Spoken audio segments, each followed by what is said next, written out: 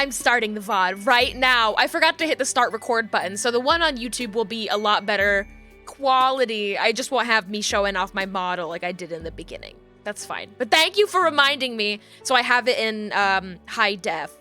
It's one of those things that I just will forget easily, and if I don't remember, then I just download the one that Twitch has. But it's better for me to have it on my end, because then I don't have to bother downloading it from Twitch, and it's a whole pain in the ass. So now I have it. VOD watchers, here's my beautiful body.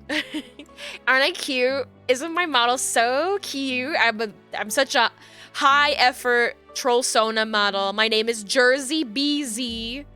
That's right, Jersey. Jersey-BEEZEE.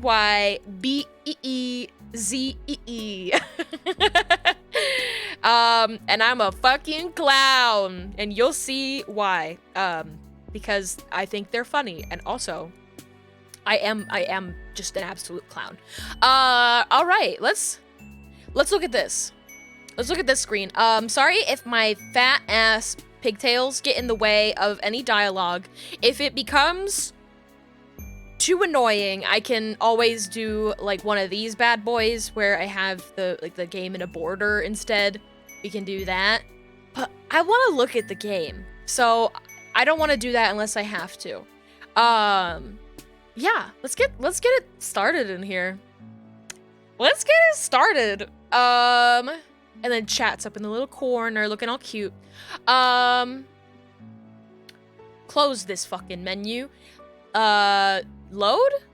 No, because I've done all of the chapters before, so I wouldn't have a save for a save file. Okay, so we were... Yeah, I remember Karako. I don't remember this, like, kind of beekeeper, farmer-looking guy, and there's a kid reading a book. I don't know who the fuck they are. I'm sure we're also going to see some returning guests from previous chapters. I guess I could just like introduce you. I'd be like, if you're unfamiliar with the character and they show up, I'll explain what I remember about them. Yeah. And also, all of my previous Friendsims are all VODs on my VOD channel. So VOD. You can find the old ones there as well if you want to go back and watch those. Anyways, volume 15 of Creatives, Conventional or Otherwise. Okay. I want to drink some of this tea so bad, but I can't. I can't. It's gonna burn my mouth so fucking hard. It's like, it's literally boiling. I like touched it with my finger earlier to get the like the tea bag out, and it hurt. Alright, you walk with a purpose. You don't really have a purpose, aside from friendship, of course, but you know these streets pretty well by this point. So you can at least strut like you've got one. Oh, baby! Oh, she... I do remember this. She's fucking reading Diary of a Wimpy Kid. My big fat head's in the way. No! Oh my god. She's reading fucking Diary of a Wimpy Kid. She's little. She's little. I want to do Diary of a Wimpy Kid. That sounds fun to me. You know him? I know him! I know him! No, we're doing the baby first. Hey, now that you've gone and thought about the concept of purpose, you might as well make one up for yourself. You turn your walk toward the book hive. A handful of your friends hang out in there, and there are a few rooms that are generally pretty danger-free, so why not? Wow, cool library. It's a little difficult to make yourself walk past the spookier rooms, but you manage to avoid the siren song of the brain room once more. Your destination tonight is the room you usually watch your teal friends do homework in. It's understandable after your office experience with Torona why this is their neutral meeting ground. Unfortunately, a casual stroll through the stacks uncovers no friends at all. Damn. You consider trying out a higher stakes locale when... Wait. You see a shoe peeking out from one of the bigger hexagonal book hole things. Shelves? It really doesn't maximize space to have shelves shaped like that.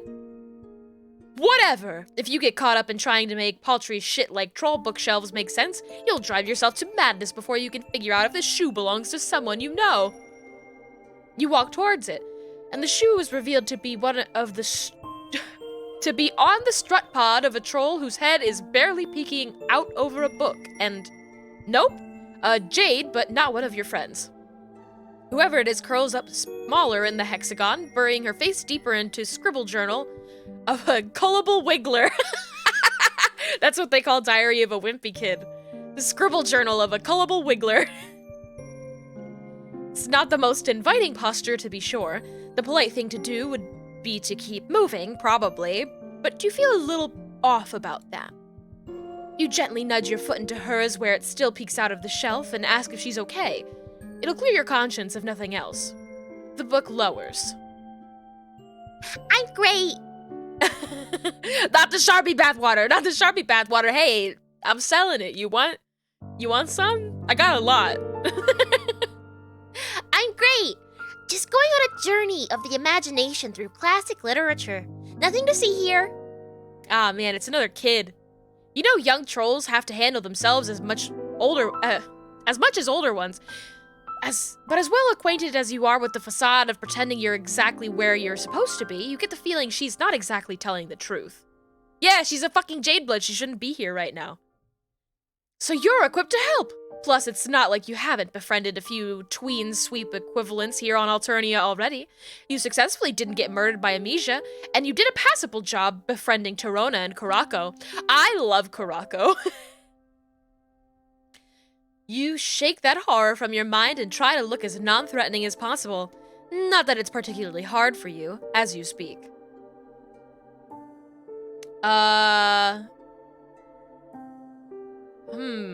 I would love to see Branya if Branya is here. Did she come here with someone? Branya, maybe? You know Jades her age aren't really supposed to be out and about outside the caverns. Oh, I see. You're a snitch. Oh no! Oh, wasn't she out? Ooh! Oh, I fucking picked the right voice, apparently. With that, she tucks her legs up against her and rolls out of the shelf with the agility only youth can manage and takes off between the stacks. You chase after her, but wherever her next hiding spot is must be even better. Eventually, you give up. She's hiding between the clothes racks. Oh no! Oh, I failed already. I failed so quickly. Incredible. You want to know the troll wimpy kid lore? Zooey Mama. Your name is Zooey Mama. Give me the other one. Have you seen the brain room? You still get the feeling she might need some help, so you ease into it. Maybe she'll open up a bit as you talk. You tell her this book hive has a huge gallery full of brains in jars if she wants to go check it out. Oh, well, what's a Wayne? How much of this game have I gone through? Oh, I did a bunch of the other chapters in previous streams. I've got 4 chapters left, and I want to beat this game today. But I played this game like a bunch last year. Or maybe earlier than last? No, it was last year because I was using this model, so it would have been last year. What's a brain? I want to see. She unfolds herself from her hiding spot, brushing invisible dust off her skirt as she stands up. She rocks back on her heels and cocks her head, her locks bouncing against her shoulders. I'm Wanchi. Also, I wouldn't know who you are if you were wondering. I wouldn't go wandering off with just anyone, quest for brains or not. I may only be 5.5 sweeps, but I'm not stupid or woo. Are there VODs on YouTube? Yes. VOD. You can find them in there. I think I have a playlist for them. It's a good time. 5.5 is pretty old. I mean, the main, I think they're tweens. So like, just a little bit before puberty, because like 6 is the equivalent of 12. So she would be like, I guess a year I guess only a year younger than our regular trolls, but a year makes a big fucking difference. And maybe she's just late to sprout, you know? Maybe she's just short. She seems less afraid, but she's still got a nervous edge to her voice, so you try to be a voice of calm. A real motherfucking Glade plug-in of Zen, stinking up the place with your chill vibes. You walk together toward the atrium, making small talk on the way. You apologize if you made it seem like she didn't look like she belonged here. You're just not used to seeing young jades outside the caverns. Her fangs are so big. It's really cute. She side-eyes you like she's weighing the implications of what you just said.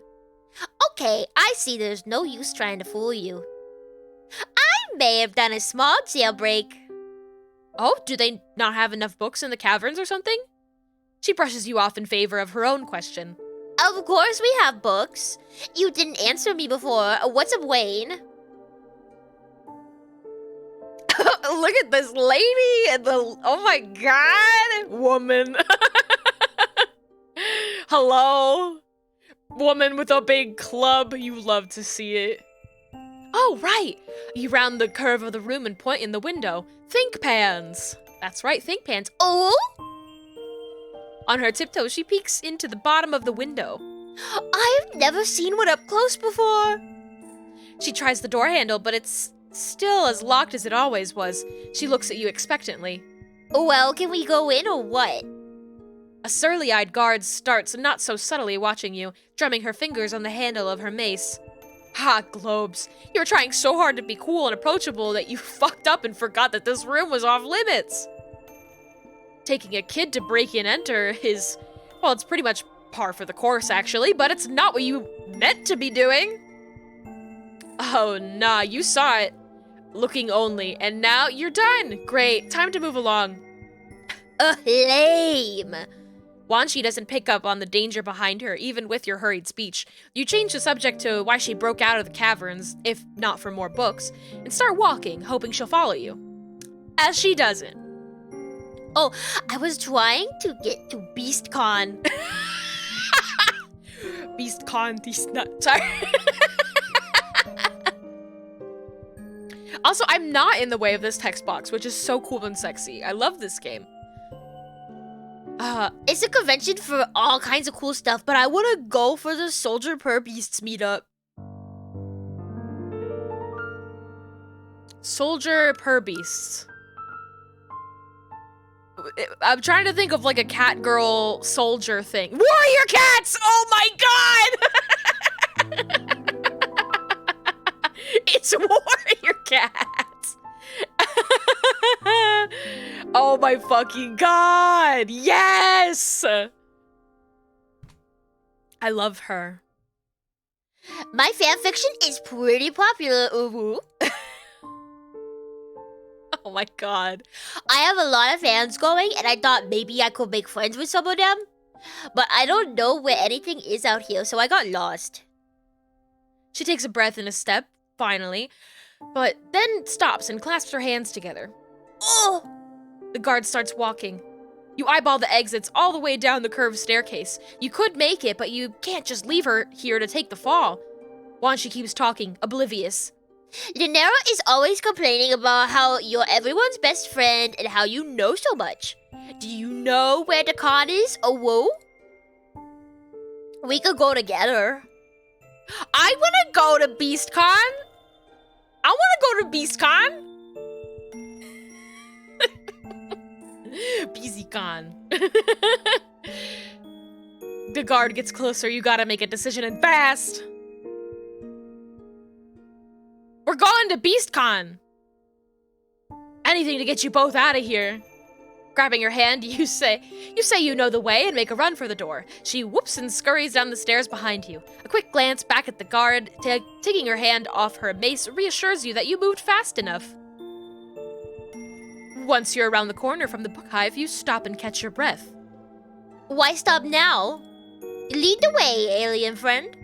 You wave her enthusiasm off. She's out of breath herself. She can hold her hoof beasts for a minute while you locate your fucking bearings and think. You looked this con up earlier when Tagiri and Polypa invited you. They had said it was fun, that the death toll was high enough to be interesting, low enough to be manageable, and that you'd be safe with them. Still, you chickened out. You guessed changing your mind and going could be okay. You're definitely anxious about bringing Wanshi along, but it seems like she's hell-bent on attending anyway, so maybe the best thing you can do is be a responsible chaperone. Plus, none of your friends make you feel better protected than Polypa. Goragol map says it's not far. Well, you've dealt with plenty of dangerous clusterfucks before, so what's one more? You're a regular Giles Corey of bullshit scenarios. Pile those sumbitches on. You bow as you gesture down the sidewalk that will lead you toward the outskirts of town. Wanshi curtsies and follows your direction. Seems like she doesn't need you to come up with things to talk about. She's like a chatty sunflower, pulled toward the bright newness of everything she sees, and chock full of commentary about all of it. Wow, I've read all about moonlight, duh, but seeing it makes everything glow, it's totally different. Look at the dew on this pickle frond. If you get up close and look, you can see the reflection of your own eye and the moon's. You do as she does, and damn if it ain't a bunch of orbs reflected back at you, floating on the curve of a purpley green meniscus. Her curiosity isn't overwhelming or draining in the slightest. You tell her it's kind of nice, actually, to meet someone else who's experiencing this place for the first time. Yeah! The caverns are fun, but there's so much to see out here, whoa. Everyone else sneaks out. I don't know why it took me so long to try. No, actually, I do. Getting in trouble sucks, and I hate it. But it worked out. Here we are, experiencing it all together. Yeah, you can feel the anxiety lifting, just a little. Just the part that's applicable to this particular situation. Still, that's a win! Walking and talking and taking in the night makes time pass quickly. You ask her how she ended up in the book hive to begin with. I snuck out when Lanera was supposed to be giving me some boring jade duty lesson, but with yelling. I don't have my palm husk, so I couldn't look up the con once I was away from my husk top. This is pre-Homestuck. This takes place during the same, time block as Hiveswap Act 1, Act 2. So it's like,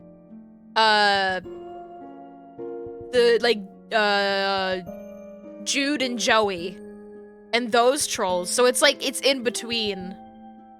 Yeah, I think? Question mark? I think that's right. Because you meet these characters in Hiveswap Act 2. Pre everyone playing Suburb, yes.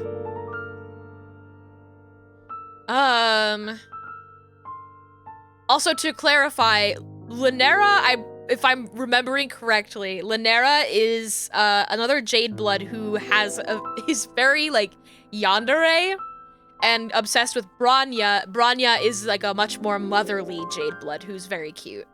Because Alternia would be destroyed otherwise. Yeah, no, this is like Alternia, and it's like none of the characters from Homestuck are in this. They're in like Pester Chum, but this is a different timeline or an earlier part of the timeline, I think. I just wandered till I gave up and found the book hive. That's a powerful nerd homing beacon she must have. Wanshi flexes. You know it. I love her. You smell what's around the corner before you see it, having sidestepped your fair share of corpses in your travels, and had your hand in creating a few more. You know how to prepare yourself. Wanshi, on the other hand. You know the brooding caverns aren't some diaper baby summer camp of innocence, but you're also not sure how much viscera she may or may not have seen. Well, I know from experience it's very easy to sit on a baby by accident, because I did do that. No matter your respective levels of gore viewing experience, you both stop short when it comes into view. Whoa! She takes a tentative step towards what's left of the troll and then retreats, hovering close to you. It feels like you should keep moving, like you should avert your eyes and carry on or whatever the fuck before the drones come by to clean up, but she's still staring. Oh, I did accidentally sit on a baby, yes. I did do that. It was shocking. It was one of the more shocking moments of this game. Got ice cream. Yay! Very proud of you, Yuzu. Her steps when she finally takes them are soft. She crouches down and leans in with reverent scrutiny. It looks different not in a jar. You wonder to yourself as Wanshi shakily takes it all in, if bloodthirstiness is a trait only certain trolls are born with, or if they have it ground into them by necessity, by expectation, by entitlement, by fear. Oh, you wanted to know you were not sure if you meant in-game or not. Yes, it was in-game. I sat on a grub. In the game. And Branya was very upset with me. I have a clip of it. It's it's one of my favorites. But yeah, I sat on one of the grubs and it was not my proudest moment. Next, because your brain is wired around itself, you wonder the same about humans. Once she doesn't look away for a while, you go over and put your hand on her shoulder, and she stands up and walks away with you. There's no ceremony to it. No placing of leaves over the remains. No prayer. I don't get it. She doesn't finish her sentence. She takes your hand and pulls you back in the direction you were walking. She looks confused, like she's still trying to work out what she just saw.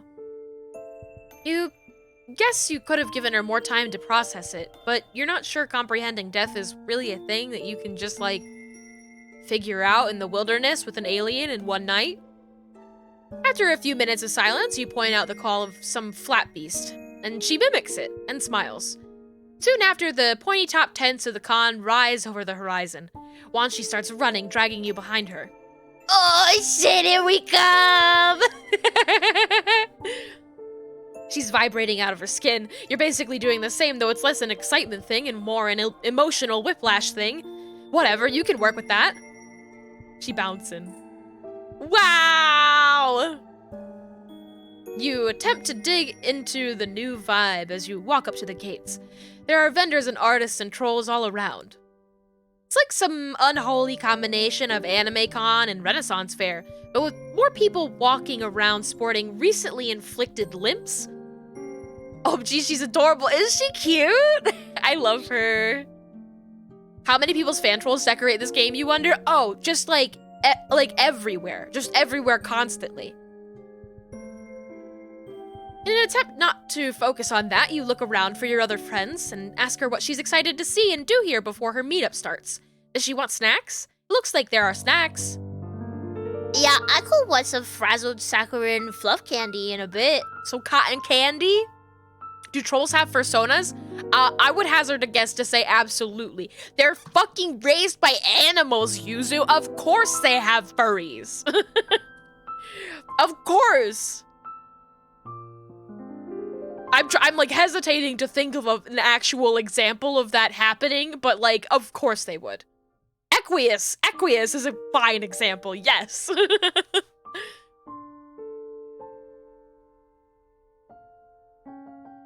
Anyways, we're getting some cotton candy. But yeah, there's a lot to do. There's the collar bear riding and the cosplay. The cosplay. The cosplay competition. You cut her off. Doesn't she mean cosplay? There are trolls you think might be in cosplay, or maybe that's just like how some trolls dress. Yeah, there's that too, if you don't want to get your claws too bloody. There's cosplay and there's cosplay. Ah, jeez, there's the old nerves coming back. You really hope that bringing her here was okay. There are other young trolls roaming around, so you're probably good. You try not to think of the body you saw as an omen. There are bodies all over the place here on Alternia. I like how one troll here is not wearing any shoes, just like grippers fully out, and then the other one in red is wearing Crocs. Like, these are the shoes that people wear. You pull out your palm husk and consider your friends. You could message Polippa or Tagiri to see where they're at, but your thumb gravitates towards Ranya's gripe profile. Oh, hello? Who the fuck was that? Right when you decide you're being... This is a lot of fucking text. Right when you decide you're being dumb and pocket your phone, a lot happens all at once. Wanshi starts to pull you toward a dude in a utility kilt handing out flyers. A bowel-rending sound rends, well, your bowels. And then a massive armored bear with huge beefy biceps hurtles through the grounds, hollering and grinding tents and con-goers alike into bent, splintered pulp. Whee! Oh, it's just a big fucking bear. Cool. I love that. Wanshi stares, frozen, as the beast rampages towards you both. Cool! The one on the left is selling illegal shit. Oh, you know that's fully legal. Where's the yaoi paddle, though? That's just like, those are just glorified yaoi paddles, really. Oh no! She whimpers and looks at you, comprehension and fear etched into her features. You did this. You brought her here. You let this happen to her, and she knows it. You picture 100 outcomes, 1,000,000. You want to work toward the end where you save everyone who hasn't already gotten squished, are elected grand human, and no one ever gets fucking trampled again. But there's no time for that one. Oh, there's one with a puppet! There's one with a puppet! Hiding behind the box, the text box. Instead, you pick up Wanshi, give her a quick hug, and throw her into the closest bush. With what's left of your adrenaline-filled noodle arm strength, you reach for the handle of a katana from a vendor's rack and hope to fuck it's not only for display. You've never felt less prepared to take something on in your life. You've never felt more sure you had to. In the end, it's no choice at all. The beast charges you, teeth bared and rainbow bloody. You hold your position, pinky and ring finger tight near the bottom of the handle like Tagiri taught you. When it leaps at you, tackling you to the ground, you bury the blade into its chest. Oh! The cocaine bear! The collar bear lays on top of you. The last of its life twitching out of it as it presses your life out of your lungs in return. No! Through your darkening vision and under the furry dead weight pinning you to the ground, you see her. From the edge of the woods, eyes wide and watery with understanding, Wanshi picks herself up. I died. I got crushed by a bear. That's a good way to go, though, ain't it? Fuck, I'm not good at making choices today, apparently. Try again. Try again. I can only fuck up one more time. We go to the brain room. We pretend we're going to the con.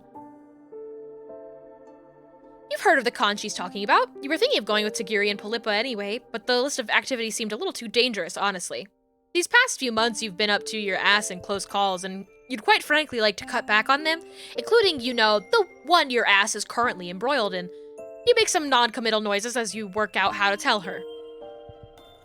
Wanshi crosses her arms and leans back against the brain room door, which the guard really does not like, if her increased speed and mace brandishment is any indication. Okay, yeah, you say, let's go, right now. Your hype is contagious, even though you're completely faking it. She claps and bounds behind you down the stairs. A quick tug at her wrist pulls her out of the mace's trajectory as the guard chucks it at you from above. It thuds mightily against the wall by the door, and you both make it outside unbloodied. Yippee! Checking behind you to confirm you're not being followed, you don't stop running till you're both safely around the corner. Wanshi giggles through catching her breath. Wow, that was a close one. Librarians, am I right? Oh, but don't. Okay, Wanshi. She grins and takes your hands. Oh! Can you believe we only just met and already we're having bonding hijinks? What do the trolls think of your red blood, I wonder? It's been a mixed bag. Everybody's been pretty cool about it, typically. I think I've died a couple of times. I think they saw my blood in clown church one time and they didn't like that. I think. And then, Amisha is a little blue blood that's in one of the first chapters. She takes me in because she's a painter and she wants to take my blood because it's really a really pretty color. and she fixed me up, but also she want to steal my blood. So it's been a mixed bag. And I think most of them, you know, most of them we try to make sure that they don't find out. Most of them are just like, oh, you're an alien? Tight. They don't even fucking care. I didn't think of making a friend would be so simple. I would also like to highlight that the bulk of friends that you make in this game are not high bloods. There are like 0 sea dwellers that you get to meet in this. There are a handful of clowns, but it doesn't get any higher than that. And honestly, a good portion of the blue bloods are just fucking cool. Like, they're totally just normal. Maybe that's wrong. No, that's not true, because there's one in the very beginning who's decidedly not cool. It depends. It depends. Clowns are second tier, yeah. But it's still like, I mean, I wouldn't expect to meet the queen, but I would expect to meet at least one sea dweller, you know? At least with, like, the abundance of clowns that you get to friend. Let's go to Sawcon! Ah, her smile is a knife in your pusher. She's so excited about your budding friendship, and here you are, gutlessly hiding the fact that you have no intention of taking her from one dangerous situation to another. Maybe you would have agreed if you were in a braver mood, but you just don't know if you're up for more life or death babysitting adventures right now. What you should do, probably, is get her home. You don't tell her any of this, of course. Instead, you agree, then check Goregal maps. The Khan is right down the road to the left. The caverns are to the right. Leading her straight back home would be too obvious, so you take a meandering route. Everything you pass seems to impress her. The frankly bonkers range of architecture styles, the shivery carnivorous plants, the burned out wreckage of somebody's hive, and the flickering starlight all around. She's observing a worm crossing the sidewalk. Out here exposed, all squishy and wave. Oh. When you point out a cool rock, eager to keep her wonderment going. Really? She puts a hand on her cocked hip. You think we don't have rocks in the caverns? Try harder. She rolls her eyes at you, but she's still grinning. You accept the challenge and tell her there's something she's definitely never seen up ahead. Bring it. You lead the way. It's been a hot minute since you've been back over here. You're interested to see it again. Still, this side jaunt feels like delaying the inevitable. You know she's going to be pissed at you when she realizes you tricked her, but you can't help wanting to show off more cool stuff while you can. Anything to see that wide-eyed appreciation for any tiny new thing. It's my ship! It's my fucked up ship! I'm surprised it's not been completely scrapped for parts. What's left of your spaceship comes into view as you round the bend. There really isn't that much left to show off, but Wanshi is still into it. She runs over and starts inspecting the rubble. You wonder what happened to the freshly missing parts. Maybe Vicare has come back to scavenge some more. Shit. Vicare. You haven't talked to that guy in forever. You vow to text him later tonight, but you still feel guilty. I don't remember. Is Vicare our guy who wants to make an airplane? Is Vicare the guy who makes airplanes?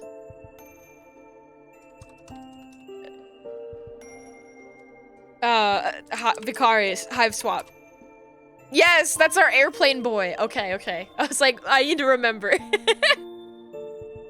It's hard to juggle all these beautiful friends, even with how viscerally you crave them. You want to be good for everyone, but there are so many things that can mean, and you've never stopped feeling like you're treading water. Wanshi emerges from the hole, clambering up on top of a black metal box and waving around some inscrutable, rusty bullshit. Oh, whoa, there's so many fiddly little parts. This was how you got here? She observes you for a second or two, then nods her approval. That's pretty cool. Any old idiot can wreck a spaceship. Takes someone with brains to break out of the brooding caverns. Oh, well, when you put it that way. You're completely right, woo. She winks and pockets some of the pieces. Are you ready to keep moving? I don't want to miss the meetup, and it's happening right after Horse-a-Roni jousting, which should be ending soon. Horse-a-Roni?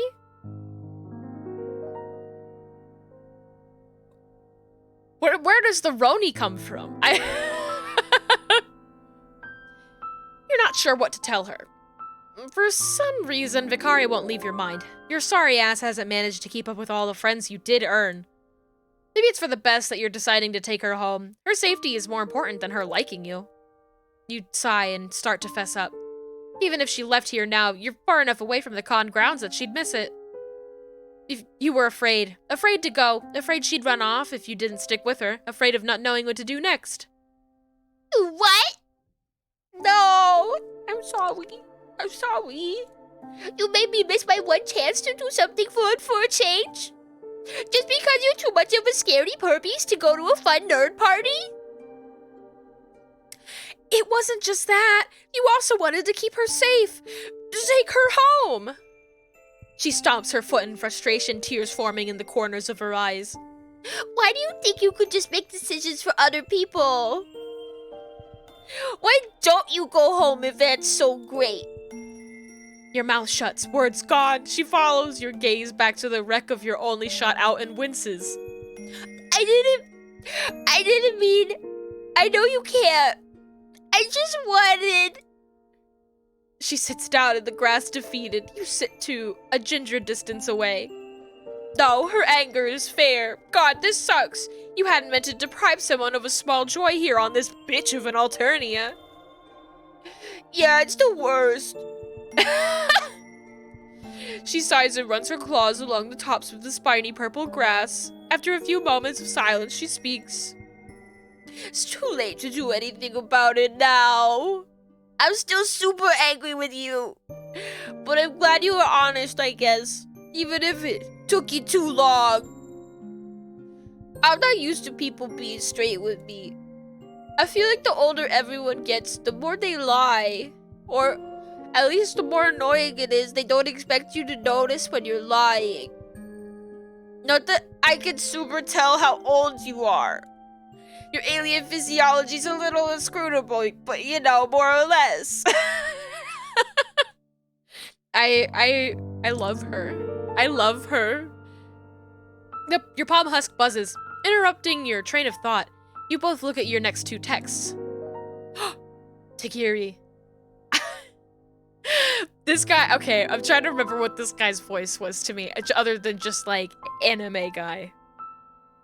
Are you sure you still don't want to join? Things are beginning to get interesting over here, and you may have the privilege of seeing me at peak performance if you come by. Stay put, there's a collar bear on the loose. I don't want you on the already very long casualty list. You do a quick gargle and holy shit, social media is already on fire with the news of a con attraction getting free and mangling attendees left and right. BC shifting into being dubbed over. The familiar ghostly feeling of a near miss shivers down your back. Not even the near miss, I fucked up, and now I'm here. Whoa. Her eyebrows pull together as she works through the images she's seeing on the screen and what it could have meant for her. She's still a little teary from before. I guess, thanks? Not that you did it on purpose, but I guess maybe it worked out okay. I do love not being trampled. I thought my cat was crying. I don't know where I was hearing it from. But it still sucks I didn't get to make friends. We're friends! You can be my friend! That's all I do here, baby, is I make friends. You don't want to be too presumptuous, especially after all that, but maybe. This day might still be salvageable, new acquaintance-wise. Wanshi blinks back her disappointment and puts on an attempt at a smile. Maybe. Might as well see.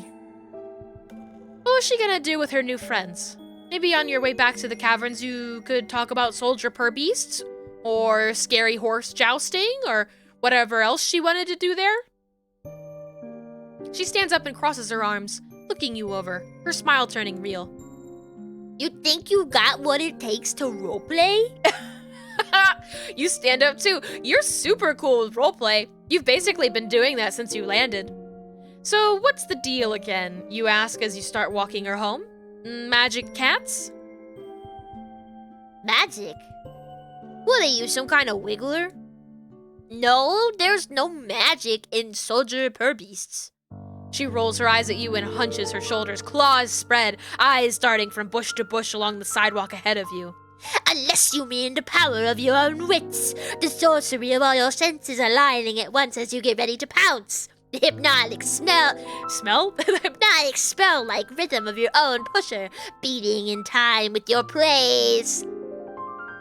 She straightens up and grins. That kind of stuff. Oh. Anyway, it's really fun. Let's play. Oh my god. Oh my god. We are literally here role-playing warrior cats on the playground. I'm fucking obsessed. Yes! She's bounced back so fully. You get the feeling that not so many people indulge at her in this. It reminds you of your younger self, and your heart crunches up a bit. Fuck yeah, let's play! Dude, come out and play with me. Grow up and come play warrior cats with me. You mean heck? Heck yeah. Don't patronize me. Fuck yeah! Wanshi giggles. Fuck yeah! Okay, so Little Lost You can be from the Space Cast. Let's call you Twinklepaw. I'll be Wild Wisp from the Solar Glare Clan. Oh woo! She clearly seems to think you should be impressed or intimidated by this, but you don't really know what's going on, so you nod. Twinklepaw, got it. So you'll stumble upon me while I'm taking down a nut creature, scaring it away with your incompetence. Sound good? She peppers her walk with skips, talking up a veritable storm of world building. Her voice gets low and rumbly when she quits setting the scene and gets into character. Little one, what do you think you're doing? Setting Wetpaw in our territory. You made me lose my creature feast. What do you have to say for yourself? Oh fuck, it's your turn. You didn't see where you were going. You're sorry, though. You know how hard it is to come by a good meal. Fool, you think me so poor a tracker that I am hurt by such a loss? I can find another.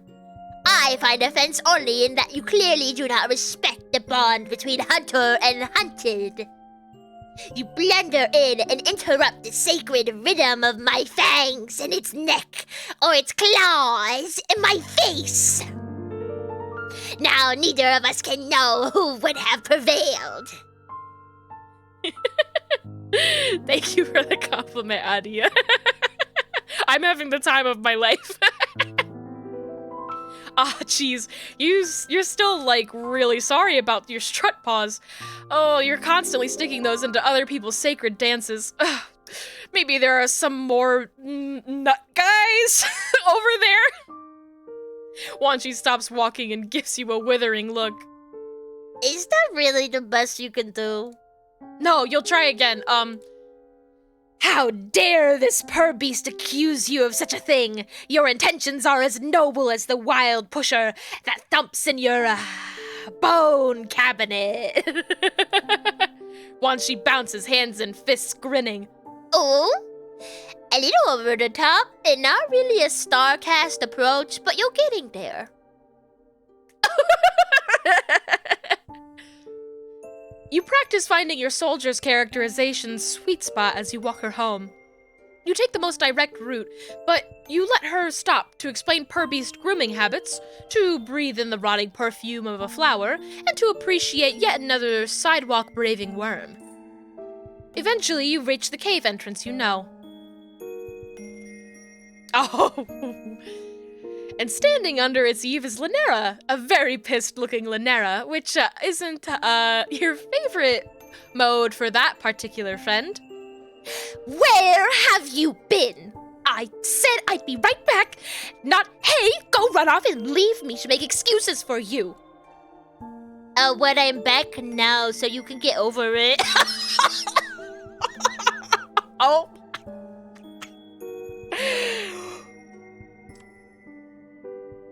Girl! Oh my god, she's gonna get yelled at by mom! This is that moment where you're at a friend's house for like a sleepover and they're getting yelled at by their parent. They're like getting into a fight and you're just like, oh.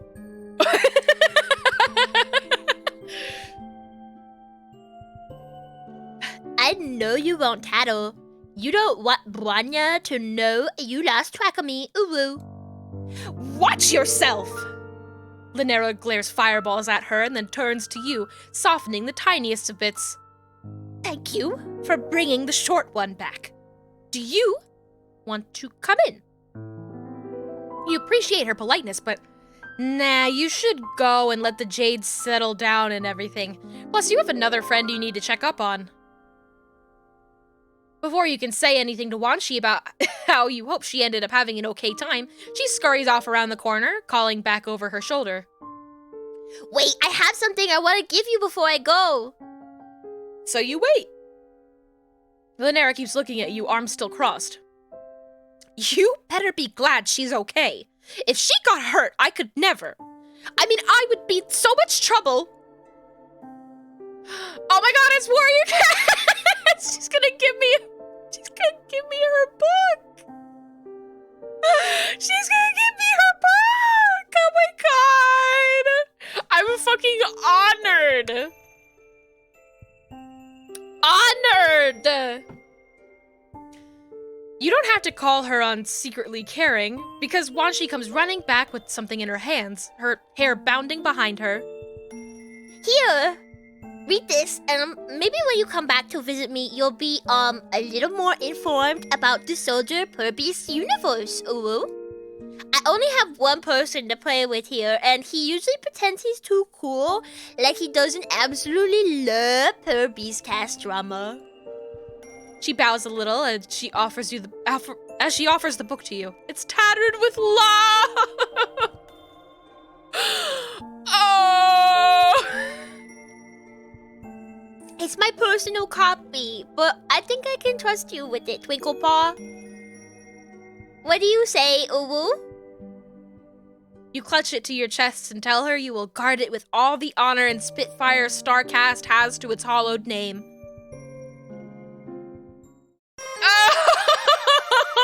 Oh! Isn't this a fucking good game? Isn't this a good game? It's a good game. It's a good fucking game. I love this game. Next. I don't know if this guy is gonna be capable of topping that, cause like, holy shit. We read this, okay. Charon. Actually, you know what? Here, actually, you know what? I'm gonna, that's probably still too hot, my tea. Okay, I was like, I want to see if I can drink my tea. No, I don't think that's safe. Actually, you know what? You think you've had it up to here with friendship? You're sure you'll be back on your regular friend-making bullshit later, but today is just one of those days. A curl up under the blankets with your favorite show sort of day. A leave your phone on silent and say nothing to no one sort of day.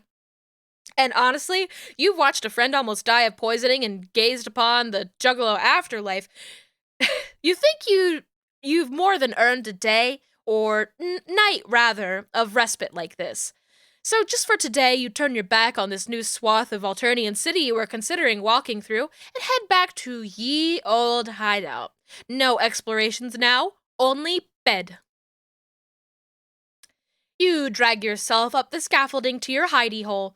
More than anything, more than binging on media or relaxing amidst peace and quiet, you want to take a nice long nap. You spill yourself into the little pile of bedding, pillows, and various pieces of clothing you've managed to throw together and settle in.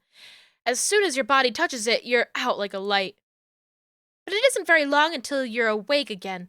Not because your body is rousing itself after sufficient slumber, but because of a persistent scrabbling sound that's followed by a loud thunk. I think I actually might have actually met this guy before. I missed a bunch of text because I hit the enter button to zoom in on myself. Oh! I'm missing more text. Wait, let's go back.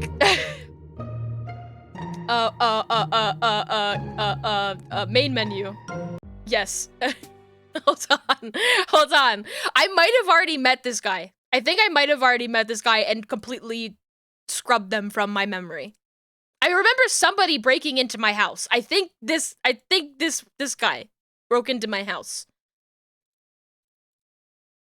The scrabbling continues. It's coming from within the structure. You're not eager for whatever it is, and there to come jumping out at you as soon as you stick your head inside, but you steel your nerves and hoist yourself up.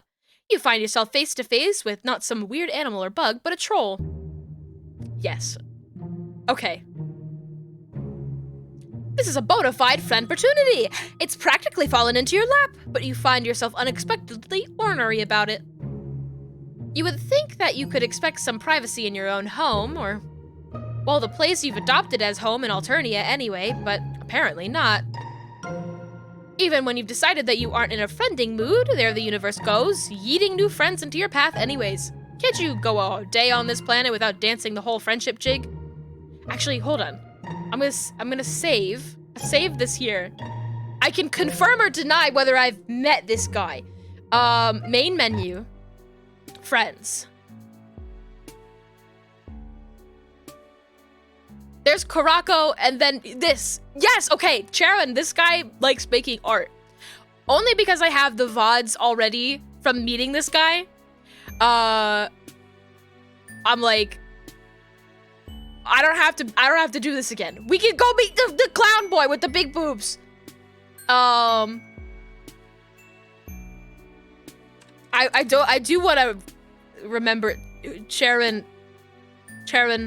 what are your pronouns? Charon, I don't remember that much about you. I clearly didn't remember meeting you very much.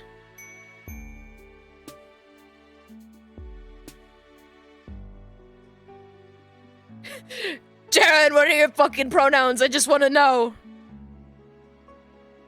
I'll just... the wiki is only using they. Okay, cool. They. It doesn't say specifically, but I'm seeing a lot of they, so we'll say they. Yeah, I met Charon, last time. It's coming back to me now. Charon, they collect, like, a ton of, like, trash and make, like, cool trash art, and I made trash art with them, and it was a good, fun time. But that was in the last stream, and I think if you're watching those videos in a playlist, it'd be very annoying to meet the same person twice in a row, even though it's been months for me. So let's just meet Big Booby Clown Man. Let's just go meet, Marvis time! Marvis time! You crash landed on Alternia 16 long episodes ago, and sometimes you feel like you've been here forever. Yippee! You've had many adventures and met many Alternians, none of whom have become your friends. Woo! Big titty clown man! Woo, baby! But now, for some reason, you have a hunch that you're near the end of your Alternian travels. For one thing, you seem to be coming to the edge of the populated region you've been walking through all the time you've been here. For another, the intense craving that has animated you throughout your journey feels like it might be waning. It's not quite gone, but like a diner who's stuffed himself to bursting, but is still seeking that last sweet morsel that will make his meal complete, you're still on the prowl for the very sweetest morsel of friendship. Oh, this guy's fun. This guy's very fun looking, but like...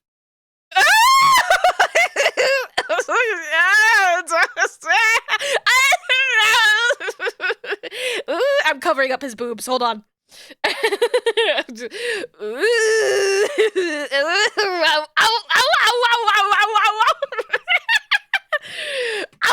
God. Give him to me. Give him to me. You find yourself ambling down the road without any particular destination in mind. It seems to you that you don't have much to do in... Wow, I'm fucking up the sentence. It seems you don't have to do much active searching to land yourself in varying combinations of adventure and or disaster. Where will the vicissitudes of fate next lead you? Who knows? You walk for a while like that. You've just about lost all hope of running into a wacky contrivance when your palm husk lights up with the delightful and or foreboding sound of friendship. Someone is calling you. You're less excited. Ah! I can't zoom in on my face. But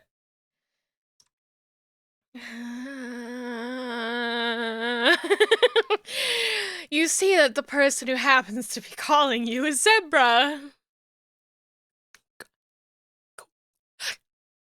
Is this what I have to pay? Is this the toll?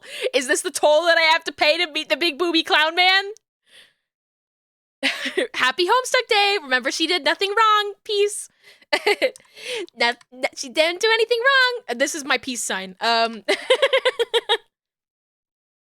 It's not that you dislike Zebra, precisely. It's just that you might struggle to rank him above literally any other troll you've met, including the yellow guy who loves genocide. Oh, of course we mean Vriska when we say she. Yes. Vriska did nothing wrong. It's always Vriska. But you're not one to leave a friend hanging. You dutifully answer the call. Oh, my good friend you picked up. Awfully quickly, I might add. I should have let it ring a little bit more. My Kiki wants to leave. One moment.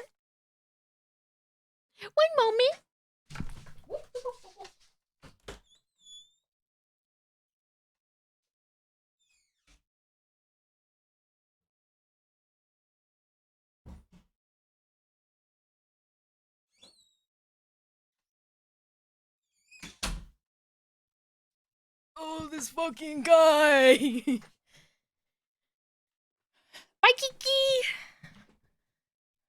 My meow beast can now go and do her soldiering duty. Oh, yeah, you just love friendship. You ask Zebra why he's calling. Do I need a reason to call?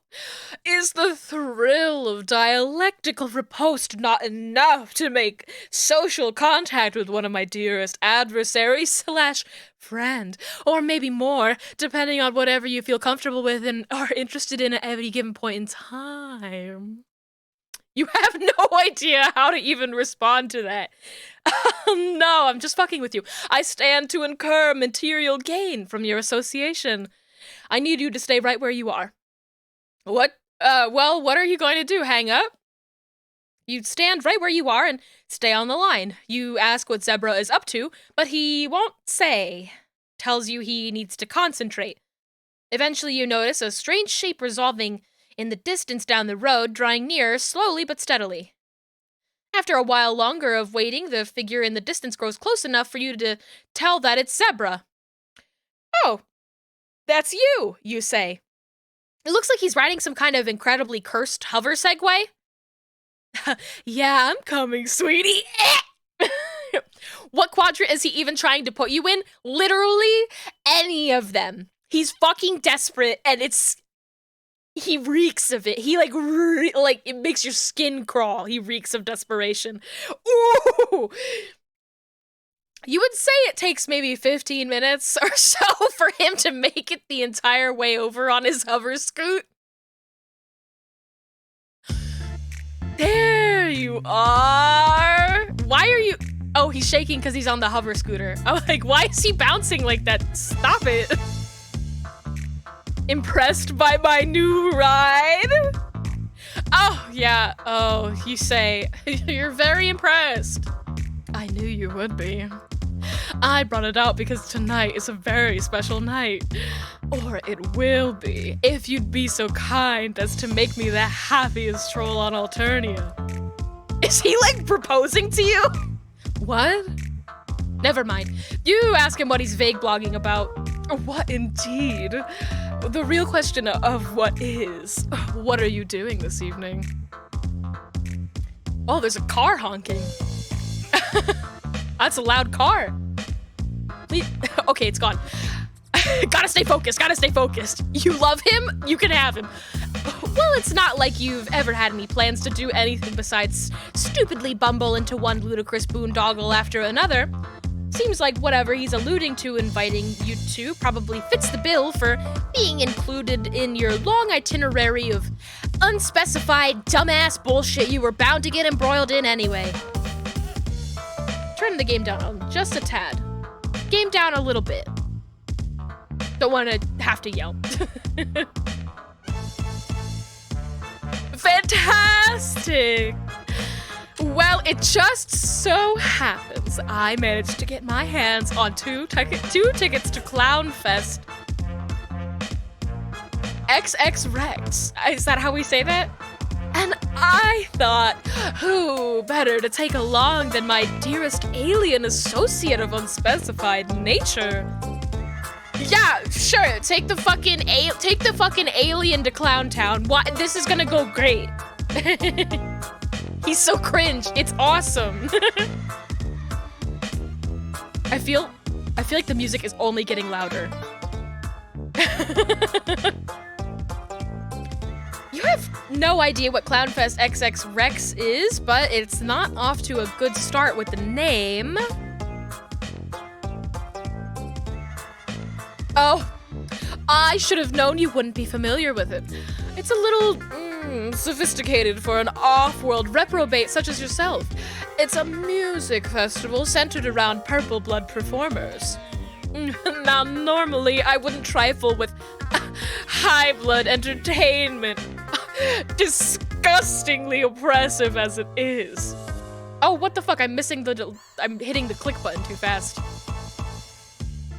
But when you think about it, aren't clowns the most disprivileged class of them all?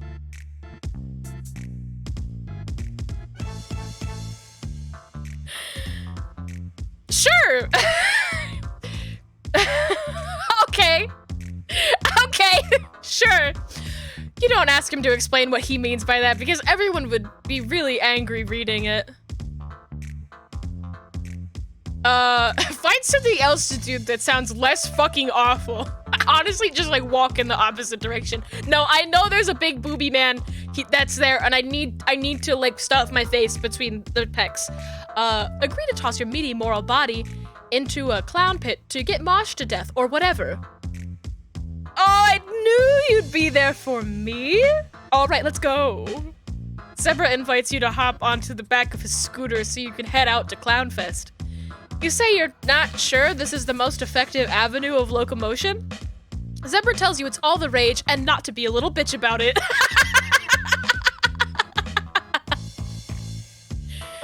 Oh no, gonna have to leave soon. Don't even get to see Big Titty Clown Man. The VOD will be there for you. The VOD will be there. So, let me tell you a little bit about my plans for tonight. It feels like the scooter is going even slower than it was when he arrived, now that it's struggling under the weight of two people. Oh, you see, my favorite rhyme juggler on the planet is going to be there tonight. His name is Marvis Zoloro. You might have heard of him. He's mine! He's mine, bitch! He's pretty famous. You say you've never heard of him because you're an alien. Oh, right.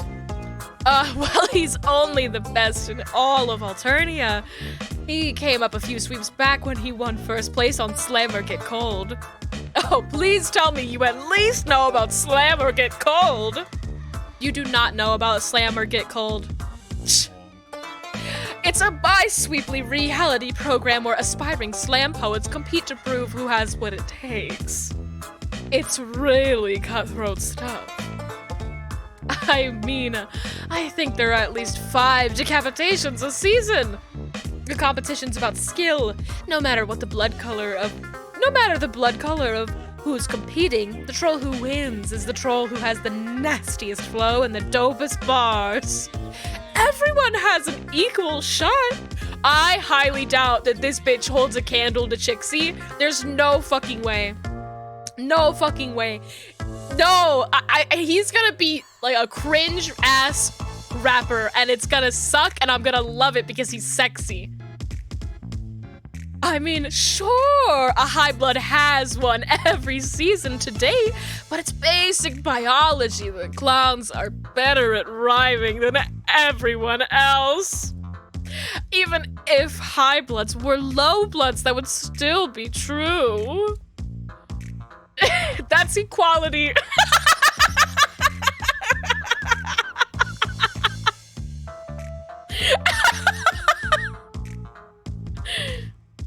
Yeah, makes sense. You think that this is really progressive stuff he's saying. Where could he have possibly gotten so educated and smart? Oh, you flatter me. Anyway, as you know, I am deeply connected in the music industry, but because of oppressive hemospectrum systems, I'm afraid I'm only truly afforded downward mobility. The clown sphere is a really insular, close-knit community. Bitch, no, I know like 3 other blue bloods of the same fucking hue as you who are like BFFs with the clowns. You can only go down because you're fucking insufferable. It's literally. But with the right hustle, I'm going to break that glass ceiling. And with the glass ceiling broken, the most oppressed group of all can rise. Gamers! Oh my fucking god.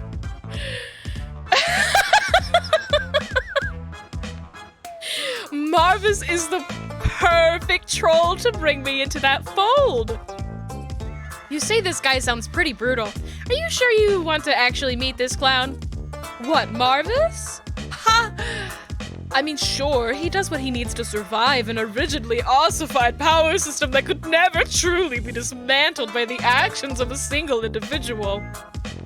But that doesn't mean he supports it. Contrary to what you might think, Marvis is a spectacularly subversive figure in the industry. If you listen to his music, really listen, you'll hear some borderline revolutionary stuff. I think he'd tear it all down if he could. I want him to tear me down. Sorry, what? I might have mentioned it, but being a clown is kind of woke. They're literally the cops! They're literally the cops of this world! The clowns are cops here! Oh god. I'm like yelling. This guy. That's why I've always wanted to probe that think pan of his, really get to the bottom of his radical praxis, and help him spread his message of social reform to the masses. And you're gonna help me do it. After 4 hours of scooting, and one excruciatingly detailed unbroken account of the events of the past 3 seasons of Slammer Get Cold, you arrive at Clownfest XX Rex. Fuck, finally. Oh, look at these guys. They're cute. They're so cute. Oh my god. Oh. He's juggling so many hot dogs. Clownfest feels more like a circus than your idea of a music festival. In the distance is a wide open field dotted with disorganized masses of people, all gathered before a nightmarish stage you presume to be the site of the evening's main event. The entrance to the festival grounds opens up into something of a parking lot filled with whimsical tents and people selling various snacks and refreshments. You see a clown juggling what looks like at least 7 hot dogs. Absolutely ghoulish. You're glad Demon isn't here to see this. Demon is our friend who is really into hot dogs. He's from the very first chapter. His whole thing is that he likes hot dogs and we help him find hot dogs. He's great. That does look like a sick fucking jacket, I will admit. Zebra brings you up to the gates, flashes your tickets, and gets you wristbanded and admitted to the festival grounds. Seems like there's still some time before the performance is slated to start. There are some spectators already gathered in the field, but those of more privileged bloodcasts are lined up around the tents in the lot to buy food and merchandise. While you walk around the festival grounds, you ask Zebra what exactly he has planned. What could you possibly do to get him in good graces with the clowns? Zebra takes it as an invitation to whisper conspiratorially into your ear. His breath is hot and heavy against your hearing canal.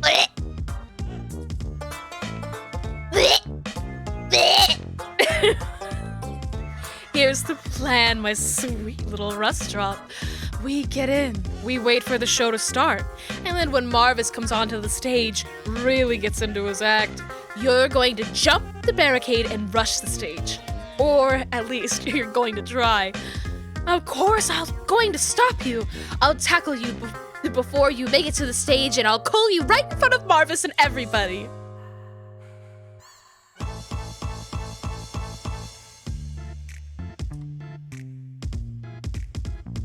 No. How about no? How about no? How about no?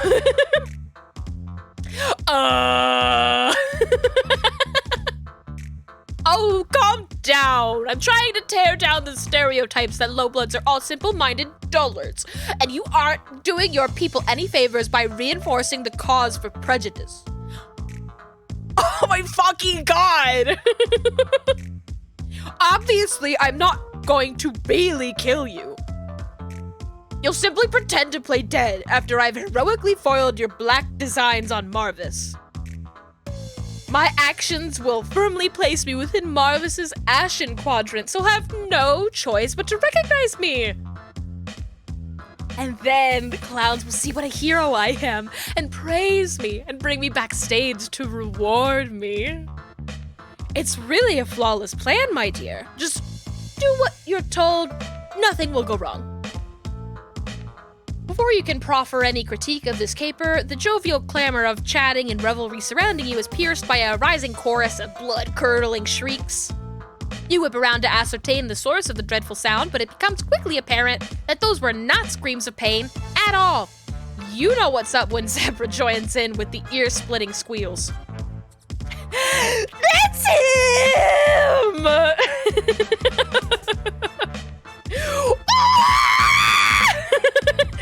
Now I'm joining in. I would take a sip. I'm gonna try to take a sip of my tea. His boobs are shiny. His boobs are shiny. Oh my god, his shirt is ripped.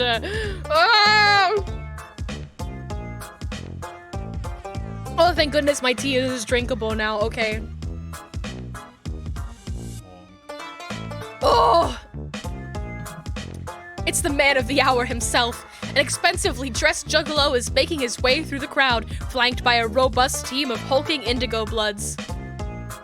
Every aspect of him telegraphs unimaginable celebrity. The purposefully disheveled yet fashionable fit of his clothes, the swagger of his step, the 10-man camera crew trailing behind him. He walks with a measured poise despite the chaos rising around him. Dozens and dozens of young trolls are fleeing themselves at his entourage without any apparent concern for their safety. The bodyguards are roundhouse kicking the eager teens into the ground left and right like a bloody blender of adolescent aliens. It's pure carnage. He really knows how to draw a crowd, doesn't he? Sigh. We're both fucking simping.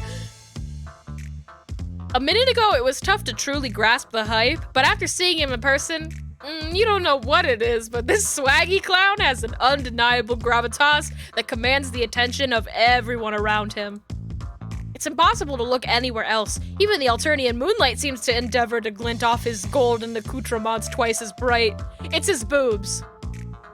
Listen, I would like to remind everybody that the boobs that they have, they're called rumble spheres. It's their fucking adrenal glands, and the bigger the boobs, the more fucked up and angry they are, and I love that for them. And so this man, he's got big boobs is what I'm saying. But he's gone just as quickly as he arrived, up to the festival stage to set up his act. He leaves a bloody void in his wake. Oh my god. Zebra is bouncing on the balls of his feet following the encounter. He clearly can't wait to get up into the pit, and to be honest, neither can you. What is it about a good clown that's so utterly irresistible? I know! Zebra takes you up to the field spread out before the stage. There are thousands and thousands of trolls already standing around, ready for the show to start. From the looks of the crowds in the back breaking down their tents, there must have been Rustbloods camping out for days to secure their spots. But even those hard-won locations are much further to the back than where Zebra is leading you. Oh, we're in the high blood section. There aren't many high bloods here by comparison, so Zebra is able to take you to walk right in. Muscle past all the ceruleans and grab a spot by the barricade with maybe 5 minutes to spare before the show starts. There are some roadies up on the stage now dashing around to finalize all the equipment arrangements. Oh, shoot. Did you remember to bring your concert diaper? Excuse you? Zebra turns to you with wide eyes. You're awfully close together now, boxed in by the swell of trolls pushing your bodies closer and closer to the stage. You know, your concert diaper. You don't actually know. You don't have a single clue about your concert diaper. You ask him if he's wearing his concert diaper. He pats the front of his pants, which you notice are looking a bit plumper than usual. I hate it. I hate it here. I don't like... Of course.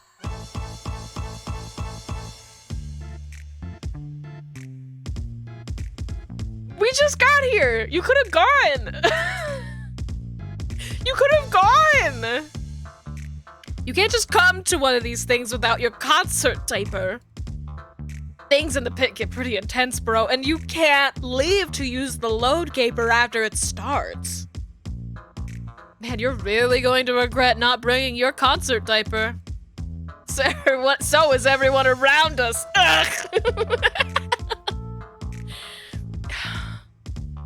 Shut the fuck up, Zebra. Shut the fuck up. Before you can even attempt to formulate a response to that, the crowd breaks into a thunderous cheering. Your heart skips a beat as you look up. Of course, the clown who's clambering up to center stage isn't him. Marvis is clearly too hot to blow on the first act. All the same people are really fired up over this raggedy juggalo. Seems like a serviceable clown, you suppose? He's got enough gold chains and is reasonably swaggy. He gets bumping, drops a few bars. It's fine, you guess, but he's not your clown. You know the moment you laid eyes on Marvis that he was the only clown your heart would ever be able to see again. Zebra leans into your ear and has to yell to be heard over the sounds of the music in the crowd. It's that fucking meme of the guy yelling in the girl's ear when she's got like the solo cup. I've never much liked Rapster Slamsy's work, to be honest. Sure, the beats are produced well, but he has a very insipid sense of lyricism. Trizza's claim this, Trizza's indefatigable military might that. We get it, you want to harpoon the heiress. Who doesn't, honestly? We don't need to hear about it all day. You want to fuck the queen. We get it. Move on. Solid 15 minutes of mildly provocative slams later, and old Slamsy is slinking off backstage. As soon as he's gone, a new jester takes the fore. If you wanted to get into music, it proves difficult. Every new act they bring onto the stage is immediately followed by a hollering earful of Zebra's scathing critiques. You wonder why he's... Oh!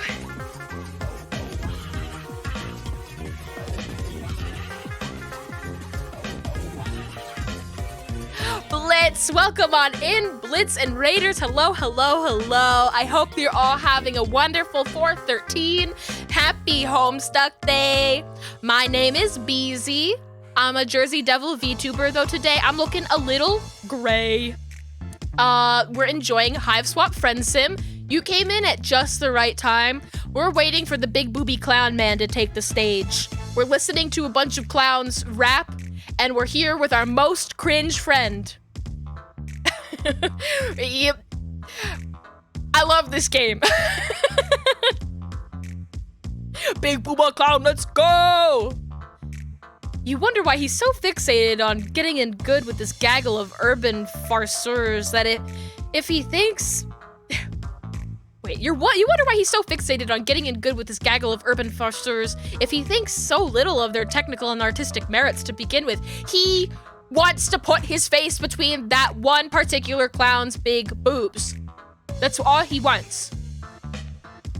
As you stand lean sweatily against the barricade, you're starting to wonder if it's all worth it. Could the sight of a single rapping man really outweigh all the physical and psychic agony of waiting and standing and stewing in the heat of the pit? Will you have just endured nearly 3,000 words of hanging out with Zebra for something that will ultimately let you down? But as the penultimate clown trundles off the set, the taste of the air changes. The lights on the stage go dark, the booming sound system goes quiet, and a tremendous hush falls over the crowd. You feel your heart stop in that silence. You know down to your bones that this is the moment you've been waiting for. Woo! From Sea Dweller to Rustblood, nobody moves. The sound of his light footsteps against the darkened stage could only be audible to someone as close as you. The anticipation swallows you whole. Oh, you can swallow. No, wait. I'll swallow him whole. Yippee!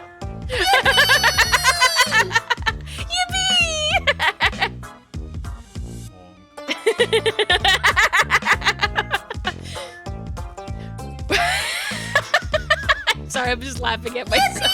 Everyone, yippee! Stop it, you're covering his beautiful face.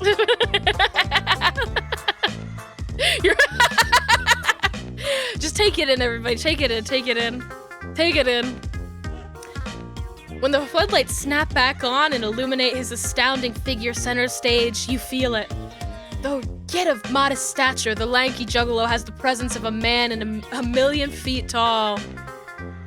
He radiates a power the likes of which you've never felt before. You feel him inside of you. Excuse me? Intimately, religiously, indelibly. Yes, this is it. This is your clown.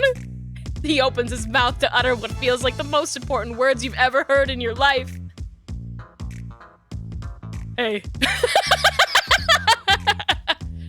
All hell breaks.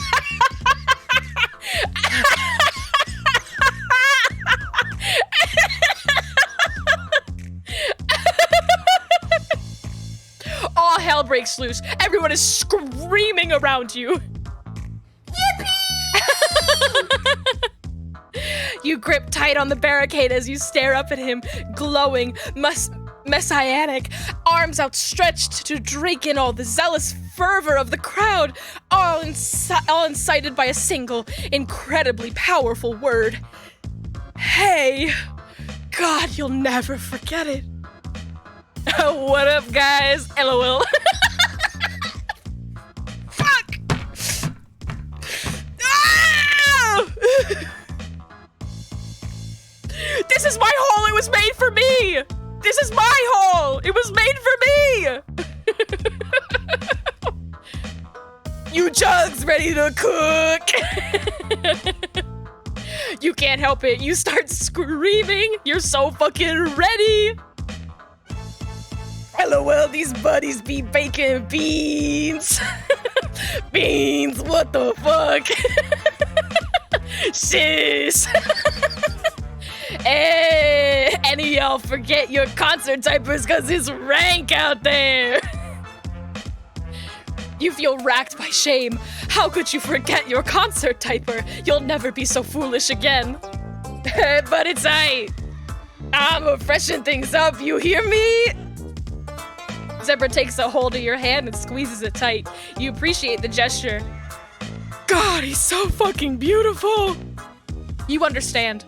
You feel deeply, utterly devastated to know how far out of your grasp he is. Why would a man like that ever look at you? There's no way someone so tremendous, so magnificent, so extravagant would waste his time offering his friendship to someone as insignificant as you. But as desolating as that feeling may be, you aren't ready to put him out of your life just yet. Maybe there are other ways you can be close to him. Listen to his music. Follow him wherever he goes. Dedicate your life to him. You want to know everything about him that you can. Maybe in this way you can honor him. Befriend him in your own heart, if not his. Is the love one-sided any less beautiful?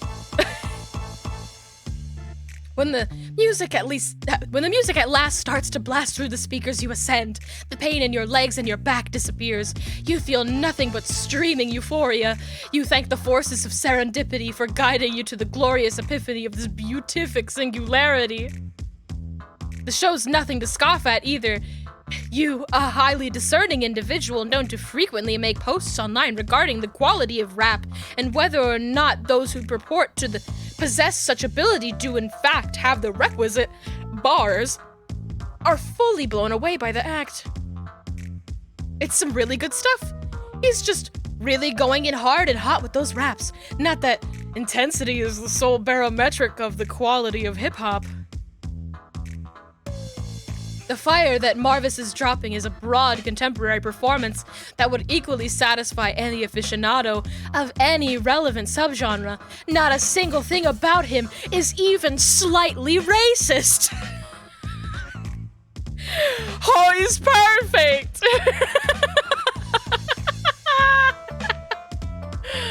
Whoa! Incredible. Incredible. You're really starting to get into the zone when Zebra starts to scream in your ear again. Fuck. Okay. We're already going deaf from the concert as it was. Oh no, I forgot. We have a plan. Oh no. Oh no. Not the plan.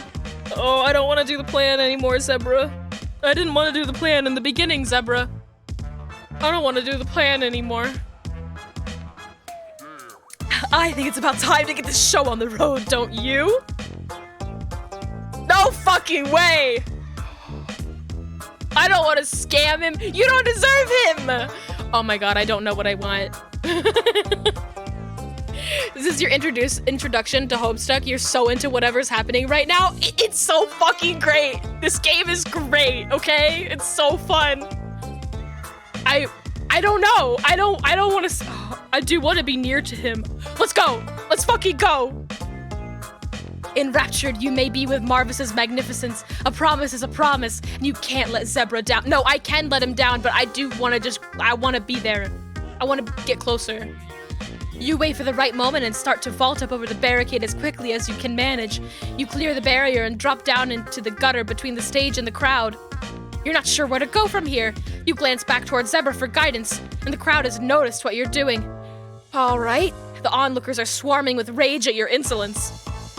Zebra makes his move. He starts to follow you up over the barricade, but things don't go as planned. Of course they don't. Oh god. Oh god. Zebra, you can't fucking do anything. Oh my god.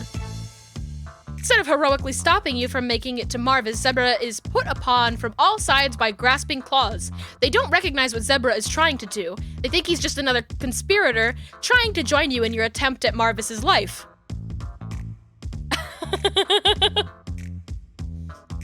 Honest to God, BZ and User are the only connection you've had with Homestuck. Each Homestuck stream is moi, chef's kiss. It's so fun. Like, it's just fun. Oh my god! I killed Zebra. Okay, well, let's keep moving. You watch in stunned horror as the two trolls closest to Zebra take hold of each of his arms, dig in their claws, and rip them right off. Anyways. Oh, there's more. And they don't stop there. You barely have time to process what's happening until another pair of trolls descend, helping to tear ruthlessly into Zebra's body. His screams don't even register over the booming of the sound system. Fountains of indigo blood spray hot into the humid air. The barricade and the ground all around you are drenched in your friend's gore. You are frozen where you stand, and in that arid gutter between heaven and hell. This wasn't how it was supposed to go, is it? You feel the inevitable press of entropy closing in. The trolls in the audience see you. Uh-oh. And they've already had a taste for blood. Uh-oh. Your legs are stiff as rods, and as the Carnage Cake trolls who made short work of your friend begin to fall over the barricade themselves. It seems pointless to run. You're stricken by a consuming sense of deja vu. You've made a mistake, and the universe is going to clean up your mess. The trolls drop down into the gutter with you and advance. You close your eyes and accept your fate. And then you feel yourself being wrenched up onto the stage. Hey, what's up? You can't believe your eyes! Marvis, in all his majesty, has hoisted you up to safety on the grand stage. He's beaming at you with the most beautiful smile you've ever seen in your whole life. He's talking to us! He's talking to us! My clown! This development has certainly given the bloodthirsty crowd pause. Marvis turns to him with an unerring grin and shakes his head. Y'all out there trying to kill my buddy? Sometimes I swear my fans are bigger clowns than I am. LOL.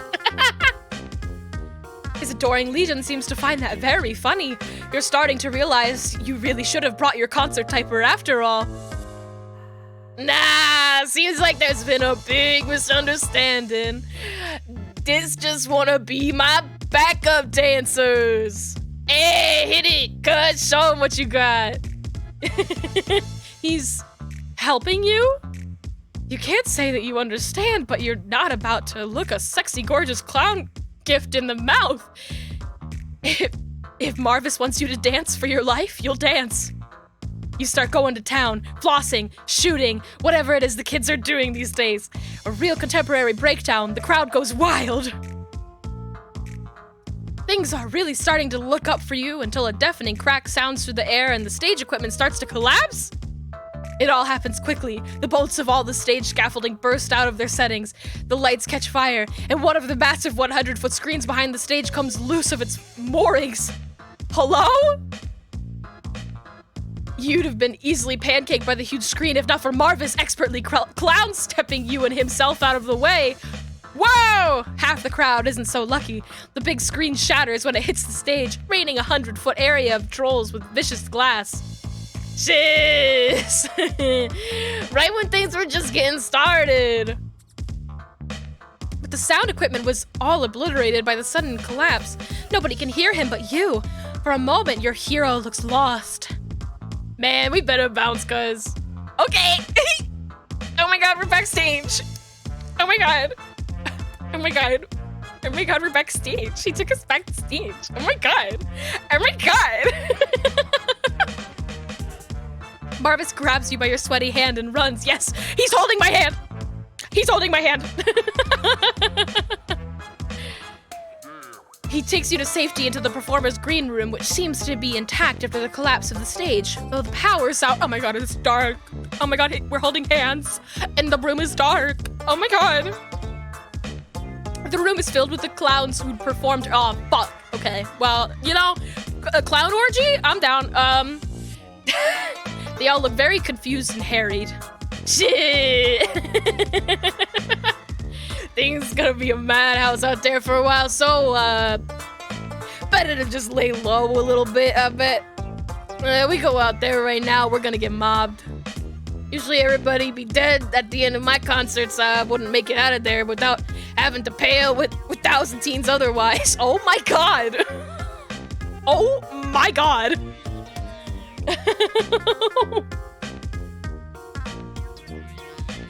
Why are they a Homestuck? Why not? We're stuck at home right now. Yeah, it's 4/13. It's Homestuck Day. You're a little rattled, to say the least. Marvis takes a good look at you. Fuck, man. You shiz yourself. No! You start to cry. You didn't bring your concert diaper. Oh, man, it's alright. Don't cry. Look, you're hardly the first buddy to ever shiz themselves at one of my concerts. I'm used to the smell. TBH, it's comforting. Oh my god! What is this fucking game? You sniffle and say, really? You wouldn't want to bring even the slightest inconvenience to his wonderful life. Yeah, let it cook. Bring it in, Broheim. You bring it in. The two of you share a nice, malodorous hug. Oh, let him cook. What the fuck is happening? It's hard for you to understand what's going on. Why did Marvis save you anyway? I saw you was hanging out with that blue bro who's always trying to get his snub shoot up me and my jug shizholes. He's saving us. He was saving us. And then you tried to make a real run for me? Gotta say, that's brave. Gotta ask a buddy where they got the bulge rods to try and pull a stone like that. Respect. Ah! Nothing. Stop it! Oh, well, it wasn't really much of a stunt. You were just going along with your friend's ludicrous plan to try and scam him into a friendship under false pretenses. But it was a really bad plan, and your friend was killed on the spot immediately, and now you're pretty sure you're cosmically fated to die due to making a non-canonical decision. What do you mean non-canon? I'll let this be non-canon, fam. What can it even mean to be non-canonical within the context of an inherently extra-canonical framework? Skeet skeet brat! You're not sure. You definitely have the sense that some of the decisions within the simulation carry greater values of truth and relevance than others, and that the linear progression of events is rigorously enforced by an obligate narrative flow that privileges those actions which most smoothly facilitate the designs of the story's architect. Sure, you can hear that noise that way, but I say you are the architect of your own fate. Inspiring a sermon as Marvis may be spitting, his wise pontifications are interrupted when a clown in the back of the green room knocks over the water cooler. This gets the other clown who was talking to him really pissed, and they start duking it out. It starts a chain reaction that pulls all the other Highbloods into a whirling blade picture of clown carnage. Man, what the fuck is going on? It's like you said, you've made a mistake, and the essence of the timeline won't rest until it's put things right. You can feel that it's happened before, and it'll happen again. Well, I'm getting the fuck out of here. Come on, Troll Nostradamus, let's skeet scoot. Okay, we can skeet scoot. They're drinking Faygo and having some pies, some cream pies. Sorry, what? What?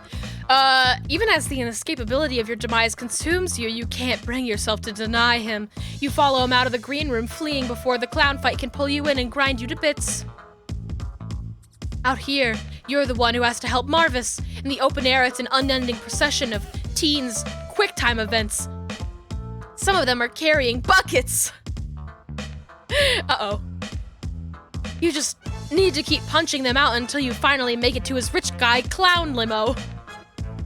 Come and get in the clown limo. I'm in the clown limo. Bucket? What do you mean bucket? I like the horns on the ground. The soper pie, the soper slime pie, that's what that is. The driver's nowhere to be seen, so Marvis gets behind the wheel and you hightail it out of there. You stick your head out the window and look back. There's a nasty storm brewing in the distance. I know somewhere we'll be safe. Make sure to secure your seatbelt. After dodging at least 3 fallen trees, a wayward deer looses and a lightning strike that blasts the hood of the vehicle right off, Marvis brings you to Clown Church! Take me to Clown Church. You can't say this place was high on your list of venues you wanted to visit again, but this thing has a buckin' budget.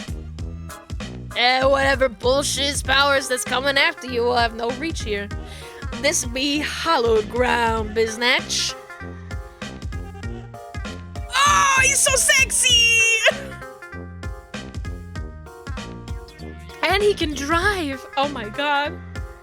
Marvis leaves the limo on the lawn of the church and you both hurry out just in time because it explodes not 2 seconds after you're out the door. By instinct, Marvis shields you from the fiery blast with his body.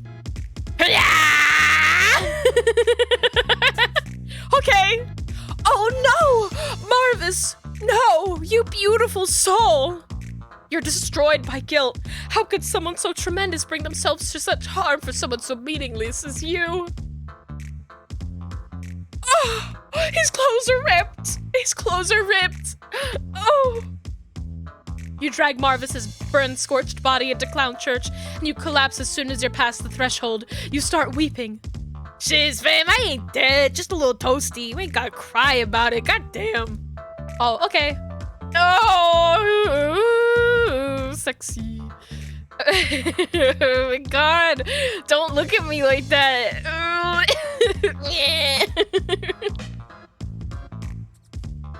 You help him up and bolt the door behind you. He was right. You do feel safe here.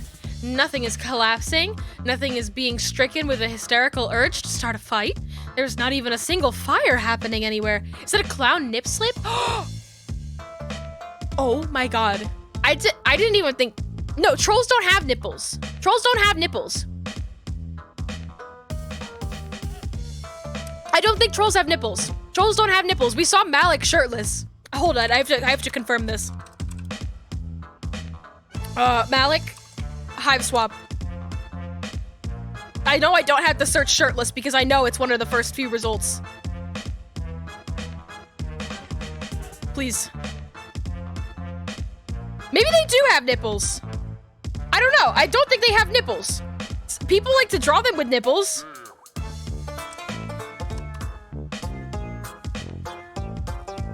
They don't have nipples, but Malik has nipple piercings. That's so funny. I think he got a bruise. That's so funny. That's so fucking funny. They have like legs. They have like vestigial legs where their ribs are from when they're bugs. But he bruised his nipple. How do you pierce something that's not there? People do it all the fucking time. People pierce shit that's not there all the time. You just pierce skin. All right, I'm refocusing. Refocus. We got distracted by looking for shirtless pictures. On Nipple Quest. There's not a single fire happening. The mirthful messiahs be protecting us, buddy. Stay frosty, aight? Oh, don't look at me like that. Don't look at me like that. Don't. You help Marvis over to sit down in one of the pews. You settle in next to him and gaze up at the imposing architecture. It's not all so bad. There's a beauty there. A beauty in being a clown, too, you're starting to see. But maybe you're even starting to believe? You turn to look at Marvis and his face is ashen and slick with sweat. I think that dip into girl I had hurt a bit more than I thought. Your heart drops in your chest. You ask if he's going to be all right. As long as we stay in here, we aight. How can you really stay inside Clown Church forever? You know down to your bones that even if you do, it doesn't matter. It's something about the air. You can't really describe it. Everything just starts to press down, like you and everything around you is sinking implacably into the earth. But the ground is coming up to meet you too. You start to perspire. The pressure leaves you weak. You slump against Marvis's shoulder. You feel so insubstantial, like the entire concept of your existence is struggling to erase itself. You know this isn't something you can fight. What, you're just giving up just like that? You don't know what else you can do. This isn't how things are supposed to go. This isn't how things can be. You can't exist like this. That depends on what it means to exist, fam. Depending on how you look at it, every branch in the timeline be fundamental to the metatextual structure of the essence of the experience itself.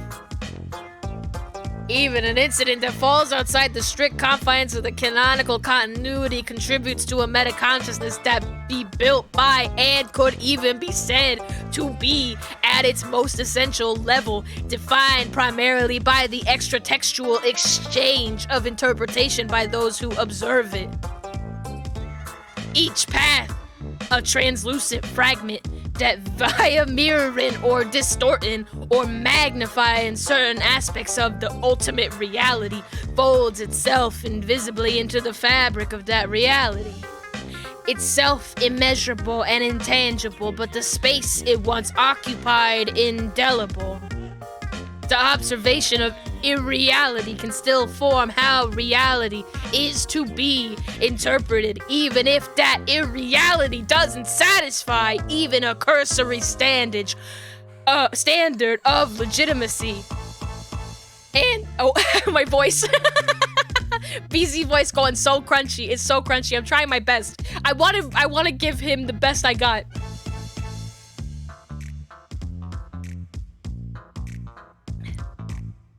Eminem been real quiet since this. And the act of contravening continuity can in itself provide definition to that very integrity it defiles. Even if what's going down here can't be said to be true, that doesn't mean we are meaningless. Turn up. Fuck you. Oh! Poggers. Poggers. You don't know about all that, but you tell Marvis you're glad he's here with you. Marvis smiles and puts his arm around your shoulders. In spite of it all, he makes you feel real. You stare into the effervescing panes of clown glass as they shift and scintillate in your vision. Things are coming apart at the seams. Subatomic concepts scream from the insides of your ears, and the infinity of pure dimension blossoms in between the tenuous threads holding the essence of your being together. The terminality of paradox space reaches into you from the inside out and takes hold of reality in its inescapable grasp. Continuity inverts and cascades into a cataclysmic fractal. What happens will happen, and what can't must not, and no measure of hubris from man or God or clown can stymie the cosmic imposition of truth. You close your eyes for just a moment, but when you open them again, there's nothing to see at all.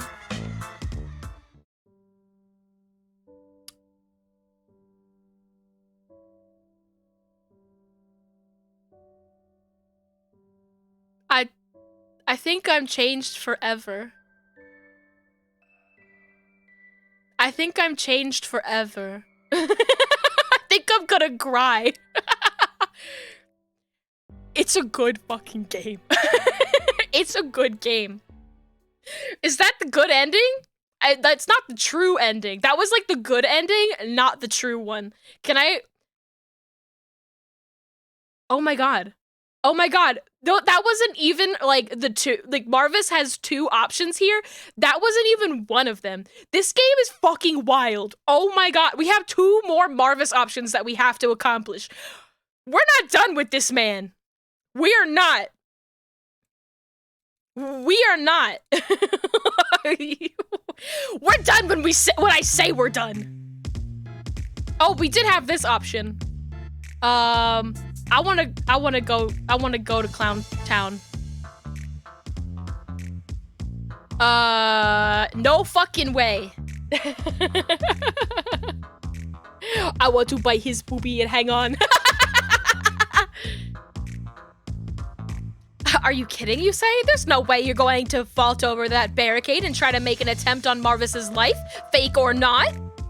For one thing, that plan is fucking stupid, and you'd immediately die. Second of all, Marvis is a beautiful artist with the soul of a true poet, and you're not going to help anyone attempt to exploit his celebrity for selfish purposes. I liked when Zebra... Yeah, I liked that ending a lot. It really was the good ending. You conclusively inform Zebra that he'll have to find someone else to help him hoodwink sweet Marvis. What's that? I can't hear you over all the incredibly vicious and beautiful rapping. You tell Zebra that you're not doing it. You just want to listen to the rest of the concert and enjoy yourself. Zebra seems horribly taken aback. What? But I thought we were friends? You reassure Zebra that you are friends, but affirming a friendship doesn't necessarily require one to embark upon a ludicrous suicide pact in order to socially hornswoggle a rhythmically gifted Mary Andrew. You're hardly a Thelma and Louise. Get real. Oh! Oh my god. Oh, that was scary. He's gonna tattle on me. You tell Zebra he needs to find someone else to help him cozy up to the cloud's inner circle. Zebra harumphs, offended, and decides to go. He starts to push away through the crowd down the length of the barricade. And with that, you're free to turn your gaze back to his mirthful eminence and embrace the new piece you found in his artwork. But Marvis only keeps distributing dope, and the crowd only gets rowdier. Before you know it, you find yourself being wrenched into the writhing mass, jostled about and subsumed by the transcendent power of the music. Your pitiful little body becomes nothing but a note in his wicked symphony, a raindrop washed away in the rapids. Some time ago, you might have accepted your fate here and allowed yourself to be trampled by the mob, but you have something to live for now.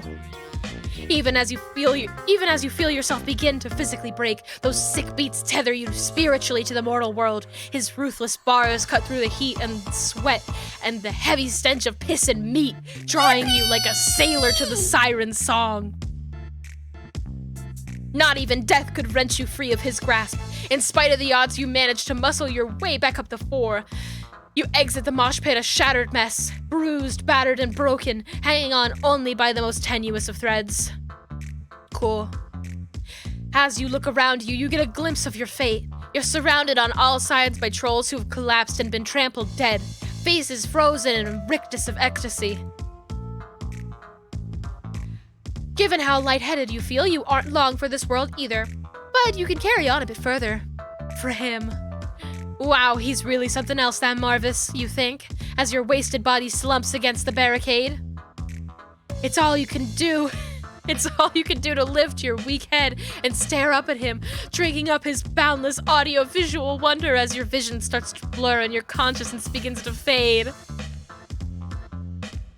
Do I die? Oh, for him! You jerk back to your senses when you feel something splashing over your face. Did he piss on me? What the fuck? Why are we looking at his crotch? You cast around wildly for the source of water. To your disbelief, you see it was Marvis. He's standing at the edge of the stage, gyrating his hips to the choreography as he looks down at you in concern. Cock, cock, cock, cock. It's like staring into the groin of an angel. He waits for a break in his verse and to cover his mic and mouth to you.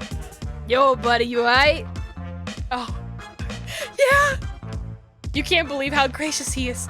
See a humble fan such as yourself in pain and stop to you to make sure you're okay. Is this real? Or have you passed on to heaven after all? You came in at a very interesting time. You came in at the best time.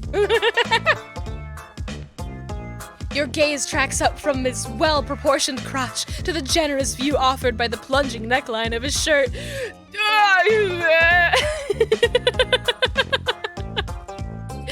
You're all right now.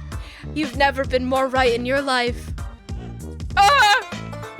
Marvis jumps off the stage into that impassable purgatory that separates it from the pit and from the gods from the mortals, and he makes his way over to you. He stretches out his hands. Hey, babe. Oh my god.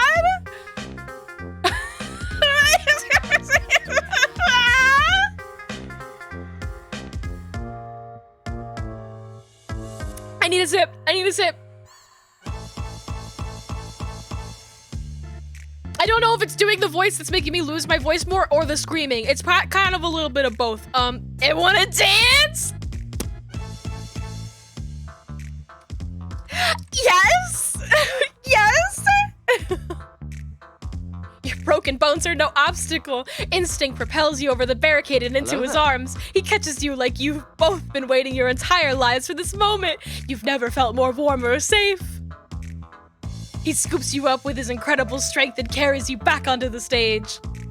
Marvis is talking into his mic again, so his words reverberate through the entire field. Look what we got here! Seems like a fucking low blood cut to the front of the line, my friends. LOL. The remainder of the crowd that's still conscious boos viciously. What? What's happening? Oh, you're clearly bleeding red from being stomped in the face several times in the mosh pit. And in the murky lights of the stage, it looks awfully burgundy. Oh, thank goodness it looks burgundy. Someone's been naughty. Oh my Yes, you've been so naughty, you say into the mic. No remorse. Sir, put that tongue away. For a damn shame. The crowd jeers.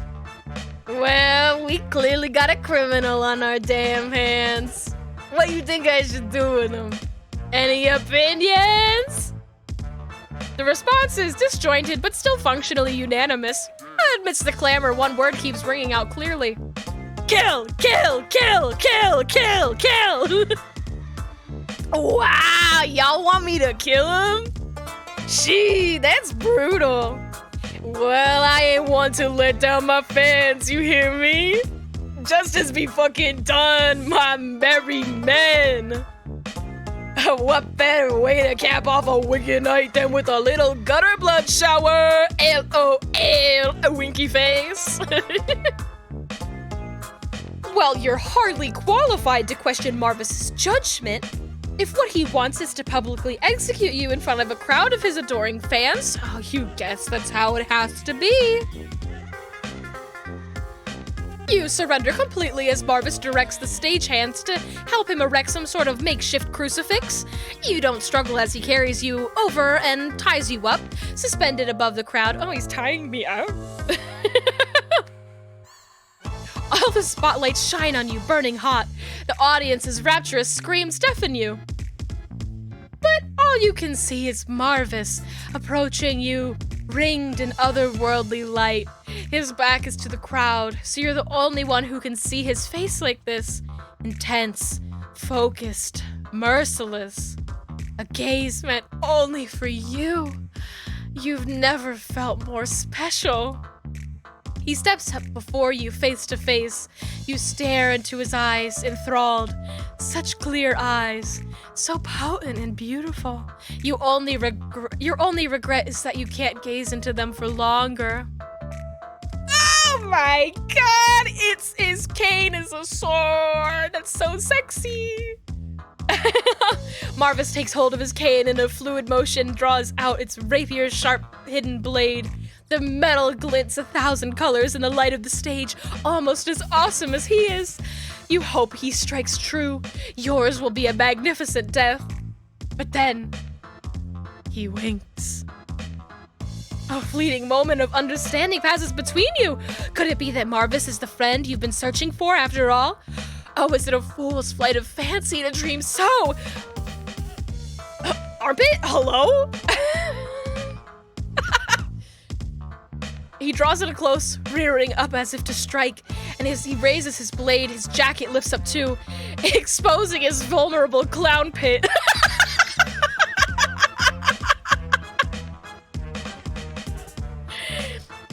If you leaned in just now, maybe, just maybe you could.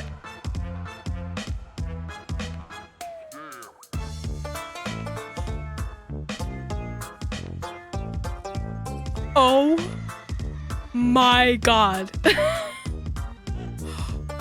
Oh my god. I'm not fucking I'm not into armpits. I don't want to do this. That sounds gross as hell, but I want both of the endings so bad, and this objectively sounds funny as hell. It's not, I'm not into this. I'm not into this. You can't help yourself. You lean right into the clown's swampy armpit and breathe in deep. The scent is like nothing you've ever smelled before. It's like the thick flavor of ambrosia glazed over an ogre's musk. Wet teriyaki socks sprinkled with a seasoning of pure passion. Ew!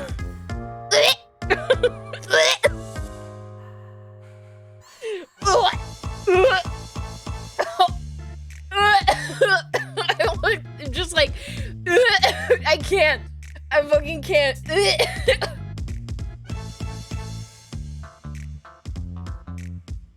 I need a sip. I need a sip. Yuzu! Oh my god. Powerful, indomitable, and beyond intoxicating. You can't get enough. You sniff, and then you sucking in as much of that hot, salty odor into your nostrils as possible. So delicious. The fresh bouquet of exertion brought about by the hard, relentless work, freely flowing as the manifestation of his raw talent. You could spend the rest of your life nestled into this jester's flagrant pit, which might be literally what happens. You hope he allows you the indulgence. Were you so bold? You might even take a hearty lick. Oh, how could it possibly taste if the smell alone is so wonderful?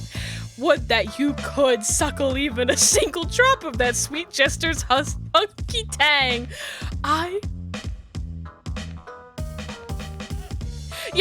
Hey Yuzu, how does this game compare to regular Hiveswap? How does this game compare to regular Hiveswap? That's just my question for you. Do they let you do this in regular Hiveswap? Does this... You imagine some poor Let's Player having to read every delectable sentence of these odoriferous paragraphs aloud and get a little hot and bothered.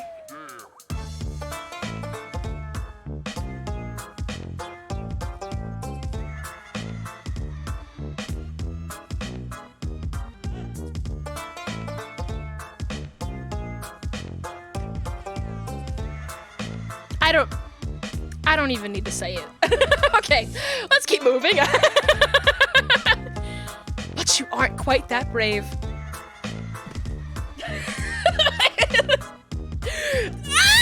Don't look at me like that! Don't look at me like that! Don't look at me like that! Oh my god! Don't look at me like that! Marvis brings down the blade. It sinks deep into the wood beside your neck. This was no accident. A jester so powerful surely would not miss. He's sparing your life. You're so humbled that your bladder evacuates on the spot. I piss myself. Pee your pant. Now. Oh my god, they're making me read this. Your urine is as hot on your legs as Marvis's gaze is on your face. You really wish that you thought to bring your concert diaper. Marvis gives you a look and then glances pointedly to his cane sword. You take the hint to make an exaggerated reaction like you've been stabbed for real. You grab at your neck, sputtering, flailing. The high bloods right at the front can tell you haven't really been stabbed, and they're a little disappointed. But it's not as clear to the trolls further back. Somewhere around the mass of teal bloods, the illusion really hits home. They start going fucking bonkers back there. The apeshit wave travels back to the Burgundies and then ricochets back home to the high bloods. You crack one eye open as you play dead. This time, it's nothing like the controlled moshing during the performance. This is pure anarchy. A whirlwind of death and brutality. Trolls are at each other's throats, literally, ripping each other apart with fang and claw. All the blood spraying into the air makes the humidity really skyrocket. How am I supposed to recover from this? That's my fucking question. How am I supposed to recover from this? And do 2 more chapters? 2.5 more chapters. How? How? At some point when the racket becomes less than melodic, the clowns all come out for a final encore to drown out the sounds of the screaming. They start wrapping up a real storm. After about 45 seconds and a full two-thirds of the crowd are completely dead on the ground. Good thing I'm on the stage. The performance finally ends once every single troll in the crowd has collapsed either from death or exhaustion.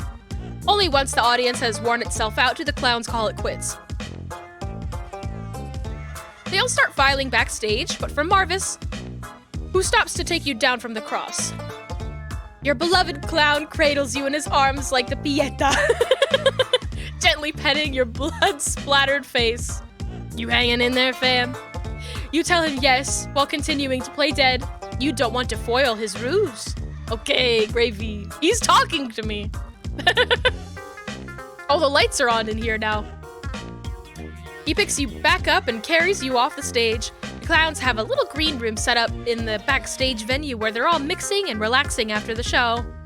Nobody seems concerned to see Marvis carrying a 90% dead alien, or particularly rattled after witnessing thousands of trolls savagely cannibalize each other earlier. Hey, you want a sandy? A what? A sando. You're sorry? Grub bread. Oh, you say, yeah, sure, you're pretty hungry. Marvis drops you off on a couch and you lounge indulgently as you wait for him to walk to the catering table and pick you something up. He's back quickly. Think you can move your arms or anything, buddy? You say not really. You're pretty sure all of your He's gonna feed me! He's gonna feed me. He's gonna feed me? Is he gonna... I can't use my arms, he gonna feed me?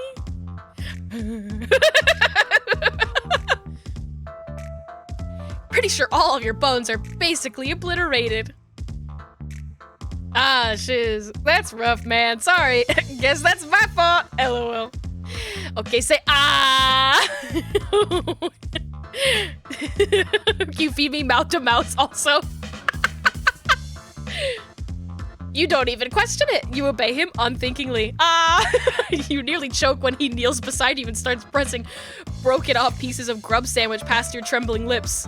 It's just that the vine where they the person sticks the Halloween glove finger into the ah!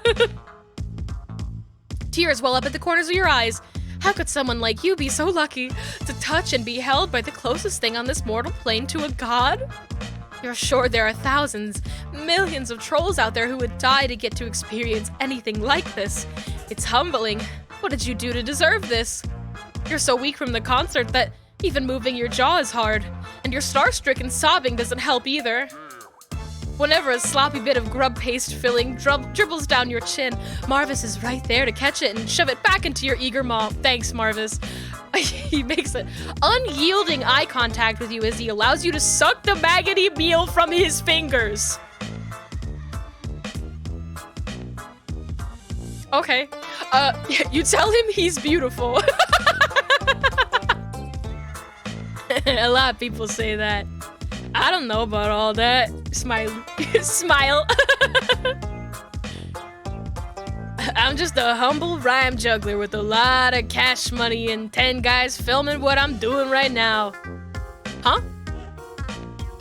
Did they get the armpit stuff too? When you're finished eating your sandwich, Marvis kindly wipes all the mess off your face. He's so gracious. You can't believe it. You're so glad that the camera crew is here to capture all of this so you can watch it and relive the experience of receiving his kindness again later. You guess you need an answer to the question, why did Marvis decide to save you? Marvis takes a moment to think on it. Well, I guess I saw the guy he was with, and I was like, shit, what a sorry motherfucker. You know that buddy bad news. You know that buddy be bad news, fam, LOL. What, Zebra? No way, Zebra's your friend. All your friends are cool. Dude, cause that's raw. Are you okay? You sick? You real friends with that ending dong? Not ending dong. You know he blacklisted all the way, all the fucking way out in Clown Town. What, really? Why? He's just a social climber, man. That big blue buddy be a motherfucking parasite. And he's blacklisted? By all clowns? He doesn't seem to know that. Well, we ain't about to go and tell his chatty ass. Gonna go and write a wicked nasty review about my business. So we be looking out for ourselves. Us clowns, real close-knit, you know? Take care of each other and all that shit. You feel me? You know, if you think about it, clowns are really the most disprivileged socioeconomic class.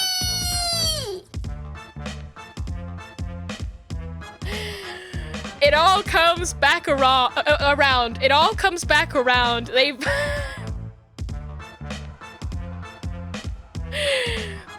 I fucking called it in the beginning. It's just that they fucking hate his ass specifically.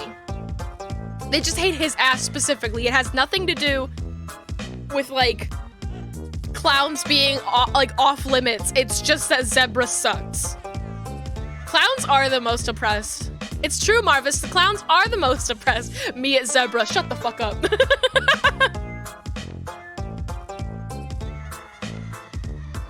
You've thought about that, and it's making more sense recently. Oh, you'd love to engage in nuanced discourse with him about clown privilege or the lack thereof. Yeah, cuz though we nominally occupy a position of structural power in the institutional hierarchy of the emo spectrum, we be subjugated into dampening our powers like no other. Yeah, the fucking chuckle voodoos. They can't do chuckle voodoos, cuz then they kill everybody. Because the agents of the Empress and her abyssal curiarchy know that the unimpeded strength of me and my sick, nasty buddies would easily unseat Sea Dwellers as a dominant caste.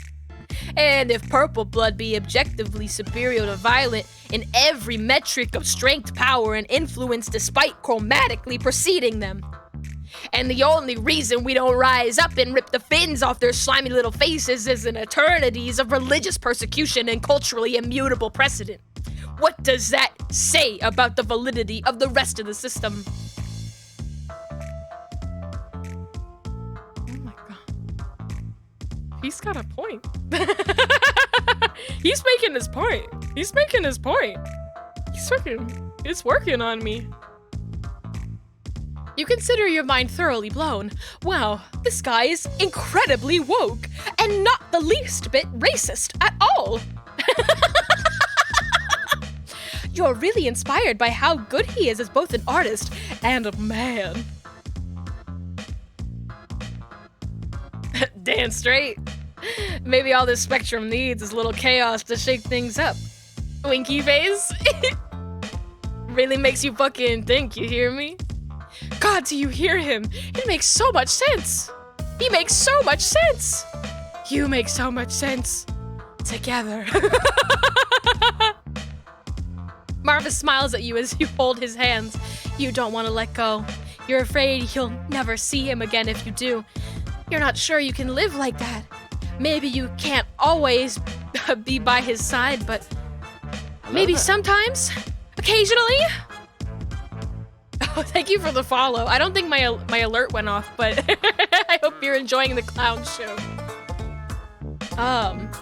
All you want is to make a friend. Of course I'll be your buddy. Here, why don't you add me on Chitter? Next time I got a show, maybe I'll hook you up with some wicked tickets. B-I-fucking-B-B, Rust Emperors represent. Make sure to check out my link in my bio for merch if you're interested.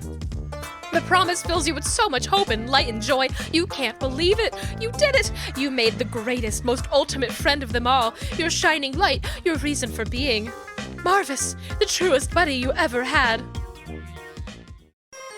Oh my god, we're holding hands. Put that tongue away! Well, hold on, we had another... Oh, we got both of them. This is just the regular ending, and then we get a special mark for sniffing his fucking pits. I need that. I need every ending is the thing. I need it. It's over! It's fucking over. I miss him already. Alright, who are you? Okay, let's go. Fozzie. Okay. Yeah, waka waka.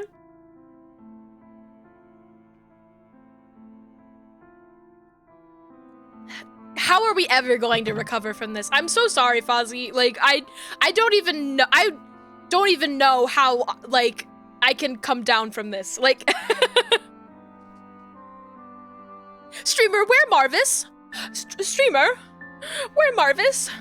Where Marvis? Where'd he go? Where clown? I need my clown man. We can't. Game over. Game completed. Marvis ending complete. Don't need any more. We're done. We're done here. But okay, we still have the sexy Jade Blood. The sexy Jade Blood guy. Sexy Jade Blood boy is in the very last chapter. So we need to get to him. So I think I need to go look up some fan art. The night has turned foggy, and you can't see far in any direction, but you seem to be surrounded on every side by bare ground, hummocked and pitted almost like a weird abstract sculpture, and covered with the greenish moss. Based on the experiences you've had with Alternian flora, you imagine the moss is probably poisonous, acidic, explosive, or something of that nature. Suddenly a shadow looms up out of the darkness, making you jump. But it's only a leaning signpost. As you move closer, you can see that the sign says, "Welcome to Happy Absence Pit Park." Okay, hold on, I'm interested.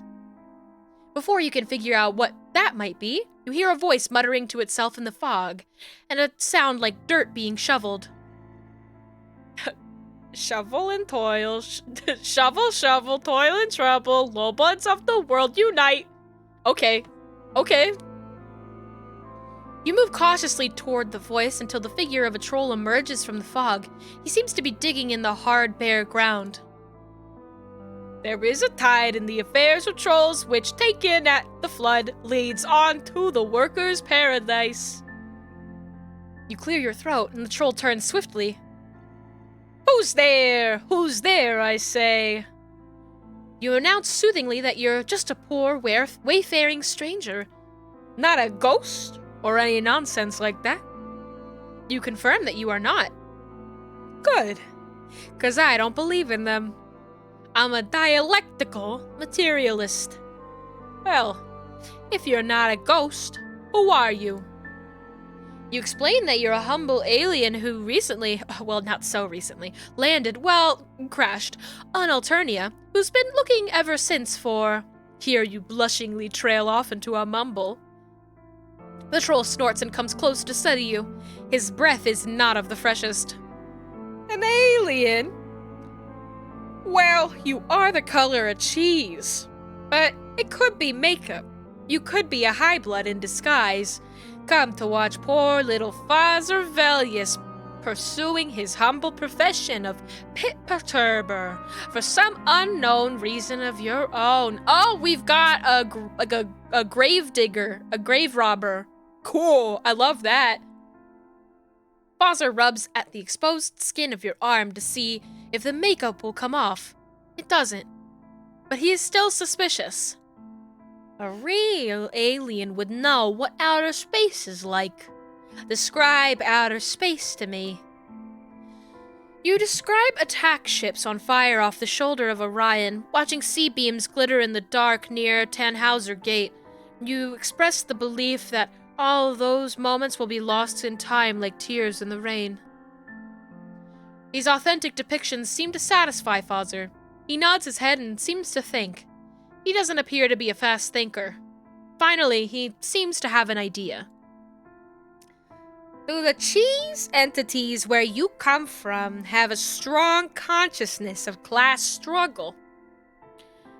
You have no idea what he's talking about, but you were always good at guessing the right answer on multiple choice tests.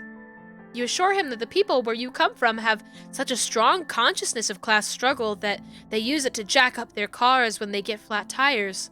A big smile overspreads Father's face, and he pumps his fist in the air. Pleased to meet you, comrade alien. All power to the workers. I imagine that finding me performing the honest labor of the working class makes you feel right at home. You assure him that it does. I suppose that you wish you could share in the simple proletarian joys and sorrows of the Alternian oppressed classes. You're not sure what proletarian means, but sharing joys and sorrows sounds like a hopeful prelude to friendship. So you say you were just thinking that you would like to share that kind of joys and sorrows? Easily done, comrade. Here, take this soil perturbation lance. You can enter into solidarity with the Alternian working class right now. No, don't thank me. Freedom, brotherhood, and equality is my motto. Conduct your perturbations right here, if you please. He points to where he was shoveling, and you begin shoveling there too. The moss that covers the ground is tough as leather, and the Alternian soil is rocky, hard, and unforgiving. No surprise there.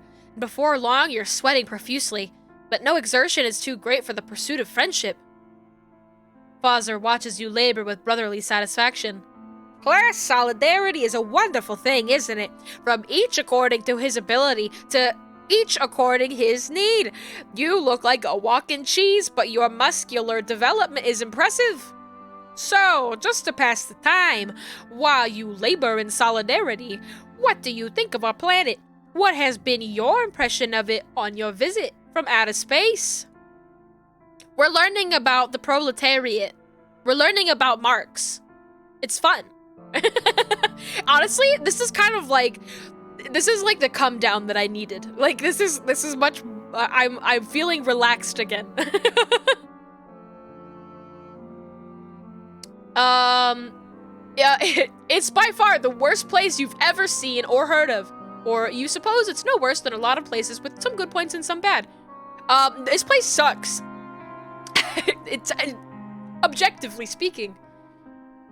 The feeling comes over you suddenly that nothing can be more important than the truth. Truth is at the foundation of all real friendship. Truth sets you free. Honesty is the best policy. So you take a deep breath and say that you hope that you won't give offense, but that in your opinion, Alternia is the nastiest, ugliest, cruelest, most inhospitable, most unfair place you've ever seen or heard of in a long life of travel and study. Even the plants are bloodthirsty. Even the soil is hard and mean. You've made no friends here, but you've heard it's also possible to make friends with lions, bears, killer whales, and other wild and dangerous creatures. In fact, often here on Alternia, you've felt that you've been locked in a cage with a bunch of such wild and dangerous creatures. And as you've talked, you've been watching Fawzer anxiously for signs of anger. You're surprised to see that, instead, he seems to be loving it. And what about our political system? You've already put your foot in it, so you go ahead and put the other one in too. You express that opinion that a violent, rigidly stratified, insectile social structure created solely to generate soldiers for a mad project to conquer the entire galaxy might raise eyebrows in some quarters. You admire natural selection and survival to the fittest as much as the next person, but this is overkill on a titanic scale. Trying to imagine how someone who's not crazy like us would have played the Marvis segment.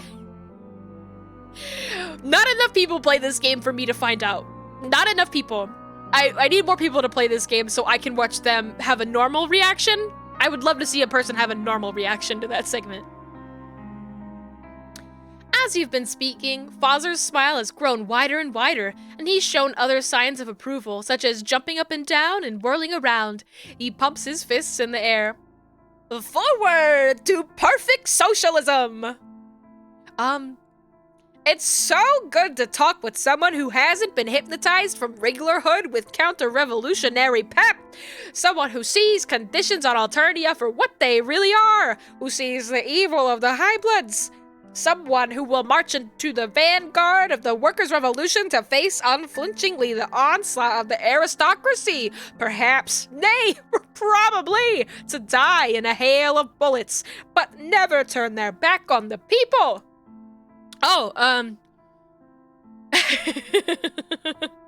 Yuzu was feeling twinges of regret at chanting cock earlier. No, you were in good company, okay? Concerts does that to people. We were at a concert, you know? We were in a frenzy. Be cringe and be free. That's what I say. Let me embrace you, comrade alien. He does so. He's oily and smells like mossy soil and poor ooze. But this does not dampen your spirits. What better preamble for making a suggestion of friendship? Agreeing with people about politics never fails to bring friendship closer. He got a little blush. He's cute. He's cute. He's got marshmallow for teeth. before you can bring it up, Father, having first kissed you on both cheeks, continues. But we mustn't allow our celebration of the People's Revolution to interfere with the honest labor that ennobles us. I'm holding you back from your ticket to the workers' paradise. Please proceed with your soil perturbation. All power to the people, death to arbitrary hemospectral discrimination. Forward, comrade! I'm just doing your work for you? Is that what's happening? He waves his hand with a flourish and you start digging again. You wonder if it would be just as revolutionary if you traded places so Father could do the digging and you could do the speechifying, but you don't wish to disturb the perfect harmony now existing between the two of you. Instead, you use your little available breath to inquire what all this soil perturbation is in aid of. Why, a coal pit, of course! Didn't you see the sign? This is the Happy Absence Pit Park. Father Velius, proprietor. Alternia's reactionary tradition is to just dig coal pits anywhere without a second thought. But our revolutionary future demands that we have more respect for the dead. So I've created this wonderful innovation, the Pit Park. There's a clown concert being held not far from here, so I anticipate a brisk demand shortly. Best to be ready for these sorts of things. Having a lot of dead clowns lying around rotting on the property is unpleasant, not to mention unsanitary. Get them underground pronto is our motto here at the Happy Absence Pit Park. Ooh! Hello there. Oh my gosh! Hi, Callista! Hi! Welcome on in, Raiders. Hi. My name is Beezy. I'm a little bit gray today. Don't worry about it, though. I'm sure the Sharpie's gonna wear off. Oh my gosh, we got some Homestuck people here. We fucking love to see it. I regret to inform you. I'm so sorry. We just did Marvis. We just did the whole Marvis path. You came in just after we finished up Marvis. It's so sad. It's so sad, but the VOD will be on Twitch if you want to go and see my reaction to that beautiful, beautiful clown man. We were not normal. We were not normal about it. It was a great time. It was a great time. I talked at length about the smell of his armpits. Okay. All right. I'm normal. I'm normal, actually. I hope you're all having a wonderful 413, and I hope you continue to have a wonderful 413. Happy Homestuck Week. Be cringe, be free. We're talking about Marxism right now. We're having a great time. You play a Purple Blood in VR chat roleplay, so like, oh my god, where's the Homestuck roleplay in VR chat? Hey, where is it? If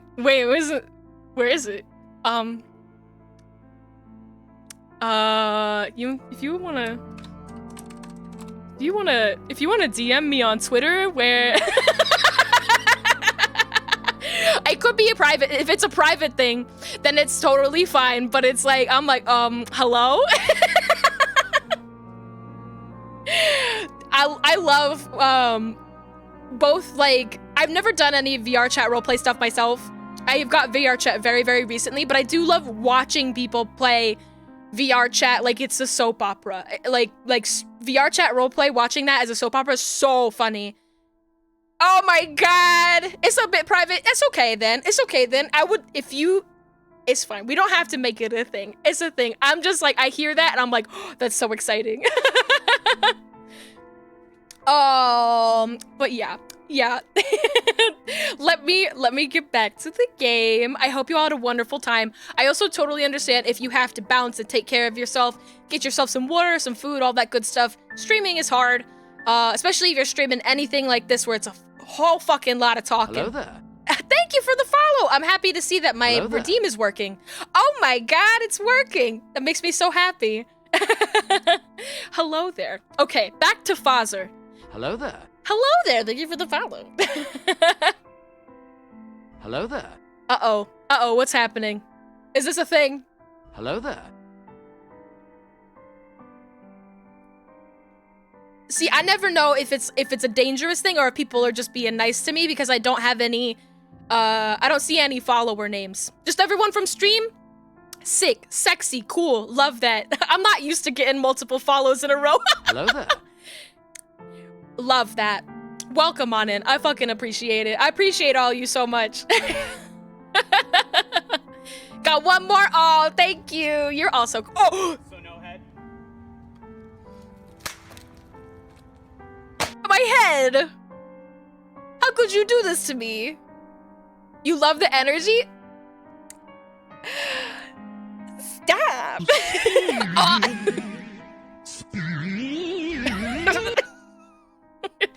Yuzu. Hello there. I'm just like waiting. I'm just like waiting for someone to redeem it. Bonk. Do Oh, I look like I know what a JPEG is? I just want a picture. welcome. Also, thank you so much for the gift sub. I gotta say, oh, oh, when my head comes back, then also my hair won't. So that's great. We love that. We love that here. Fuck, I'm just being relentlessly bullied now. Let me hand out a Sprite Cranberry for that gift sub, okay? I saw that gift sub and I didn't get to react to it. We give out delicious Sprite Cranberries.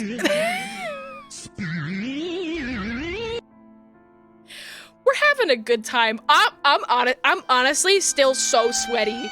I'm still so sweaty after Marvis.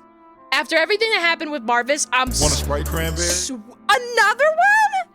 Subscribe with Prime? Oh my god. Drink up, hydrate, yes! Want a Sprite Cranberry? Oh my god! Happy 413! Drink the fuck up! Yes! I love you guys!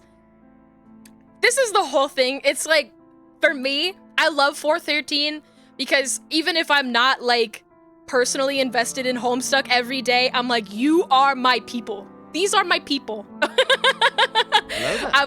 Thank you so much for the follow.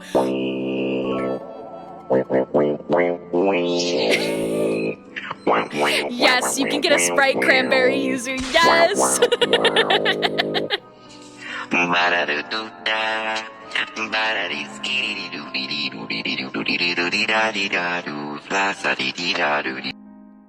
Thank you for the Homestuck hype train. It's the Homestuck chaos. Yes, and I'm gonna be fucking bald for the next like 3 minutes.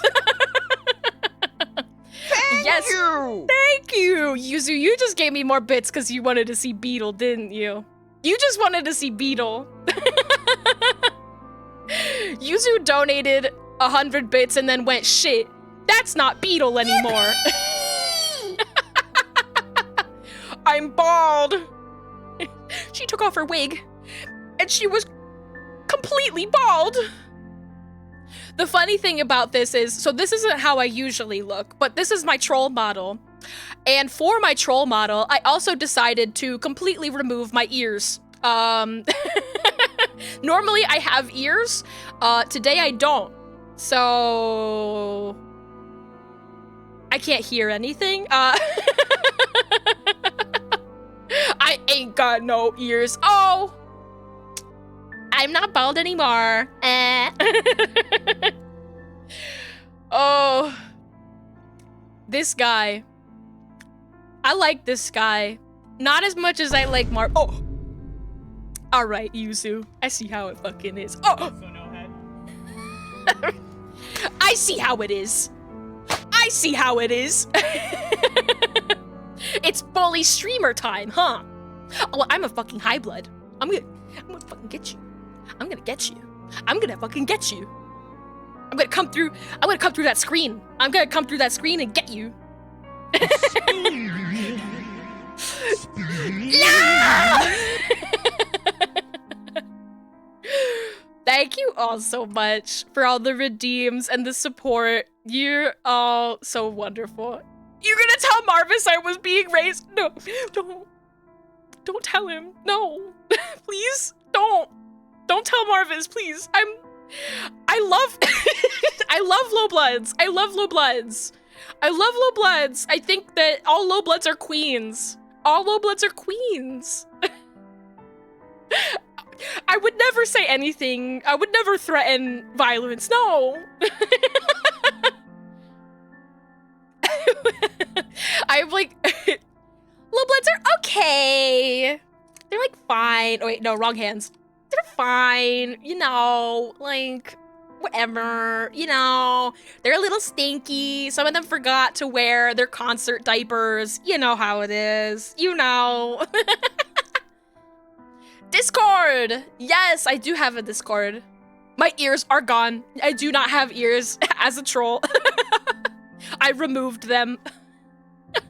It's funny that I had ears before and then I took them out. Like, that shows that I went and took the extra effort for my troll Sona model.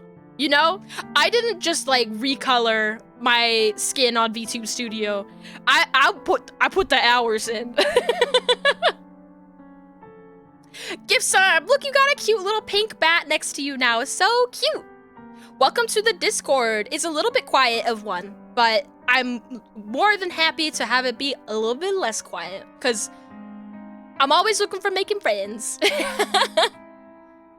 Okay, Fozzer. Let's get into this, Fozzer. Okay, we read this one. Cool. You're wondering privately whether a little class solidarity couldn't be extended to Purple Bloods, remembering your dear friend Caraco Piero, when Fozzer seems to give a jump. No, that is not ghosts! Oh, we got zombies on the way? Grateful for an excuse to stop digging, you turn to look in the direction Fozzer is staring, leaning on your soil perturbation lance. You don't see anything but fog. You ask, what is not ghosts?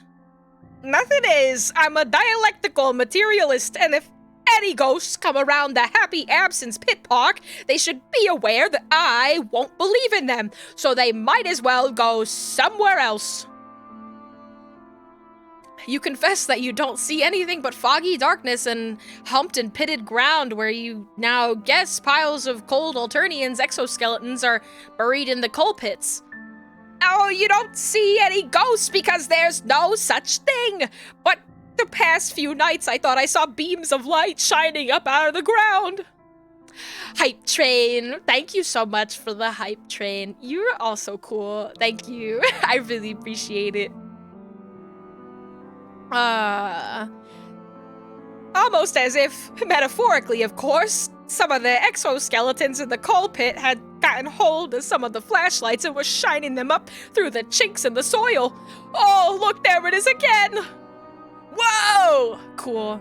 This time you see it, a column of light that flashes up through the fog and is gone, seeming to come from a crack in the ground, which it briefly illuminates in blinding white. Fascinated, you move toward the crack, which is now dark and invisible again. What are you doing? You look at Fozzer in surprise. He seems terrified. You ask tactfully whether he doesn't think you ought to see what that is. For example, it could be some infrastructure malfunction that could blow the Happy Absence Pit Park and all its inhabitants, living and dead, sky high. You're not even sure they have infrastructure in Alternia, but one can't be too careful. Oh, well, maybe you're right.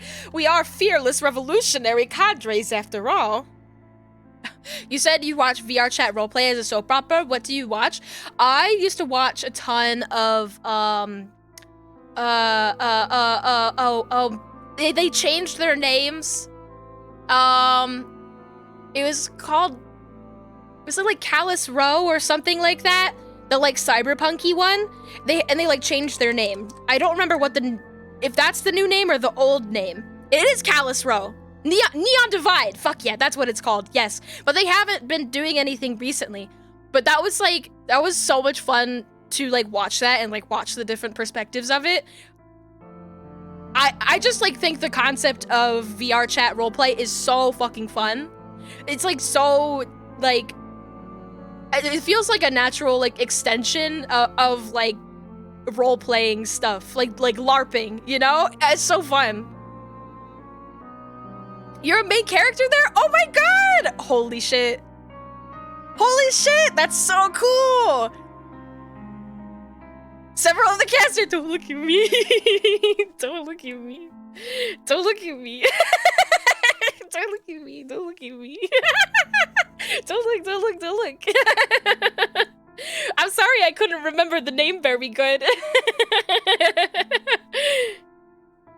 I mostly watched Hello there. Spatula's perspective, Spatula and Quirdybo, so Quinn. I was usually watching theirs, and just sort of like that group of role players. I'm being perceived. Oh, Spats, yeah, I do live 2D rigging, so like that's sort of like where the interests like where like the Venn diagram sort of like circled over, because I did the live 2D rigging on my model, and so I watched a lot of Spats' stuff for just like learning how to rig, and my model's super well Thank you. Thank you. That's so sweet. I'm working on a new outfit that should be done in like a week. I want to show like my normal mode. Just really quick. I'll take the Sharpie off. Take the Sharpie off just for 1 second. This is how I normally look. I'm so bright. I'm so bright. Wow, I'm really bright in comparison. I wipe off the makeup really quick. Yeah, so if you come around here some other time, this is how I normally look. But get this girl out of here. Who is she? She doesn't have 6 letters in her name. Get her out of here. But yeah, like, I do art streams usually on weekdays, which is either usually making art for VTubers or doing the rigging. So it's like, I followed Spats for a really long time and was like, what is this like VR chat roleplay stuff? And I was like, oh, this is so fun. It's so fun. I like it a lot. Yeah.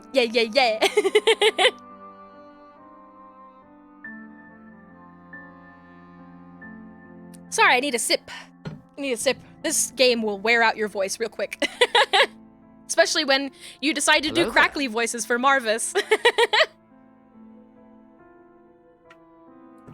Drink your water. You roleplay like nightly and it's just too much fun. Oh. I hydrate myself. Yes.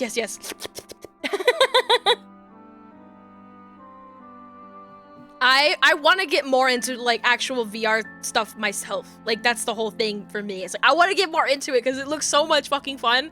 But it's like finding like friends in that world. I'm very intimidated in like new social spaces. So it's like going into like a public world. It's like that's so scary.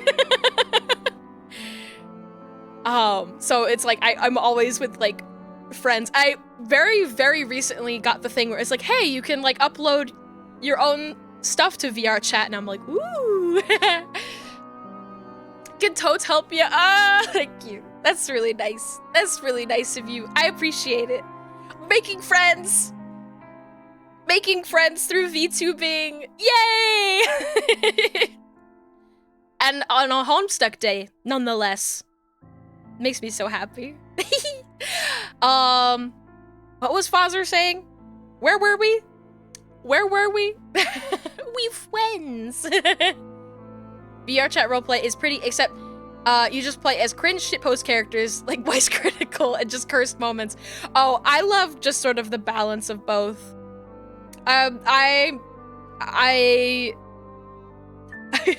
This is a deep dark secret of mine, but I've roleplayed trolls in the past for an extensive period of my life. And all of my characters are like 1 part shitpost and 1 part completely earnest. And that's the best way to make any kind of troll character. For sure.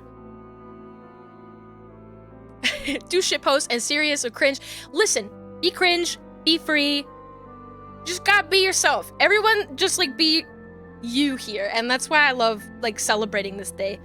Gotta go eat dinner, so gotta go for a little bit, but you'll be lurking. Thank you, Witch. I'm glad that you got a cute little sub badge now. Hee. True, most true. Yes, nod. All right, I'm like clearing the sweat from my brow that was there from Marvis still. Obtain friend. What the hell is going on in here?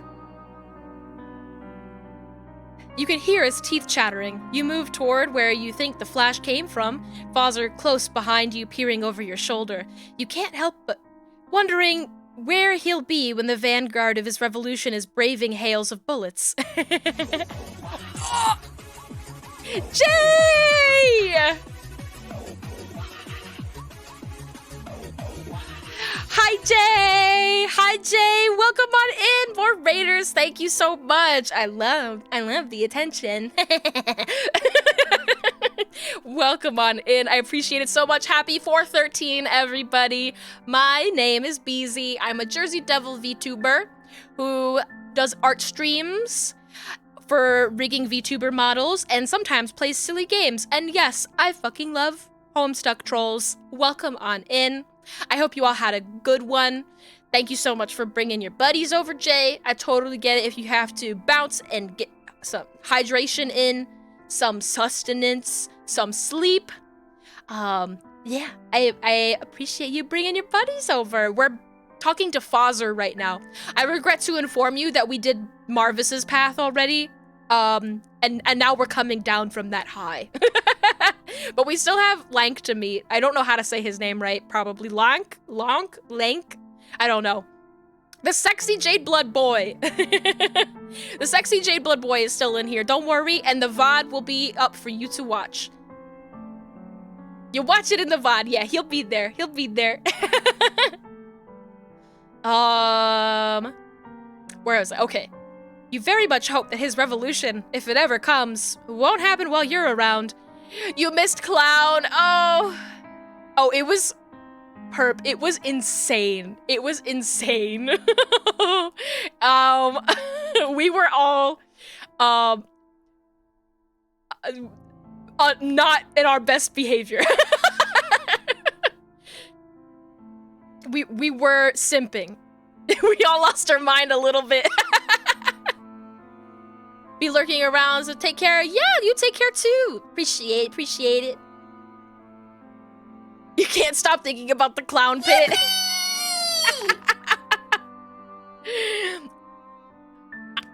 I can't believe that I went and said, I know I have to sniff this man's armpit. And I did that. And then I had to read everything out loud like it was a bedtime story for you guys. Incredible. Absolutely incredible. What's in this pit? I need to know. I've been like looking at this. Just then a whole series of lights flash silently up from the ground, making columns through the fog. Fozzer jumps and howls behind you. Non-existent. You tell him there's undoubtedly a logical explanation, that you have to admit that you had a weird feeling just now when the lights appeared, like a momentary dizziness or feeling of discontinuity. Yuzu and Perp. Yuzu, I'd do it again. Reading about clown armpits to go to bed. You're gonna lurk, love the energy, can't wait to see more. Thank you. You're sweet. You're so sweet. Oh my goodness, the typing quirk. I have to like, what a typing quirk. I have to like translate, or I'm like hacking into my brain. I can't.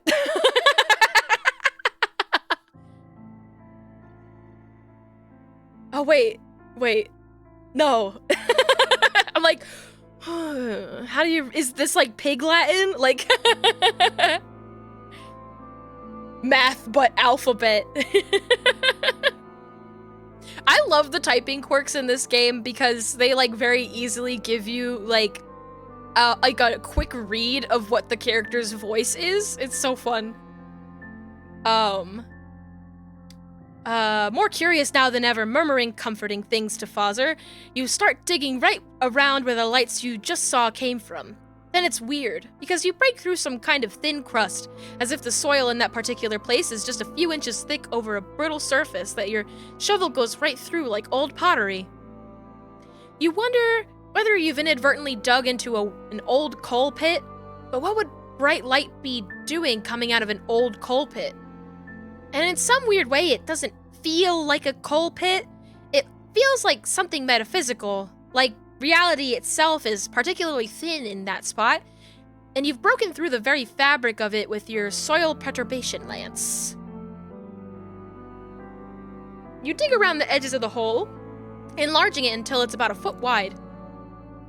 The darkness within makes the darkness of the Alternian night seem bright by comparison. It's so dark that the soil falling into it and the part of your soil perturbation lance poking into it seem to vanish completely, as if on the other side of that hole, reality itself gives out. You and Fozzer stare curiously down into this hole. Suddenly, a blinding but strangely so bright blank light bursts up out of the hole and into your faces. At the same time, there's a deafening sound which seems to vibrate the very framework of reality, like a gigantic needle scratching from a gigantic record. Glitch! You're standing in the foggy night holding a soil perturbation lance that has been handed to you by Fozzer Velius. He points to where he's just been digging, and you begin digging in the same place.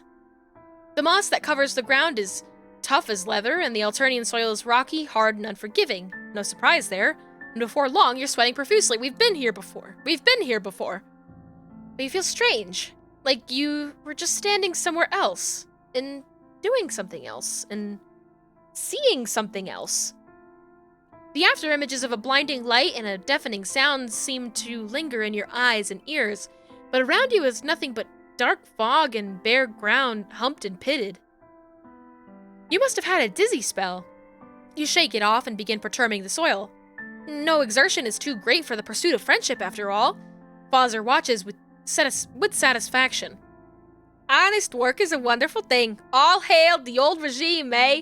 You look like a walking cheese, but your muscular development is impressive. What do you think of our planet?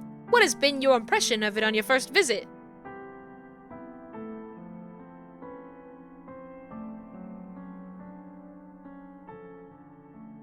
I guess I'll take the other option? As a guest, it's only polite to say nice things about your host's home planet.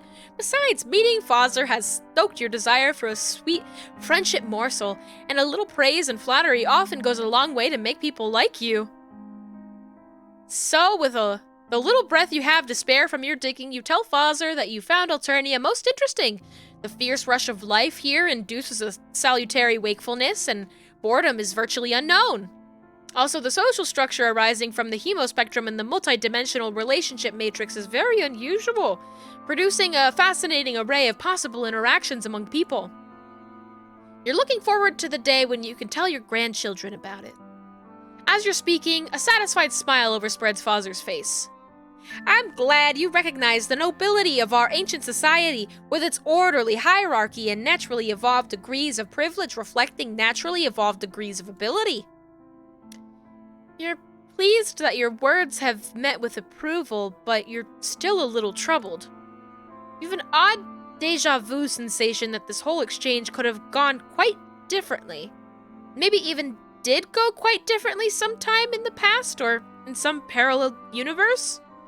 You inquire timidly whether the total domination of the lower bloods by the higher on Alternia doesn't sometimes feel like oppression. Never! I myself am only a rust blood, so I lack the privileges of the higher bloods. But the most important thing for a society is that everyone should be in their appointed place and do the things they're suited for. If all the passengers in a rowboat keep their seats and row in the same direction, the boat will quickly reach its destination. But if the passengers all jump up and start running around and grabbing each other's oars, the boat will capsize and all will be lost. You remark diplomatically that Alternia isn't a rowboat rowing towards a destination. You're wrong! A planet is very much like a rowboat advancing through the black water of space, and as for our destination, all of us on Alternia aim at but a single goal every hour of every day: to serve her most high imperial condescension in conquering her glorious galaxy-wide empire. Long live the Empress! Okay. Well, you suppose the sense of being part of something larger than yourself makes up for a lot? The black water of space! Drink your water. Yeah, this guy seems a lot more racist than Marvis, huh, Yuzu?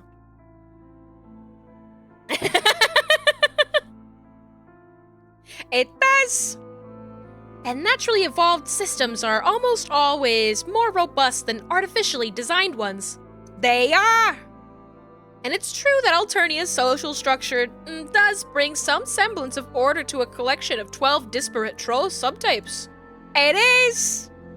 Bowser beams at you fondly. There's nothing that warms the heart like someone who thinks you're right about everything. Oh, it's so wonderful to find someone, even someone who looks like a piece of cheese, who is so intelligent and understands society and politics so perfectly. Finally, a true friend.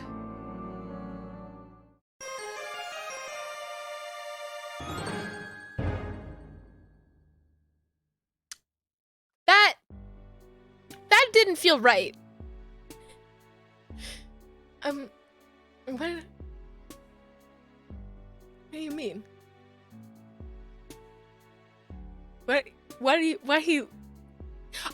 I'm your favorite piece of cheese? Oh, I'm your favorite piece of cheese? Wow. That felt like a weird victory, but you know, I'll take it. I'll take it, that's for sure. I will take it. Gonna put me on some buttered bread. Oh, that's so nice of you. Only a true friend would do that. Only a true friend. All right, we're moving on to, oh! I'm sorry, hold on. I saw something and I made a normal sound. Yes, this is it, fellas. Another night of laughter and camaraderie. Another night of joy and communion with some totally normal teens who would never... Oh, just kidding, idiot. You're still on Alternia. You just know one of these miserable chuckle fucks is around here somewhere, waiting for the exact right moment to inundate you with another disgusting dose of friendship. Who is going to be the author of your destruction on this accursed evening?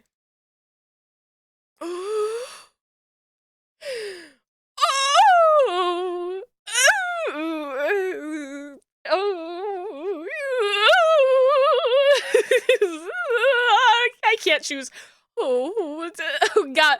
Goth Jade Blood? Oh, big. Well, she's gotta be a wrestler, right? I think I gotta go with.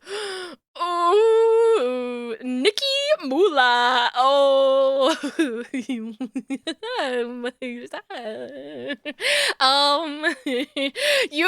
I got. If you put a fucking wrestling belt on a character, you know which one. We need the beef. We need the beef. We're getting right into the thick of it. I'm so fucking pumped.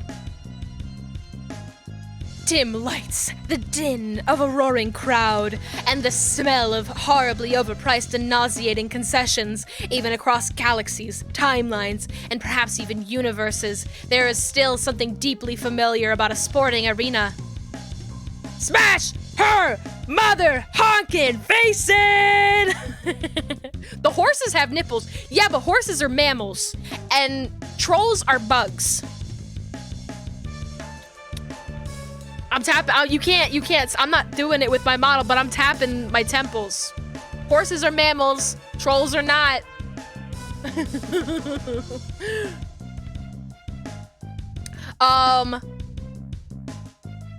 I'm obsessed with all of this. Also, grab his dick and twist it! Grab his dick and twist it! Oh, I guess this Clown Man does have nipples. I think that nipples and ears are like... They're like, you know... It's like some people have them, some people don't. They're like freckles. There's also something deeply familiar about sports fans. Amazing! Oh, let me answer my question. It's in my mouth. Blah, such a shame having seats next to the purples. They could be so crude and boorish, don't you agree? It wouldn't be nearly this loud. Usually.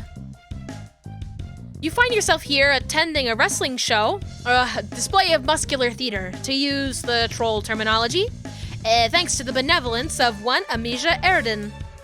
She won the tickets in a raffle and excitedly invited you to come along. You agreed, with some reservations that you quickly expressed. She was quite disappointed, but eventually agreed not to kidnap you and keep you locked up as a living paint jar, since you're buddies and all. What a sweet friend. You have to admit, though, muscular theater isn't really your thing. Fuck no, it's not. Muscular theater is absolutely my thing. Let's fucking go! It's as over-the-top and ridiculous as the human wrestling, which makes it perfectly entertaining enough, but it's also, well, a lot more violent. What's the fucking problem? What's not clicking? Why, Mr. Mime is over on the left. If you look, like, all the way to the left, why is Mr. Mime here? That's Mr. Mime. Hello? Don't worry about it. Participants aren't expected to die, as far as you can tell, but you've already seen a few get wheeled off on futuristic hover stretchers with injuries you're not sure they could survive. Oh my gosh, she got nearly impaled there.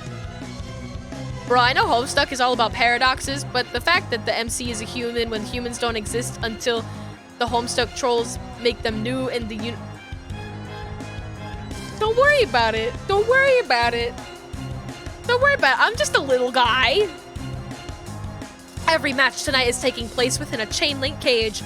Spikes surrounded on both the outside and the inside and jet out occasionally from the places where the wires cross. Don't worry about it, sweetheart. Don't worry about it. The overall design. That's it. That's it. The overall design, in addition to ensuring maximum bloodshed, seems to keep both the wrestlers inside and the audience out. Ironically, it might be safer this way. The current combatants are some olive blood named the Huntress, and a purple blood calling himself the Colpitz. Interestingly to you, there is nothing clown-like about him at all. Oh, what did I miss? It's almost as conspicuous as how unclowny he is, if only due to the absolutely ridiculous amount of clown content you've imbibed in the presence of other purples. So there are purples that aren't clowns? The two fighters appear to be nearly evenly matched. The olive troll ducks and weaves amid blinding fast punches from the purple, slashing at him with grandiose arm structures. Arm structures? What? Gestures, trying to overwhelm him with a barrage of small attacks. Every one of his punches hits hard enough to knock her down, but she always springs up before he can land a second hit. She's incredibly steady on her feet, and quicker than he. In fact, you get the distinct impression that the olive troll is holding back, presumably so as to avoid inciting the crowd. Thus far, you have not seen a single match in which the lower-blooded opponent triumphed over a higher-blooded foe. I must admit, this match is a lot more tense than I was expecting. But I hope it ends soon. There's supposed to be a really famous muscular theatress performing next. Her name is Nikki Mula, and she hasn't ever lost a fight. I heard she even beat a Violet Blood once. Nikki Mula, huh? Now that's a name you could befriend. She must be as big a deal as Amisha makes her out to be because she uses her real name instead of some ridiculous made-up nonsense, like John Cena or Hulk Hogan.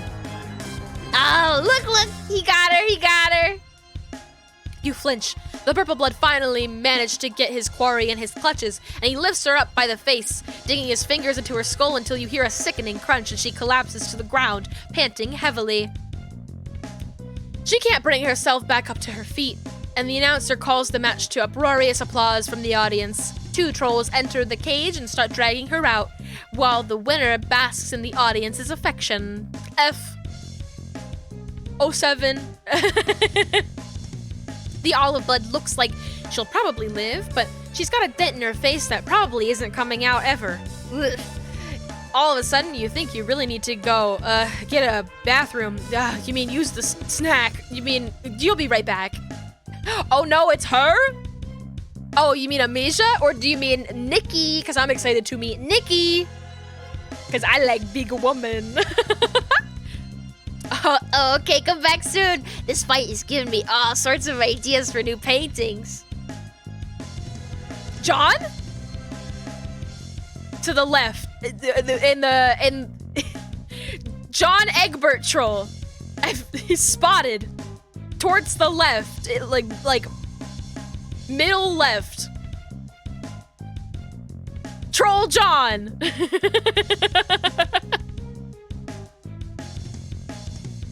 My friend Love Nikki, dress up queen. Yes. Hey, you, alien.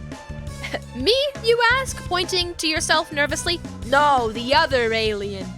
You swing your head around wildly, looking for the other alien.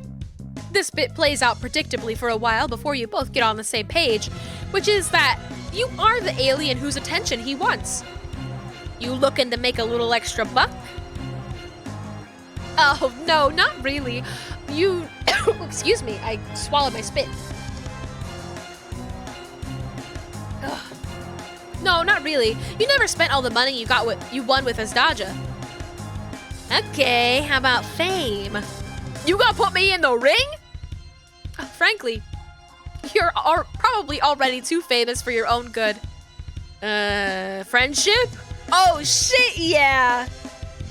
Sighing with relief, the troll leads you backstage whilst explaining that he is a promoter for this wrestling ring.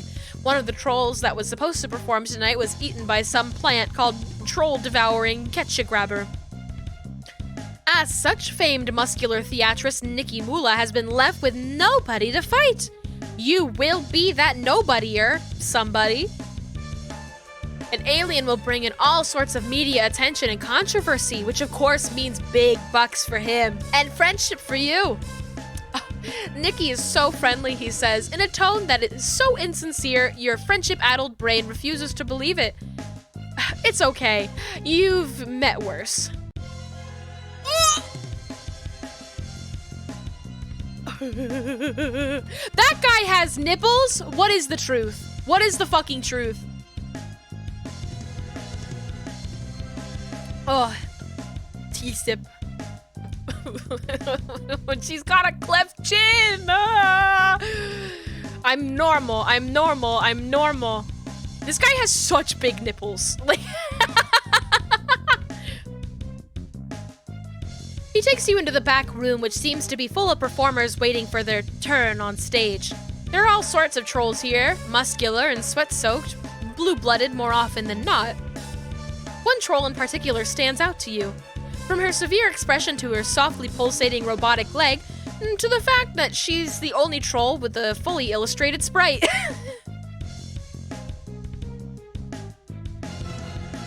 Yeah? Where's the leg? She has let me see the robot leg. Is it what, underneath the sock? I want to see. She's currently doing bicep curls with a set of spiked weights, huffing with exertion. When the promoter approaches, she looks up with a scowl. Oh, I see it now. I'm busy. He begins to explain that he has brought a new challenger for her to face, but she cuts him off and stands up. She isn't tall as you expected, but damn if she is intense, packing more brawn than any other troll you've met. What a woman. Do you know what happens, sister, to people who disturb my preparations? Do you want to experience the bone-crushing, torso-shattering impact of these ladies right here? She flexes. God, those muscles are huge. The promoter tells her she really doesn't need to keep up the act. There's no cameras back here. Oh!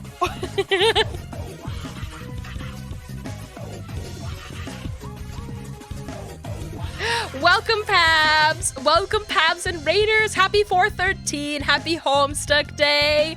Thank you so much for the raid. How are you doing? You got here just in time for woman! Woman! Woo! Woo! I'm so...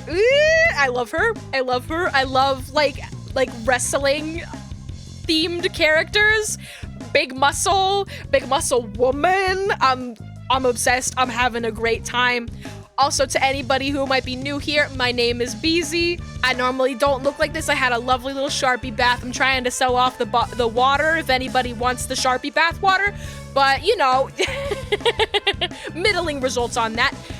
I hope you have a great time here, because I'm having a great time. And Pabs, I totally get it if you have to run, get yourself some water, some sustenance, some sleep, any of that good stuff. I know streaming takes a lot out of people, and I appreciate you bringing your people over. Captain Hazard need to go enjoy the stream. Thank you very much. I appreciate you, Captain Hazard. My tongue's sticking out now. Oh, I should drink my water. Thank you. I'm about to do a deep voice for this woman, and I'm gonna lose my voice instantly. So I need all the help I can get in regards to hydrating. Thank you for the follow. Thank you. Appreciate it. My fucking tongue. Oh, it's gone now. I was like, my tongue. There's no cameras back here. She gives him a stern look, which distinctly suggests she has never dropped kayfabe in her life and has no intention of starting now. Make it quick. The promoter makes it quick. So, I love this face. So, let me get this straight. You expect me to perform with this?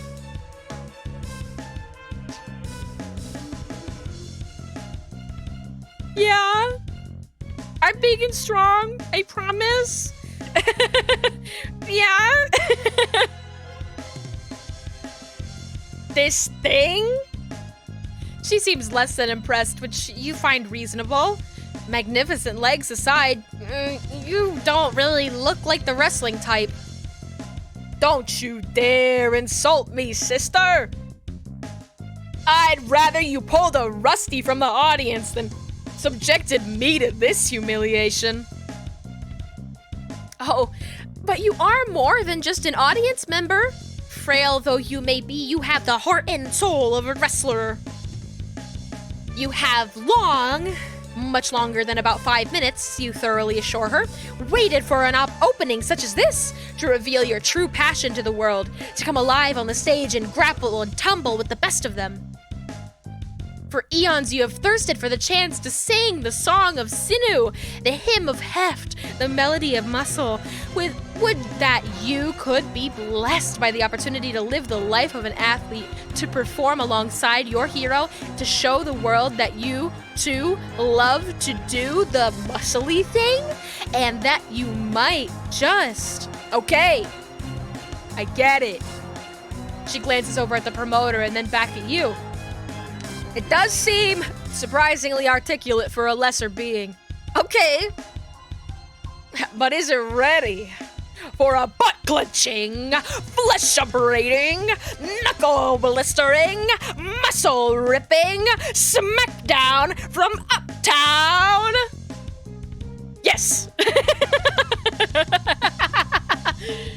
You nod your head confidently, blister my knuckles and abrade my flesh. You say, let's get this smackdown started!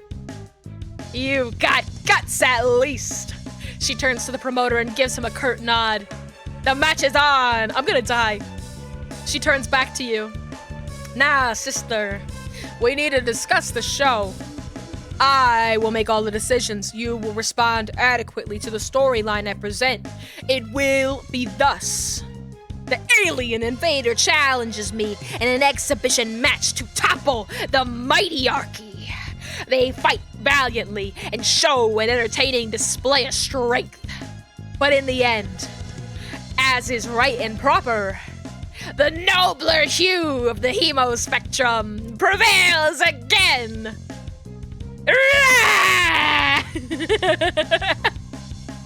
She starts flexing and showing off for an imaginary audience before turning back to you. No, you can keep going. I turned into Kermit for a second there. Any questions, sister? Yes, actually, you do have a couple of questions. First, will you die? No! Unless you're particularly disgustingly weak, in which case, maybe! I love her. I love her? I love her? Such is the risk we take, we who indulge in that most noble and dignified of sports. I was willing to give up my leg for the craft. Is your life such a heavy price to pay for a tale that will transcend us and be remembered in the annals of muscular history? Is it, sister? Well, it's rhetorical. Right. Secondly, when she says exhibition match, it is a muscular theater term, referring to a match staged for entertainment that does not affect one's ranking on the Flexa ladder. We will not be sparring in the nude. Damn it! No! Fuck! I'm out. I'm out. Such glorious displays of raw, chiseled physique are reserved for the intergalactic Trollintics. Oh, no, yeah, you got that. Mostly you were wondering if it meant the loser's head being exhibited on a pike or some other bloodthirsty nonsense. That was what's the point then? That was an option. I know, right? I should tell her about ancient Greece. I think she'd like it, yeah. One day.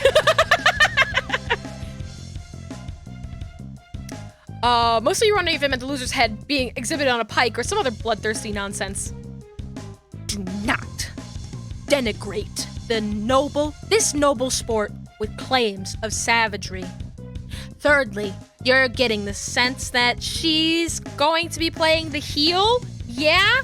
This is not a fucking heel. This is John Cena. This is the faces of faces. This is a fucking face.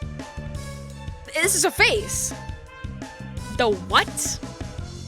Oh, I don't even know if they fucking have that idea. Okay, that's fun. You explain that in your own cultural equivalent of muscular theater. Performers generally fall into the category of face or heel, wherein the face is the rule-abiding and sympathetic figure in the audience is meant to root for, where the heel takes on a more aggressive and unlikable personality.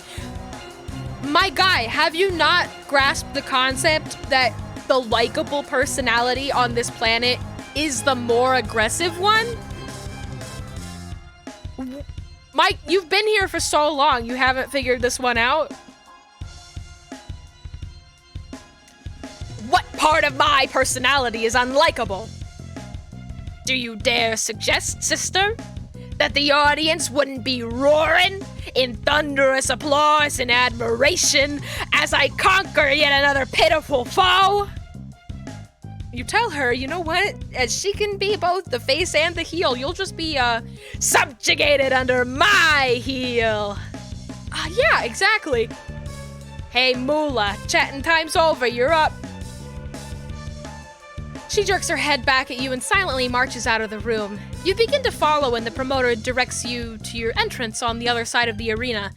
You wait nervously for your cue to enter. Well, folks, we've had some technical difficulties, but here comes the match you've all been waiting for. Wearing the belt of champions and a leg of her own design, she's ready to gut the competition. A paragon of power, a lady of legwork, a true blue Ruffy annihilator in the making. Clap those hands and activate your screech crevices. It's Nikki Moolah. Nikki approaches the cage to thunderous applause, raising her arms and soaking in all the praise. I'm normal. She flexes and poses as the audience throws glasses of milk at her, which shatter uselessly around her steely frame. This appears to be a common ritual for her. She steps through one of the cage doors and it slams shut behind her, locking tight. With her arms crossed and her teeth firmly gritted, she awaits you. As the announcer begins a new intro speech, you step forward. And in the other corner, frail in stature, weak in the knees, wearing a perpetual look of befuddlement, we have some messed up low-blood alien. How has this absurd mockery of life not been cold yet? Perhaps only so fate could lead them to their thrashing at the bloodthirsty hands and barbed foot of the grand Nikki. Yes. A decent portion of the crowd boos at you during your approach, which you find unsurprising. You have to dodge a hail of old boots and rotten fruit. Somebody throws an entire piano at you. Relatively unfazed, you enter the ring and hear the door close behind you. So, you come here, alien, to prove your kind superior to the unbreakable, unstoppable troll species? Yeah, you shout. Your kind is so superior to trolls. And you, their emissary, does this creature look superior to you, my theater enthusiasts? She turns to the audience, throwing out a hand in gesture to you. They boo. Is this sorry specimen the best its planet can offer? More boos. You counter that you came more than prepared to tackle the mighty Archie. Yeah, that. So, you claim to be prepared. But are you prepared to face these 24-inch slither noodles? She flexes so hard the announcer's sleeves explode. So be it. I'll crush you in a single blow. You're expecting a referee to start the match, but then it occurs to you that there is no referee. Somewhere in the distance, a bullhorn sounds, which is apparently the signal to begin. Without taking her eyes off you, Nikki grabs the cage wall behind her and hoists herself up effortlessly, scaling it in reverse until she reaches the top. The announcer is screaming something about this move being called the Spiky Nikki? Once she finishes her ascension, Nikki deftly leaps from the edge of the cage and spins down toward you. Her body twists and writhes, and multiple blindingly fast flips before her robotic leg comes slashing at you. You spend quite some time admiring her dazzling form before it occurs to you that you should probably move. You duck and roll forwards, feeling the point of her leg just barely graze your scalp. The announcer shouts, "First blood!" as you feel a light trickle down the back of your neck. Some members of the crowd are booing, presumably because they just noticed the color of your blood. Between the neon lighting and distance, they probably just think it's rust-colored and not mutant red, so at least you have that going for you. Whoa! What you don't have going for you is time to think about your next move because Nikki pivots on her heel and charges at you. This time she's going for a more theatric throw. Two powerful hands grab you and lift you over her shoulder, where you nearly gore yourself on one of her horns in your struggle to escape. You plant two hands on her back and push hard, and you're delighted to find that her grip loosens and you go tumbling over her back, landing with a clumsy stagger on your feet. You're not sure if she let you get away with that one for the sake of the show, or if you just slipped out of her sweat-soaked palms, but you're going to charitably assume the former. Did you bring your wrestling diaper? No! She turns to face you, grunting and baring her fangs. She charges, rearing back a fist and then sending it barreling toward your fragile human nose. You leap out of the way, only narrowly dodging it. All you've done is avoid me, coward! Where's your killer instinct? Do I scare you? Are you loath to face my true, blue, muscle-bound beauty? You take this as your cue to attack, and instead you run full tilt away from her. It isn't fear carrying you, you swear. Fool! There's no running or hiding from Nikki Moolah! Stand and fight! She sprints towards you as you flee. The crowd is on tenterhooks. Nobody knows what you're doing, least of all you. But you think you can pull something cool out of this. You leap at the cage wall, barely dodging the spikes that line it, and use the slight amount of give in the chain link wires to springboard you off. With an exuberant grin, you go flying toward her, arm held out for a classic clothesline maneuver, and you collide with her own arm, and whop! Oh. What? Oh.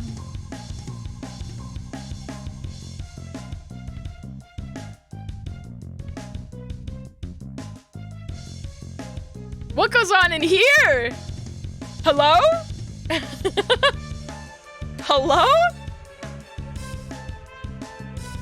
When you wake up, you're lying on what appears to be an exercise mat. You feel a telltale throbbing sensation in your face that indicates a black eye. The rest of you, thankfully, doesn't feel particularly hurt. I'm fine. Nearby, you can hear the huff and puff of exertion. You glance over and spot Nikki training in one of those leg press machines you always saw in gyms, but never had the courage to attempt to use. She's wearing an exercise outfit which, despite its vastly different purpose, looks almost exactly like the outfit she wore in the ring. It has all the functions a fitness aficionado would want. It's loose, it's breathable, and the artists don't have to draw a second set of sprites for it. As soon as she notices you're awake, she turns to speak to you. She doesn't even stop her workout. Ah, you're finally awake, sister. Welcome to my hive. You took me home? Okay. If this is your home, then why is there a lot of like different colored blood all over the room? Cause like, there's like, if it was like one other color, I'd be like, okay, but there's like a lot of other colors happening in here. I have spent so much time, so much precious, valuable time waiting for you to open your eyes. Oh God, how long have you been out? Maybe she trains with friends. Girl, don't worry. Okay. About 40 minutes. Oh, well, that's not so bad, is it? Perhaps, but only when compared to your abysmal performance in the ring. I'm so sorry. I'm so sorry. I'll try again. Try again? To be knocked out cold by your own attack. Wretched. I am an impossible foe to conquer, and yet even a Rusty has told me for longer in the realm of Mortal Kombat. You are weak, sister. Are you gonna make me strong? You gonna make me strong? You gonna make me strong? Offensively so! She slams her foot forward with such velocity, the weight on the leg press goes flying off and leaves a dent in the floor. Grunting, she stands, takes a long swing from a bottle, and then approaches you with fire in her eyes. What do you have to say for yourself? You scuttle backwards, proffering only a sheepish smile. You're, sorry? You guess? Huh. I didn't bring you here for apologies. I brought you here to see your heart ignite with the will to improve. You are not a worthless being. You have a flair for theatrics, an appreciation of the sport, and a shining soul filled with only the most intractable determination. I learned that one from Undertale. You could be so much more than you are, sister. I could make you so much more. Cast your gaze around you and behold the Bronisium. Undertale reference. I only just like made the connection as well. Like she keeps calling me sister. Cause I didn't even like think about it for a second, but she's doing the like brother, you know, the like wrestling like brother, I got you over here, brother, like Hulk Hogan. I'm like, oh, jeez, that's what it is.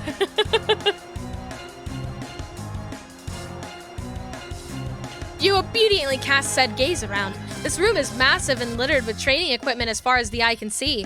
Much of it resembles exercise machines like the ones you had in gyms back on Earth, but there's plenty more that looks far more alien and deadly. A treadmill which appears to throw the runner into a vat of acid if they fall off. A series of swinging axes that look at home in a dungeon. 3 different varieties of Iron Maiden, each more horrific than the last. This is presumably Nikki's personal workout studio, but you could easily mistake it for a torture chamber. You wonder if Ardata has ever considered a job as a personal trainer. Maybe you should bring it up with her. There are some who may be worthy of my expertise. It is here that I can forge them, just as I forge myself into beings of adamantine strength. The journey will be harsh. You are made of weaker stuff than I believe. You will perish in agony. But if your core is strong and your will of iron, yours will be an unquenchable might. She extends a hand to you, her jaw set. Beautiful. Join me, sister, and together we shall ascend! Homestuck reference. To tumescent heights of muscular perfection. Oh, she's wiggling. This is a look in her eyes that you've never seen before. One of hope, one of faith, one of determination. Her arm vibrates, muscles quaking. Do you take it? Yes. You take her hand, staring into those hopeful eyes. Oh, to see that deep, sapphire blue filled with the glow of friendship. She squeezes your hand so tightly you feel your fingers fracturing. Excellent! My head!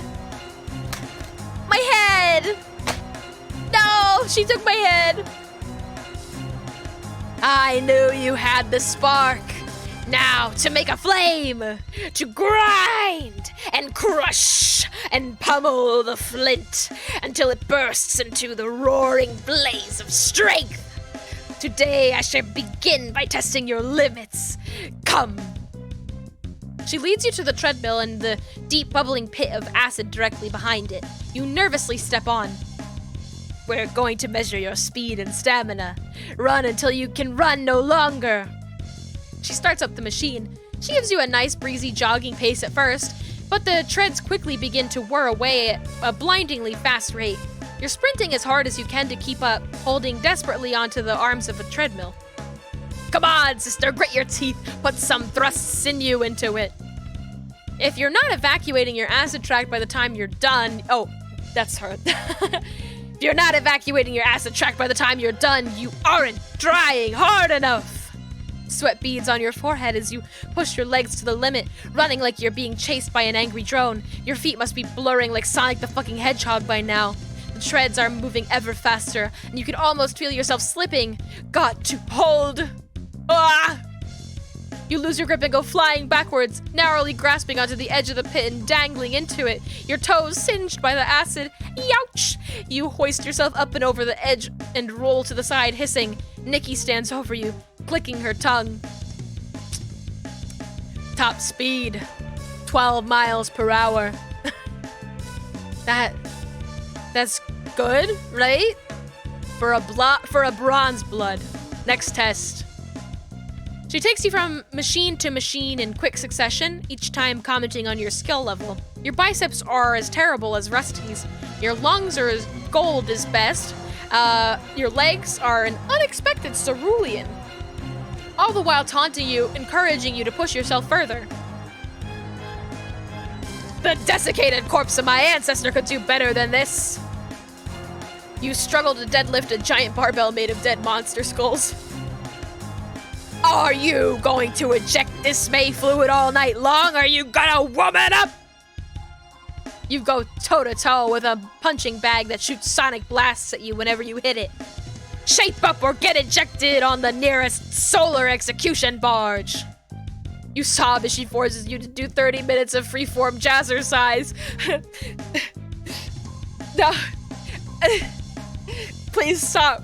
No, it's too much. Your jazz hands are terrible! By the time an hour is up, you are panting and huffing, desperate for a break. Nikki finally relents. Your reward for staying alive this far. Stay hydrated, sister. You got it, ma'am.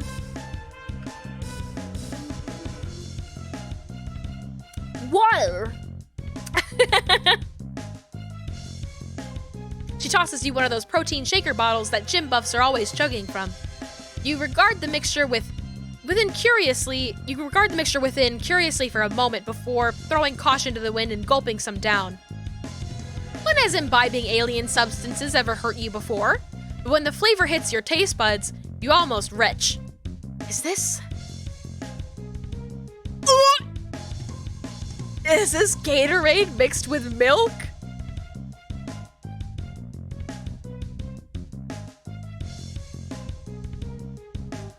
gilk. Ah! I'm like, that would curdle. That would absolutely, not the gilk. Not the gilk. No. Nutritious and delicious. You keep chugging it. You need the liquids, foul though they may be. That shit is absolutely gonna curdle. That's like absolutely gonna curdle. All right, lactose break over. Let's continue. She next leads you over to one of those Iron Maidens. This one doesn't actually look spiked, just has a blunt, bumpy surface on the inside. Get in. What? Get in, sister. Let me in. I'm gonna die. You reluctantly step inside the Iron Maiden and the doors clamp shut around you. This thing is far, far too tight for you, and the bumps are pressing into you from all sides, threatening to squeeze you away into nothing. You groan and push back against the walls, desperately trying to keep them from crushing you into a little human waffle. Just when you think your strength is about to give out, the Maiden opens. Pressure resistance, about olive level. These results are surprisingly adequate. Your potential continues to shine. Good work. This halfway point seems to mark a change in her attitude as you continue to just barely persevere through everything she throws at you. Like a shake weight so powerful it leaves you shuddering intermittently through the next few exercises. Keep steady, sister! Don't lose heart on me now! A rowing machine that douses you with boiling water if you can't keep up the pace. Oh boy! Go, go, go! We'll make a fuchsia medalist of you yet! Literally being chased around a field outside by a giant toothy monster? Don't you dare allow this thing the satisfaction of feasting on your bones! After hours of this grueling work, you finally collapse.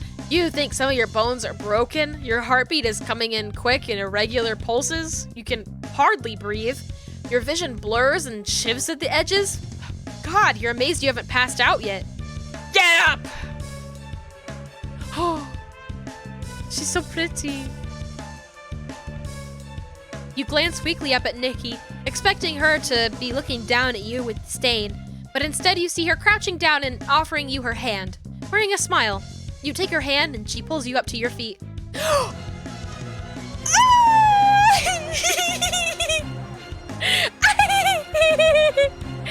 at her! That smile! That damn smile. The look on her face now resembles pride, and when she claps a palm down on your shoulder, it only kind of hurts. You've done well, sister. I threw everything I had at you, and you soldiered on with head held high, even as your body broke beneath the weight. I have never seen such commitment, such strength of heart and soul, such dedication to the craft, such appreciation for the most righteous of pursuits.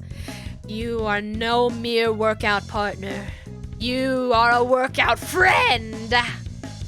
Can confirm that Gatorade instantly curdles milk. What I say. And I'm like, I'm not even gonna ask you how you know that, because I know the answer to the question. Alright, but I appreciate your curiosity. And your commitment to the bit. A light blossoms inside you like the neighing of a horse. This feeling of power, of strength, of the bond between warriors. This is real and true. This light will never, ever leave you. As you bask here in the satisfied and sweaty glow of a good workout, you realize that planets, universes, dimensions, realities, powers, principalities, and cosmos come and go. But being swole as fuck is forever. Winner! Winner! Winner! Winner! I'm putting my hands up above my head. Here.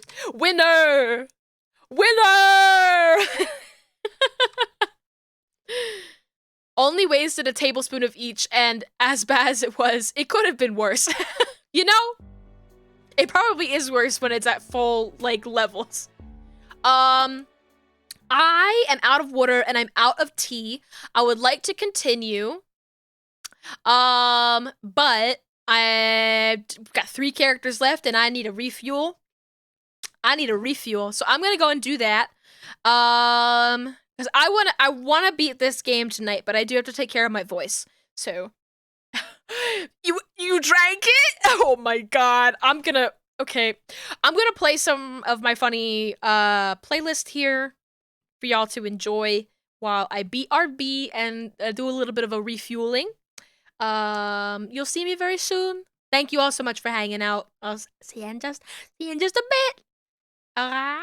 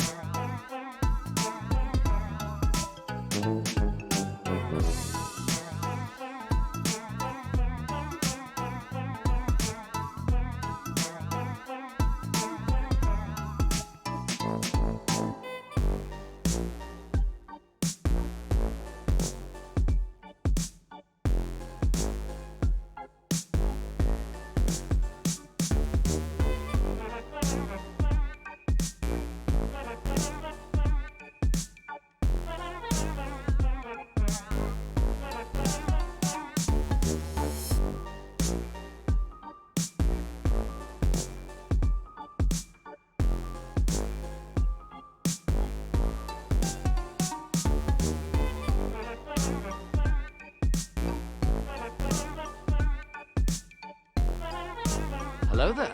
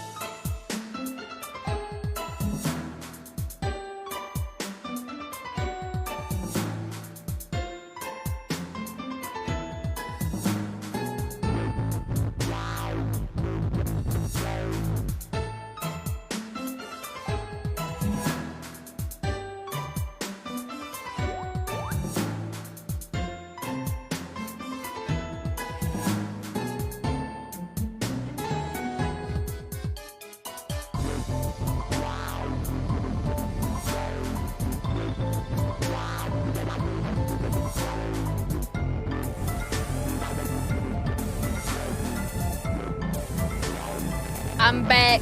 I'm back. Yuzu's dancing in the BRB. Hello.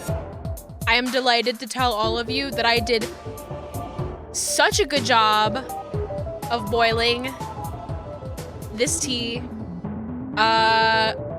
It is not so hot that I can't drink it. It is like just a little bit extra hot. I did a good job. And here's the thing, I don't ever really make tea. So for me, this is a moment of pride. But let's get back into it. Let's get back into this game, okay? Because we don't have any time to waste. We got like 3 characters, 3 stories left. And it's already been like almost 4 hours. I want to get this done tonight. I want to get it done. Okay. Goth GF time. Yum yum yum yum yum yum. Your feet drag as you walk, every limb heavy and slow. Your thoughts are cloudy and dull. Your palm husk is filled with unanswered texts. You feel guilty about this in the back of your mind where real feelings live crammed together because the front of your mind is too busy being lethargic and numb. Being a bad friend goes against the core tenets of your beliefs, but answering texts just seems like too much effort. You're not sure where this particular malaise came from. Just that the usual friend-making animus that drives you is still there, but it doesn't feel strong enough to overcome how tired you are of everything else. You can't quite remember how it felt to care that much about companionship or camaraderie. In fact, right now you can't remember how it felt to care much about anything. Your thoughts drifted to fantasies of driving your car into the uninhabited Alternian desert until you run out of fuel, and perhaps letting the sun have its way with you.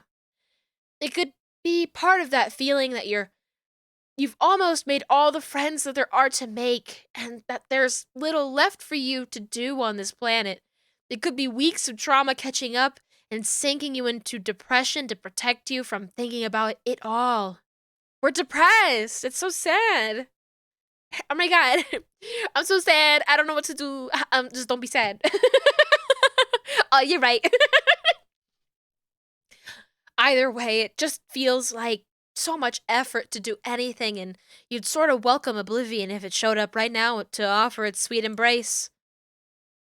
Your listless walking has taken you into a familiar neighborhood. Ah, the cerulean part of town. You smile as you reminisce, sweet memories peeking through like beams of sunlight through the fog of your apathy. Not far from here is Malik's Hive, with all of its hacking equipment and charming upper middle class atmosphere of entitlement and complacence, mixed with vaguely socially aware concern.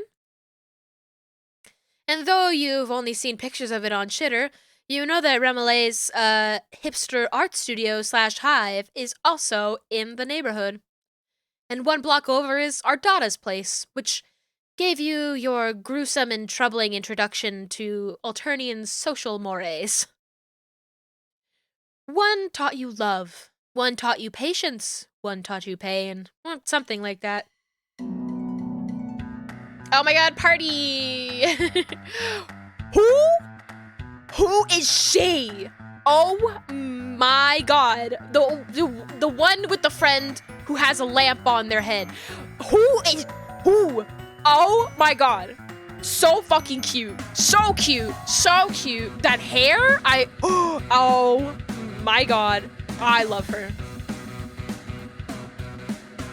The hive you're closest to is actually Elward's, and as you shamble closer, you realize that a lot of other trolls seem to be converging here too. Fishing out your palm husk, you see that the unread message from Elward is an invitation to a party at her place. Yes? Looking around you, you feel a flame of your old desire to meet and greet rekindling in your heart. There are plenty of trolls here you haven't met yet, plenty of opportunities for friendship. Now, the now roaring fire in your belly feels a little artificial, like someone just injected you with friend-making hormones to flood out your regular human melancholy. But you're not going to complain, because this is vastly preferable. As you're walking briskly towards Elward's hive, you spot a troll lurking in the shadows by Elward's door. Curious, you approach, and when you get closer, you can spot the jade green in her outfit. Although there's not much of her blood color in comparison to what most other trolls seem to sport, because she's mostly wearing black and spikes. And black spikes. Ugh! It's you. Guess it makes sense that you'd be here. You're probably friends with Elward, huh? Whatever. Yeah, you're friends with Elward. But you didn't come here for the party. You're just in the neighborhood. You try to mimic Daria's disaffected slouch. It's not hard, as you can just channel the you from about 60 seconds ago, who was very disaffected indeed. From the approving arch of Daria's eyebrow, you think you're doing a pretty good job. Yeah, parties are lame. Oh my god, she's blushing. Most parties are anyway. This one might be cool. Elward's pretty cool. I mean, she seems alright. I don't think she's that cool. I just think her hair and clothes and personality, like, don't completely suck at all. Oh, she likes Elward. You tactfully don't comment on the green blush on Daria's cheek when she's talking about Elward, nor the way she keeps glancing at the door like she's hoping someone will invite her in. She's clearly trying to sneak into this party and doesn't have an invite. When a branch snaps in the bushes, Daria startles and looks around shiftily. You wonder if she's supposed to be out on her own, this far from the caverns and all. I'm not a baby like Wanshi. So what if I snuck out? The cloister rules are so lame. Bronya's so lame. Bronya's at this party, girl. There's no fucking way that Bronya's not here with her fucking arm candy. No way. I can't believe Elward used to hang out with her. I guess if she hadn't befriended Bronya, then I never would have met her. It's hard to meet non-Jade Bloods in the caverns. All the time you're underground with nothing but lucite and grubs and all the same stupid Jades every day. It sucks down there. Perp, absolutely. Yes, yes, yes. Daria's imitation grubhorn bracelets clunk as she folds her arms over her chest. Oh my god. Her accessories are vegan. Her heavy makeup makes it look like her eyes are twin black holes, where all sense of fun and caring about things might go to die. She's giving you a marked contrast from how Bronya talked about the caverns, with the peace and quiet and safety they offered compared to Alternia's surface. And other than that time Lynera nearly killed you in a cave, and that time you were nearly trampled by a rampaging Lucis, you remembered liking the caverns. Why would you think that? To know why I thought you might be cool. You might be friends with Elward, but you're also friends with, Bronya and Lynera. They're the two most boring trolls on this planet. You can't help but feel slightly defensive of your friends. Sure, Lynera is Lynera, but you wouldn't call her boring. And Bronya's very fond of the rules, it's true, but she can hang. Ugh, whatever. This conversation is dumb. I don't care if you can't get me into the party. Nothing matters anyway. Just make your stupid choice and get on with it. You should go home. Let's party! What the hell? It's not your job to keep anyone in line. It's not like you have a great understanding of why even the older Jade Bloods need to stay underground anyway. Daria wants to sneak into parties and get into trouble. Who are you to say no? Daria expresses no pleasure at your decision to get her into the party. She just shrugs and rolls her eyes. You shrug and roll your eyes back.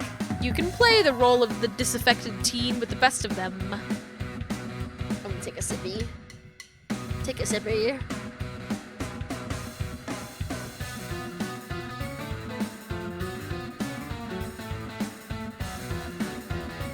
It's hot. You take her around the front door. Hey, you're looking forward to seeing Elward again. When you met her, you didn't have nearly as many friends as you do now, and in retrospect, you came off as kind of sycophantic. Wouldn't it be great if you could just introduce Elward to the new, popular, and knowledgeable you? As you're walking up the steps, a huge shadow dwarfs yours. You look up to see Chahut, of all trolls, grinning above you. Yes, time to lose my fucking voice. Hey, little one, I remember you. And who is this new little one you've got with you? Chahut switches her interest from you to Daria, grinning down at her. Daria isn't huge for a Jade Blood or anything, but she seems absurdly tiny with Chahut looming down at her like that. Her face remains impassive and bored, but she scuffs one of her big black boots on the ground and twists one of her spiky bracelets around on her wrist. Cute. Oh my god! They're cute. Don't see many little jades outside the caverns. I've always found greenies fascinating. So devoted to the continuation of the species. What a holy mission. Chahut moves slowly and lazily. Oh! Mine! Just like grabs her by the scruff.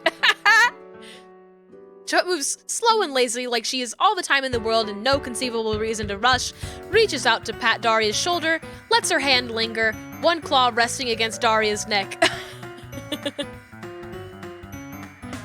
Ain't it a dangerous proposition to be so far away from your green brothers and sisters?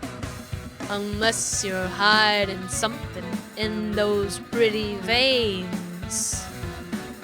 A slimy chill runs down your spine. Daria seems frozen into the spot, staring straight ahead at Chahut's bosom in front of her. Hello? Boobs. You think Chaha is joking, but it can be hard to tell with clowns. Their humor is just so much more highbrow than everyone else's. Just joking. This looks like a good party.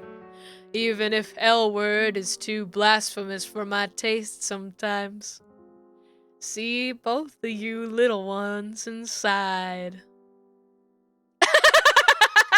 And then she ambles away, bending down to duck inside the door to the party. You hear party sounds, music and laughter and clinking drinks, and what could be the sound of someone being murdered, which qualifies as party noise on this planet. Then the door swings shut again, and you and Daria look at each other. Daria's heavy makeup can make it hard to read her expression, but you can tell that she's rattled. Yeah? You know what? It looks like this party's filled with lame conformers. All these highbloods that buy into the system and do what they're told, even L-word. We can find something better to do somewhere else. Yeah, to hell with this party. You're down to find your own fun, especially if that means not putting Daria in the way of potentially murder-happy clowns. This necklace is so big, and I love it. As you saunter away from the party, you realize that Daria is looking at you expectantly. Well, you've got this reputation for being all unconventional and weird and rebellious. Everyone seems to think that you're like totally fucking with the conventions of society and whatever. So you got any suggestions for like cool shit to do? God, you've sure felt a lot of pressure to be quirky since word has spread about your manic pixie dream alien ways. It's not like you're trying to be a vehicle for other characters to project onto, assisting in character growth and insight for those around you while your impulse decisions and carefree ways somehow keep yourself stagnant and forever unchanged. It just seems to, sometimes, be like that. Anyway, you're tired, and it's daunting to have a punk teen expecting you to come up with suggestions for cool stuff. You have a feeling she's just gonna shoot down whatever you suggest. You rack your brain trying to think of anywhere from your many adventures that Daria might like. Your think pan comes up with zilch and squat, and she's starting to look a little bored with you. Confessing that you can't think of anything is probably an option if you want Daria to be your friend. And as exhausted and disillusioned as you feel with your socialite routine... Oh my god, all the raids till today! Hello! Hello! You drag people over. Oh my goodness, that's so nice of you. Welcome! Welcome on in, Raiders. I hope you're having a happy 4/13. Happy Homestuck Day. We're here playing Hiveswap Friendsim. We're getting all of the delicious lesbian drama. We're having a great time. Welcome on in. Thank you for dragging some people over. I appreciate the company. I'm Beezy. I'm a Jersey Devil VTuber normally. I'm selling Sharpie bathwater if anybody's interested. No. You barely made it. You made it. You made it. You made it in. Thank you for the follows. Everyone's being so kind. This is like such a nice stream, and it makes my heart feel so full. Thank you so much for bringing your friends over. In Manoir, I totally get it if you have to go and hydrate and eat some food and take a little nap after stream. Streaming takes a lot out of everybody, but I appreciate you bringing your friends over, and I'll take good care. I'll take good care of them, okay? I promise. I promise. We'll take good care of you here.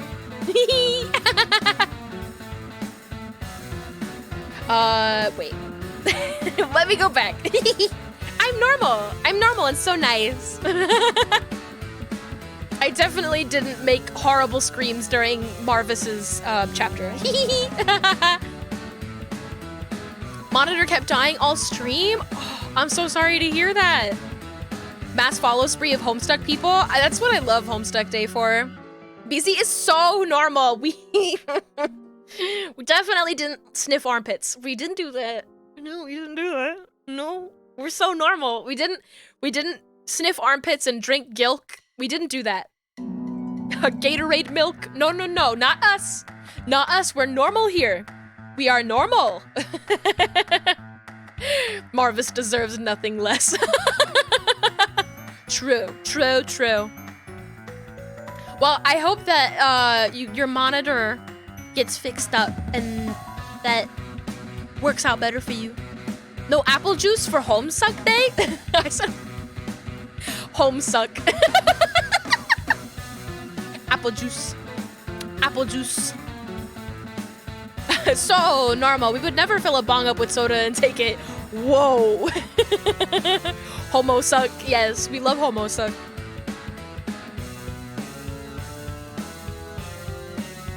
Oh my god. You reminded me. I bought a Betty Crocker cake mix to make. I'm gonna make that after stream. Hopefully my voice isn't totally wasted by the time I finish this game. and then I'll get to celebrate with some chocolate chip. It was chocolate chip muffins. So not quite a cake mix, but my Betty Crocker will be later. Batter witch. Yeah, we're having a delightful goth time. And we got Daria left and then the final chapter. So I'm gonna do it. I'm gonna beat it today.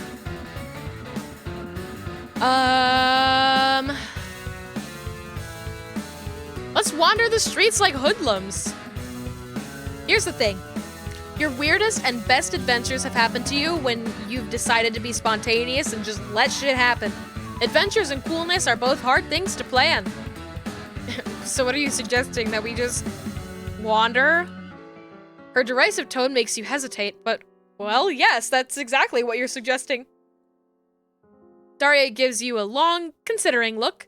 You hold your breath. Then she shrugs. Girl, I love wandering. Who doesn't love wandering? Okay, whatever. Sure. Not like I have anything better to do. Let's just go. I wanted to meet up with the girls. I'm kind of sad we didn't get to meet up with the girls.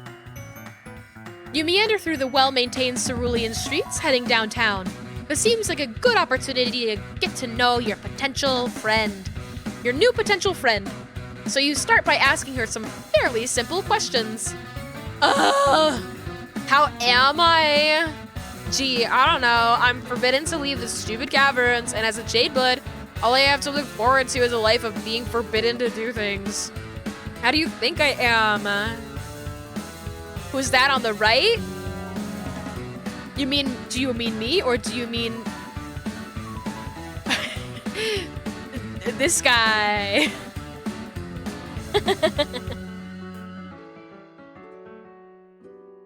Grizzled looking blue blood.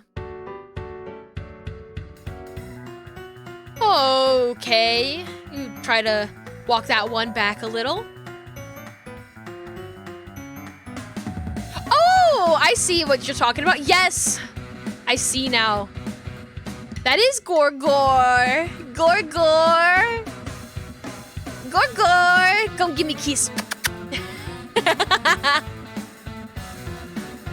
Okay, you try to walk that one back a little. Sounds like Daria is unsatisfied with the Jadeblood setup. And that's one way to put it. You could also say that I'm unsatisfied with, like, the whole setup of my species. Cheers, I'll drink to that, bro. You've been here for a while now. Don't tell me you haven't noticed that every part of our society is transparent bullshit. You glance around, because Daria's right. You've been around for a while, and that means you know enough to know that if the wrong people overheard this kind of talk, you'd both get cold on the spot. But everyone here seems distracted by their own nonsense. Cautiously, you can see that, yeah, you noticed a certain bullshit aroma. Yeah, it all stinks. No one has any kind of real future except for the highest of the high bloods. And actually, I've heard that things pretty much suck for them too. Some might say that purple bloods are the most disprivileged class of them all.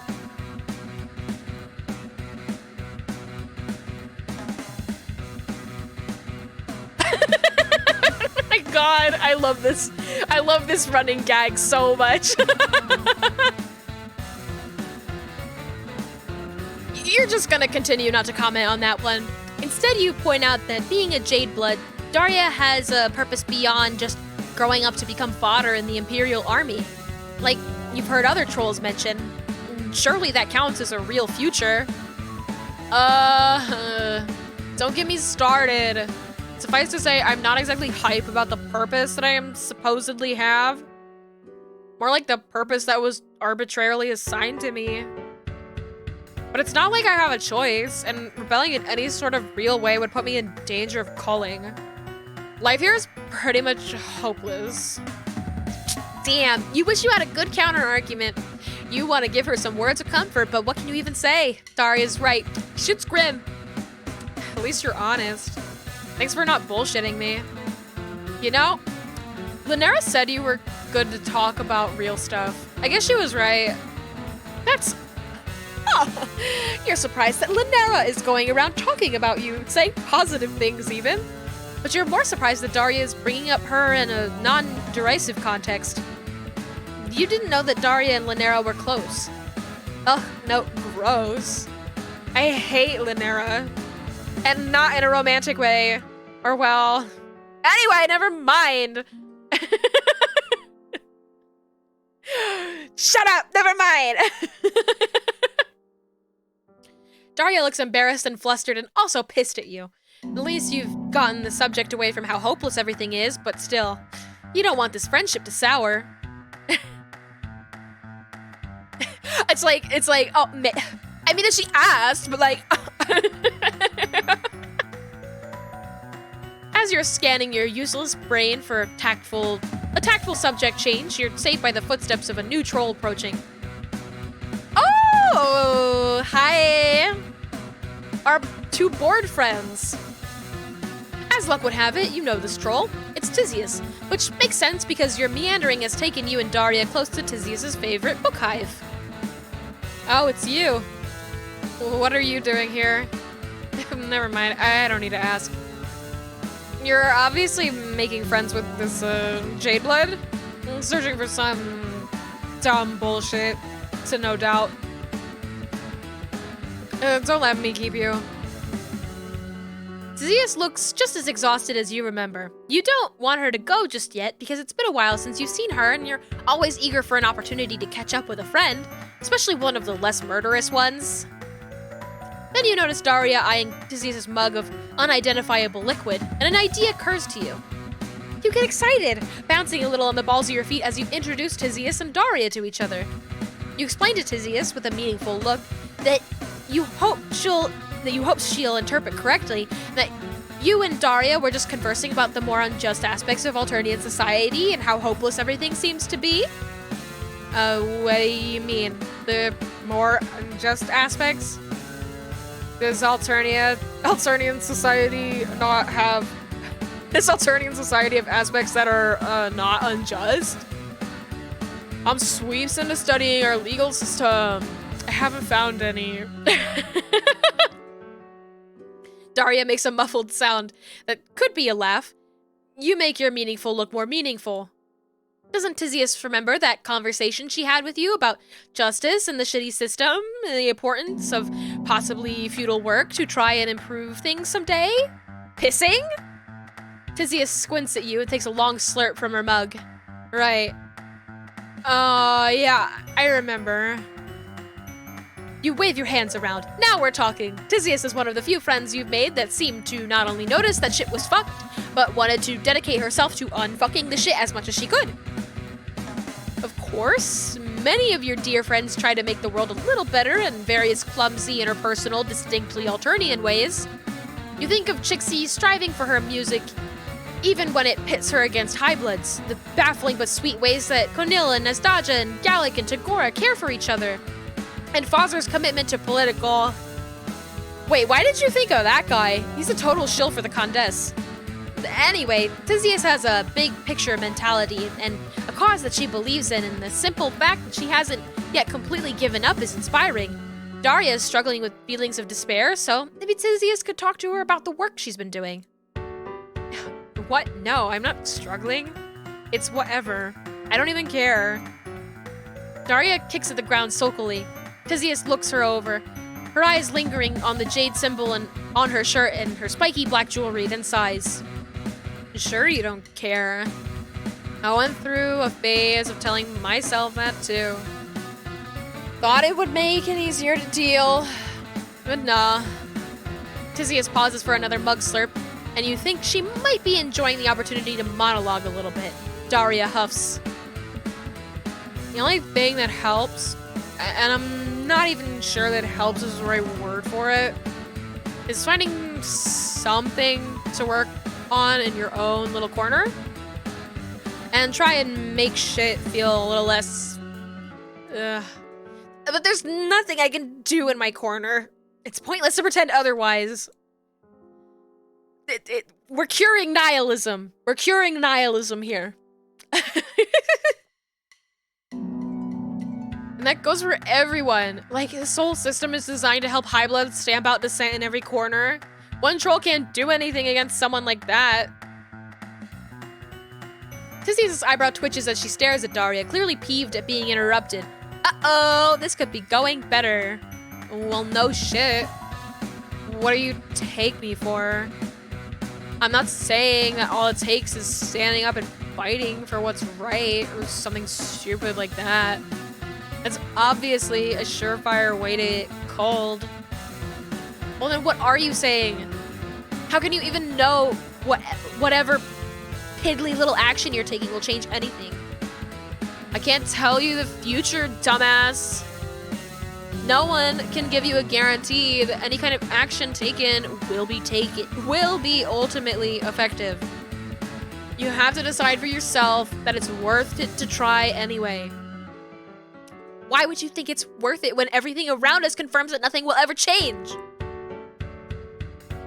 Wow, I love everything everywhere all at once. I can't believe you're calling me a dumbass when that's the stupidest thing I've ever heard. Tizzy's looks like she's about ready to throw the contents of her mug in Daria's face. Knowing trolls, she'd probably follow up with the mug itself. This is not the conversation you'd hope for at all. You step in before things can get any more heated. You tell Tizzius that you're sorry that you didn't flag her down, and that you didn't flag her down just so that her ideas could get shit on. You turn to Daria, who is staring at both of you with a defiant look on her face and a stubborn set to her jaw. This kid. She's just so dead set on rebelling against anyone who tries to tell her anything with even the faintest whiff of authority. You really thought that maybe all that attitude could be channeled into something productive that would also help her feel better and possibly even give her a sense of purpose? You're not mad, just disappointed. Don't even give me that look, okay? I was just stating my opinion. But I guess I could have been less of a bone bulge about it. You're pleasantly surprised that Daria more or less apologized. Tizzius looks mollified, too. This shit just makes me so angry. Angry and sad and helpless. Like, I don't even know what to do with myself when I really have to think about it. Bingo. Unfortunately. I feel the same way. I don't think there's any getting around the helplessness. But what I was trying to say is that working on something that might help fix things someday makes that feeling a little less powerful. So what you're saying is that it's just about making yourself feel better? Well, when you put it like that, it sounds bad. I believe I'm working on things that might affect change someday, even if I'm not around to see it.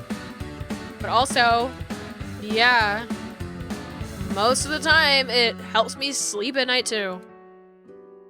You can tell Daria is a bit disappointed by this, like she doesn't trust that political rebellion can go hand in hand with making the rebels feel good about themselves. You point out that whether or not Tizzius feels good about her work doesn't make the work itself any less effective. I'm gonna stretch. Oh, my bones! I just had to crunch all my bones. Don't worry about it. I burped. Sorry for burping on stream. That's what happens when you twist your whole bones and you break every single thing in your spine. Yeah, the end of the universe doesn't care about how I feel. Not the burp counter. I'm just one troll trying to do the right thing, or at least the okay thing, for its own sake, even if it might ultimately be futile. What the fuck else are we gonna do on this bitch of an Alternia? You got me there? Cheers, I'll drink to that, bro. The slowest sip of tea, so I don't burn myself. This bitch of an earth. I'm bored all the time, and there really isn't anything cool to do down in the caverns. I guess during the downtime of my training, I could, I don't know, help you out, maybe? Not that I have anything to offer other than the book hive and the jade placers. Girl, you literally, like, control the, like, you raise children. You raise the children. You have more power than anybody in this situation. Anyway. Access to that might really help with my research, actually. Did I miss something? No, I didn't. I almost hit the quit game close menu. Give me your number, we can talk. Is it just your imagination, or does Tizius look a smidgen less tired? The bags under her eyes less baggy? And her back a little straighter? And you think the corners of Daria's lips might be very slightly quirked up? Daria turns her possibly a smile from Tizius to you. This was cool, I guess. Or at least not so bad. But I don't know if it counts as something cool. So I guess we could keep hanging out until more shit happens. You know Daria well enough by now to recognize this for the ringing endorsement that it is. You're about to happily agree when Tizius pipes up. I'm just heading home from studying, but I'm not tired yet. If you wanted a third wheel to drag along. Yay! 3 friends! Yippee! Oh, my bit rate. Girl, don't do this to me. My bit rate.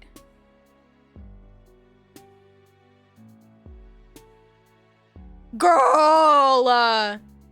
How long has it been stuttering? Okay, just from like a second ago, apparently. No! We're so close to the end! Not the bit rate. Why is it doing this to me? We have 1 chapter left.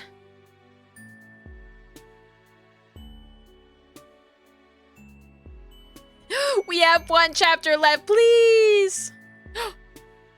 She's green again. It's green. Are we good? I'm gonna wait a little bit. Refresh the page. If it's paused for you, which I imagined it did, because it tanked. The bitrate just like absolutely tanked. BZ back. BZ back. Refresh stream. Refresh stream. It looks like we're good. I'll keep my fingers crossed, and I'm just gonna hang out here for a second, and I'll have some tea.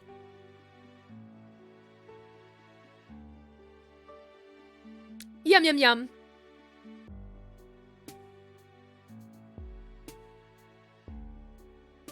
I don't know what the hell that was. We seem to be doing pretty good now. Drink your water. Yeah. I'm drinking my tea. It's even better than water.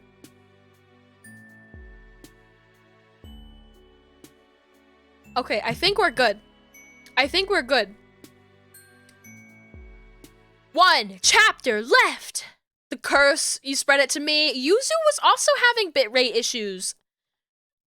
I don't know what's like in the air, you know? The scuff curse. Oh. No. Wait. Okay, let's do volume 18, and I'm like, I don't even know who I'm gonna pick, actually. Twitch hates Homestuck. Oh, you're so right. You know what I have to say to that? Clowns are truly the most oppressed in society. They're oppressing me. Because I'm a clown. That's clearly what's happening here. It's true. It's true. The final chapter. Marva said it, so it's true. Yeah, I believe anything that man would say to me. You crash landed onto a planet called Alternia. You staggered from the wreckage of your ship. You were desperate for information, for provisions, and possibly a bit of medical attention. But most of all, you were desperate for friendship. Oh no, an ad. No ad. No. No ads. How mean. How mean for it to tank the bitrate and then give people ads. Is what you could say if you were written by a bunch of hacks who cared about the Aristotelian ideal of narrative unity. Possibly you could make some reference to a circle being complete in a thoughtless and imbecilic manner. But we're all in this together, right? And we've all learned and grown enough to know that there's something deep and dark and absurd brewing beneath the surface. This really isn't about friendship anymore, is it? You've got enough friends. Now you need answers. You need... Oh, God damn it. This was just the intro screen. Yay! Okay. So the question here is not who, like who do I choose next? It's who do I want to end on? Who do I want to end on is the actual question here. Because I do love clowns, but also look at him. Look at him. I don't who is the better way to cap all of this off, you know? You know? I'm gonna have to think about it.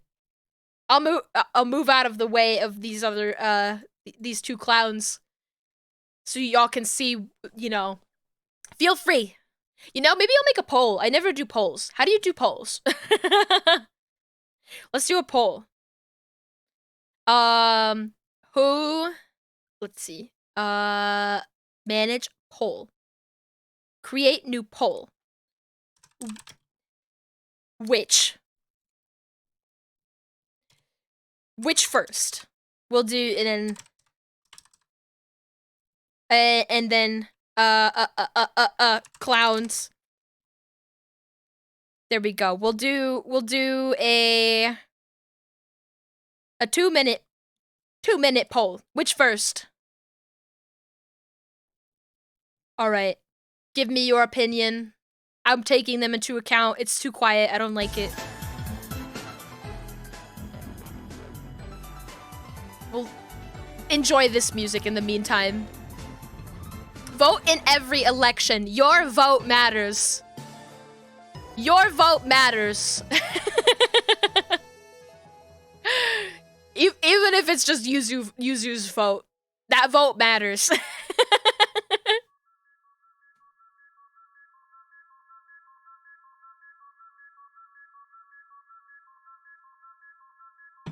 And I'll enjoy my water and my tea.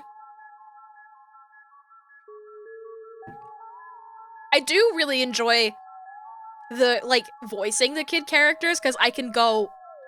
My voice goes higher. Please don't let it be a tie. Don't let it be a tie. Oh, thank goodness. Okay. Good. Good. It's not, that someone else could still tie it, though. I should shut up. I won't look. Do you get a sticker for voting? You get a Sprite Cranberry. You vote, you get a Sprite Cranberry. There's been 3 votes. Come claim your Sprite Cranberries. Yeah. What's up, gamers? I'm Game Girl, and I'm here to show you that girls can game too. Don't go easy on me, guys, unless you want to get beat by a girl. Are you ready? Well, Let's do this! No, it's tied again!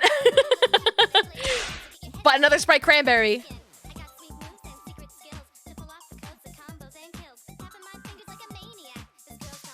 Please, someone break the tie. Please, someone break the tie. Please.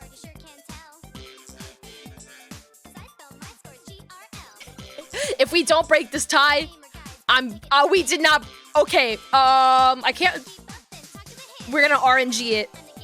We'll RNG.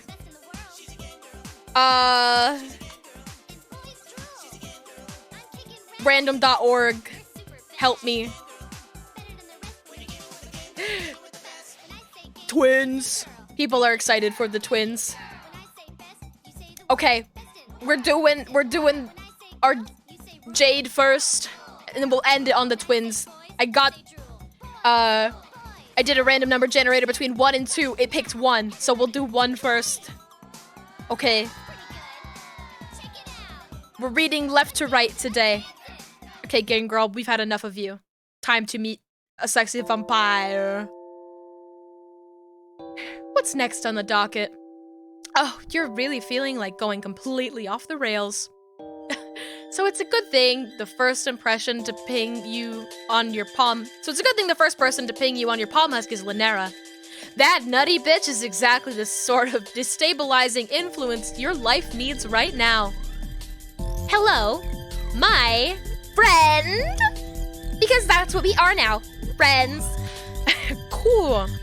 That's not a weird at all way to talk to someone. You're really loving this one. You're not sure what it is, but you're positive whatever crackpot caper this loopy troll is about to rope you into is going to be a real humdinger.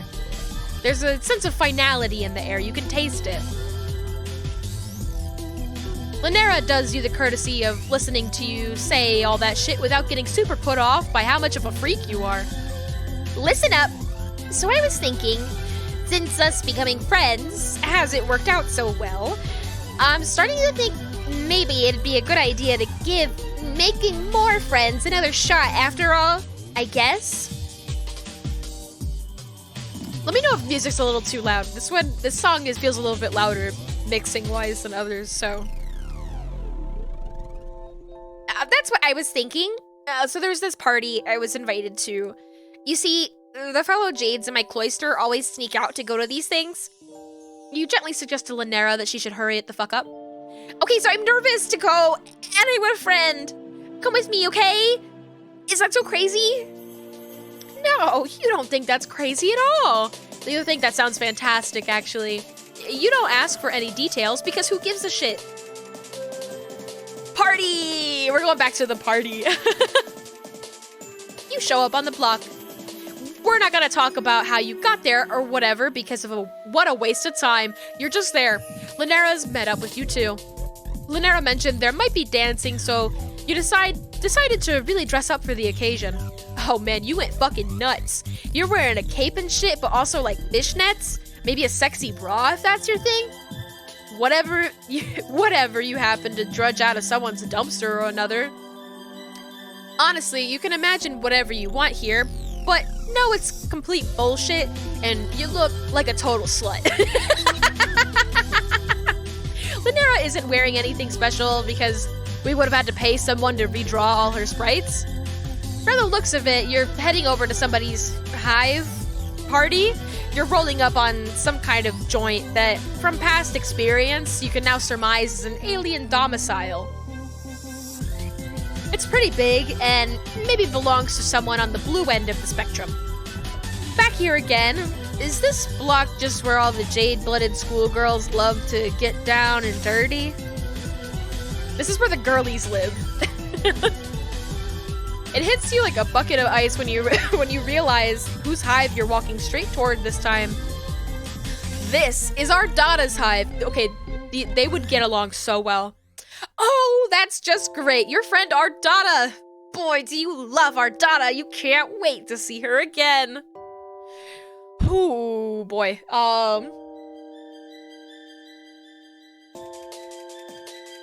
The text, it's like slowly getting lower. As you approach, you can immediately tell what kind of deal they have going on here. You can hear the tunes booping? You can hear the tunes bumping from all the way down the block. And when you get near enough to see, there are obviously a bunch of teens passed out drunk on the lawn. This is a full-blown frat house rager. Definitely doesn't seem like Lanera's sort of scene. That's because it isn't. Oh my goodness, I can't believe I'm doing this. You kind of can't either. You're not even in the front door and you can already feel the sweat pouring from your armpits. Not more armpits, please. This is going to be so much fun. You pass all the smashed lawn teens and go up to knock on the front door. You have to rap on it a few times until the telltale sound of clicking heels faintly reaches your ears. The door opens and you discover that the gracious hostess standing on the other side is none other than your best friend Ardata. Woohoo! She looks surprised to see you for only a moment before her face resolves into a wicked grin.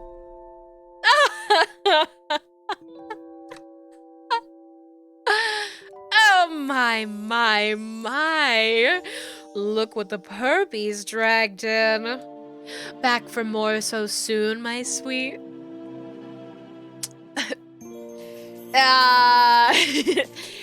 You're not actually sure how much time has passed since you last ran into Ardata, but it doesn't feel like it can be described in any metric by soon? Herpes. You've been physically savaged so many times since then that you're not sure what you're blocking out, though. You tell Ardata you're really glad to see her because you totally are. You tell her you weren't expecting her to be hosting a party, though. Oh, I don't know if I'd call it a party. More of a friendly kickback of sorts. Sort of exclusive, really. All the world's finest influencers are here. How exactly did you hear about my little shindig? Well, I certainly consider you to be one of my finest friends. I don't recall inviting you. You gesture vaguely to Lanera. She doesn't seem to know how to lie and immediately cracks under the pressure. One of the other Jades from my cloister told me to come. His name is Lank, but I don't think he was invited either. I get the impression we kind of always come out here. Basically, we're crashing, if that's okay. Oh, well, of course. What's an informal soiree without a few entirely uninvited interlopers? Lanera doesn't seem to know if she's being sarcastic or not, and you aren't sure if she is either, to be honest. You're like, are you fucking with us? And she's like, oh, or whatever. Of course not. I just have but one question for you, my dears. Jump scare. Ardata beckons you near. You obey her slavishly, and she leans in close to your ear and intones. Do you hereby certify under penalty of law that you are of age to view adult content within your state of legal residence, have acknowledged the contents of this volume's accompanying mature content description, and are comfortable with the prospect of engaging with challenging or otherwise controversial fictional material? Oof, you're too scared. You bet, Chief. Let me in.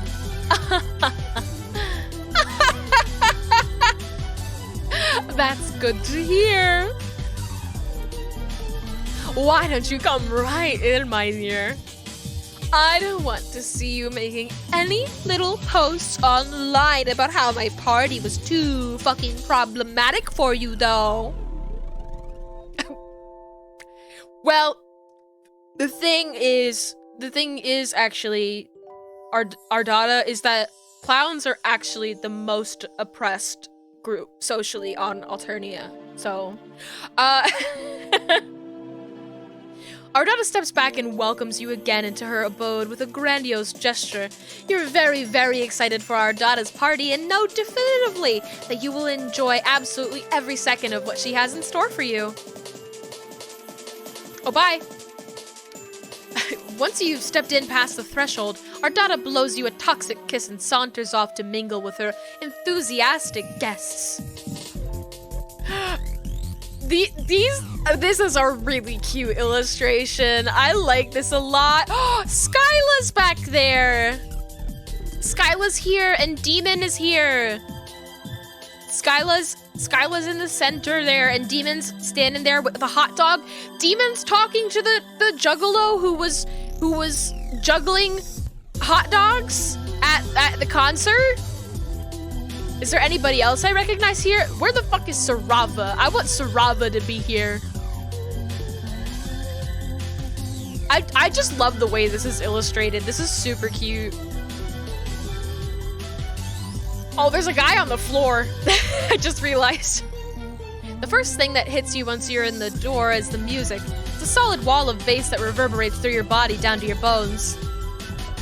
The intense dance track is blasting so loud you can hardly hear yourself think. It has to be this loud to drown out all the shouting coming from the living room. As you apprehensively advance, it becomes quickly clear that Linera is completely out of her element here. She's a bundle of nerves beside you, practically glued to your hip. When you actually step into the living room, she physically attaches herself to your arm. Wow, this is more than I was expecting! You too. It's a scene of absolute chaos. The living room of the house is filled to the brim with rowdy teens dancing rhythmlessly. Rhythmlessly. That's a weird word to say. Rhythmlessly to the pounding music. The furniture has all been knocked over or otherwise destroyed, and you can make a pretty good guess of what's filling all the red cups you see in everyone's hands. Fago, baby! That's Fago. You're about to tell Linera you wouldn't blame her if she wants to dip, but you can't get the words out before you're being flagged down by a jade-blooded boy who's just muscled his way out of the throng of partygoers with a few of his friends in tow. Linera, you made it. Linera all but flings herself away from your body and freezes like a scared animal as the troll approaches. For all the commotion and ruckus, he's still remarkably well put together. The vigorous dance huddle doesn't seem to have disturbed his sharp makeup or his impeccably coiffed hair. There is a curious red stain down the front of his white shirt, though. Vampire. Vampire. He has a slutty-looking indigo-blooded girl on his right arm and an even sluttier-looking teal-blooded boy on his left, though he shakes them off and waves them away by the time he reaches you and Linera at the entryway to the room. Hi, Lang. Yeah, I'm here. You watch with amusement as Linera practically bursts into flame under his gaze, and it only gets worse when he sidles up to give her a startlingly intimate embrace. She squeaks and tries to hug him back, but is too timid to actually touch him with her hands. You can see sweat pouring down her face. He's so fucking hot! After a solid 5 seconds that seemed to include, like, smelling Linera's hair, he pulls back to smile down at Linera with a heavy gaze. Linera's face is bright green and her eyes are bugging out of her skull from how flustered she is. Well, she's not into it, you don't think? It's hard to tell, but you kind of get the impression he'd be dead by now if she weren't. Either way, yippee! It's awkward. Lucky for Linera, Lang either doesn't notice or doesn't care. He settles into a comfortable, for him, posture with his arm casually around Linera's waist and turns to you. Ooh, let me stretch. I will stretch, thank you for the opportunity. I got all of my bones cracked, though, already.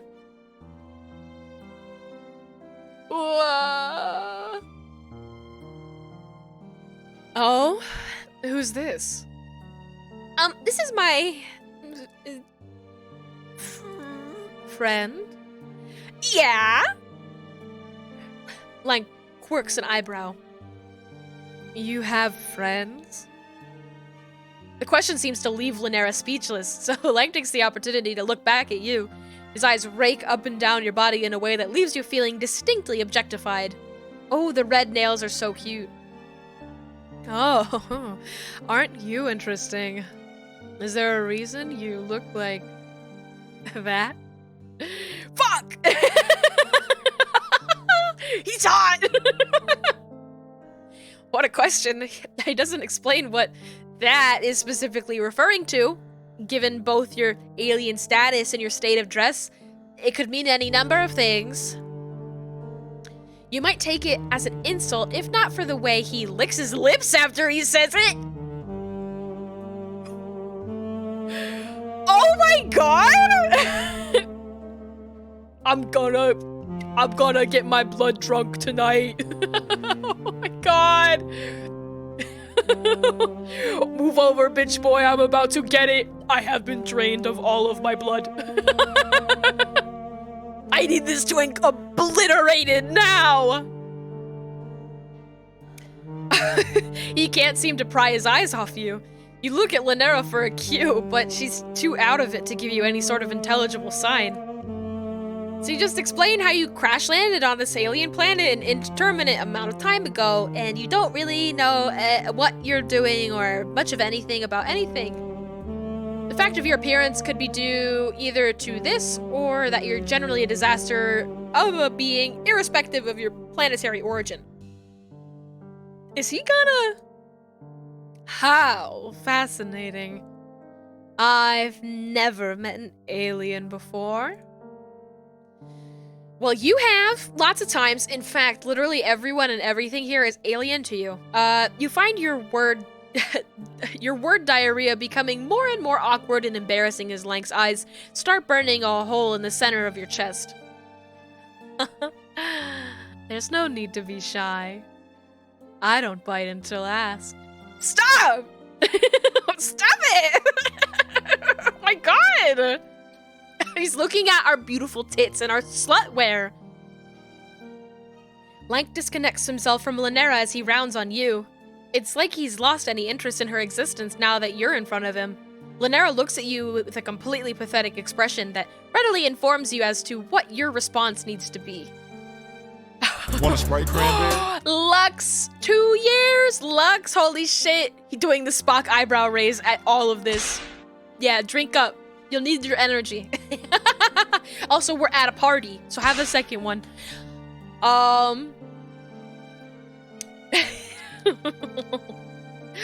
You'll be damned if you aren't going to be the best wingman possible, so you deftly ignore Lank's blatant pass and turn the conversation back to Lanera. You ask Lank how long he and Lanera have known each other. Lank raises his eyebrows at the question. Like Spock? Lux, where were you when Marvis was on screen? Ooh, boy! If you were thirsty, that would have fucking quenched you, that's for sure. Well, I suppose since she was chosen for the cloister, some number of sweeps ago. I don't remember, really. It was 2.43 sweeps. Oh, right. That many, I guess. Huh. It's a pretty long time, actually. Oops, I missed one. Haha, yeah, it's completely over that. Pretty impressive that you managed to go a solid 2.4 of them without saying a single word to me. That wasn't circulated to me secondhand from your snide gossiping behind my back. Oh.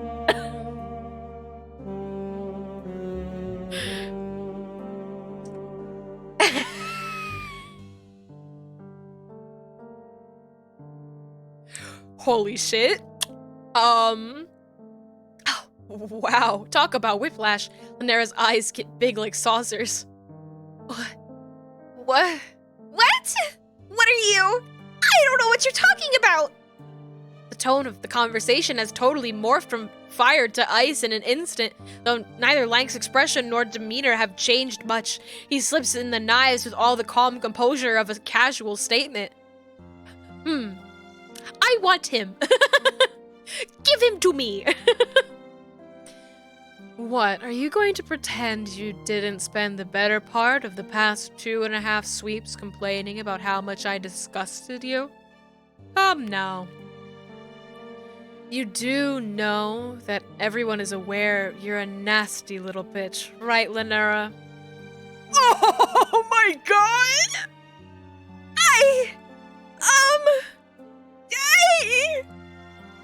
I mean, don't take it the wrong way. I really don't mind.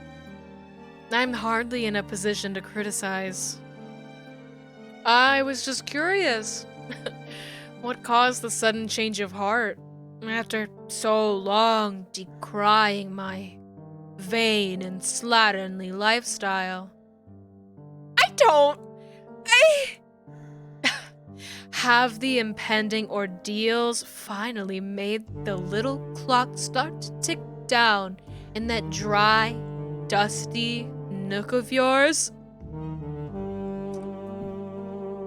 Oh my god. Oh my god. Herb, go get some sleep. Get some rest. You got work and stuff. You can watch this twink obliterate Lanera in the VOD. I'm like, he really did call her pussy dry and dusty. He really did. The catty whores will be here tomorrow. Yes, he fucking killed. Like slit her throat right there on the spot. Death would be preferable to this. Oh my god. Did you figure I was the only one who might be loose enough to be willing to clean out the cobwebs before you get shipped off to Space Church and never have the chance again? Just wondering. Oh my god, she's crying! She's crying! She's fucking you. Oh my god! And we're like, fucking MSPA reader is just sitting like.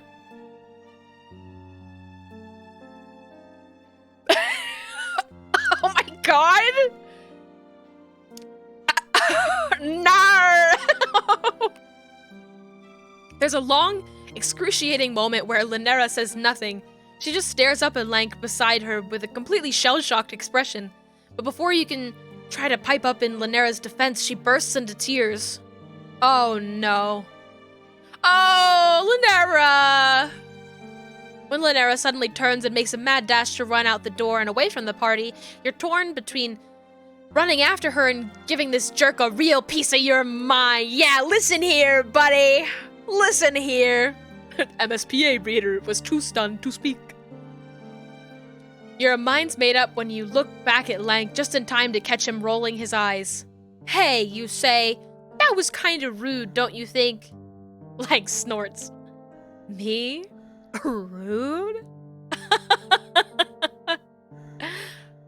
Are you perhaps attempting to fuck with me? Clearly you haven't spent much time around this bitter pill if you think that was anything short of precisely what she deserves.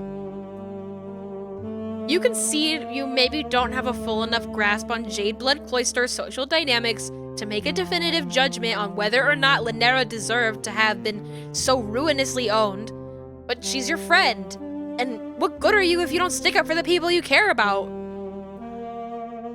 I have no idea what even got her so upset.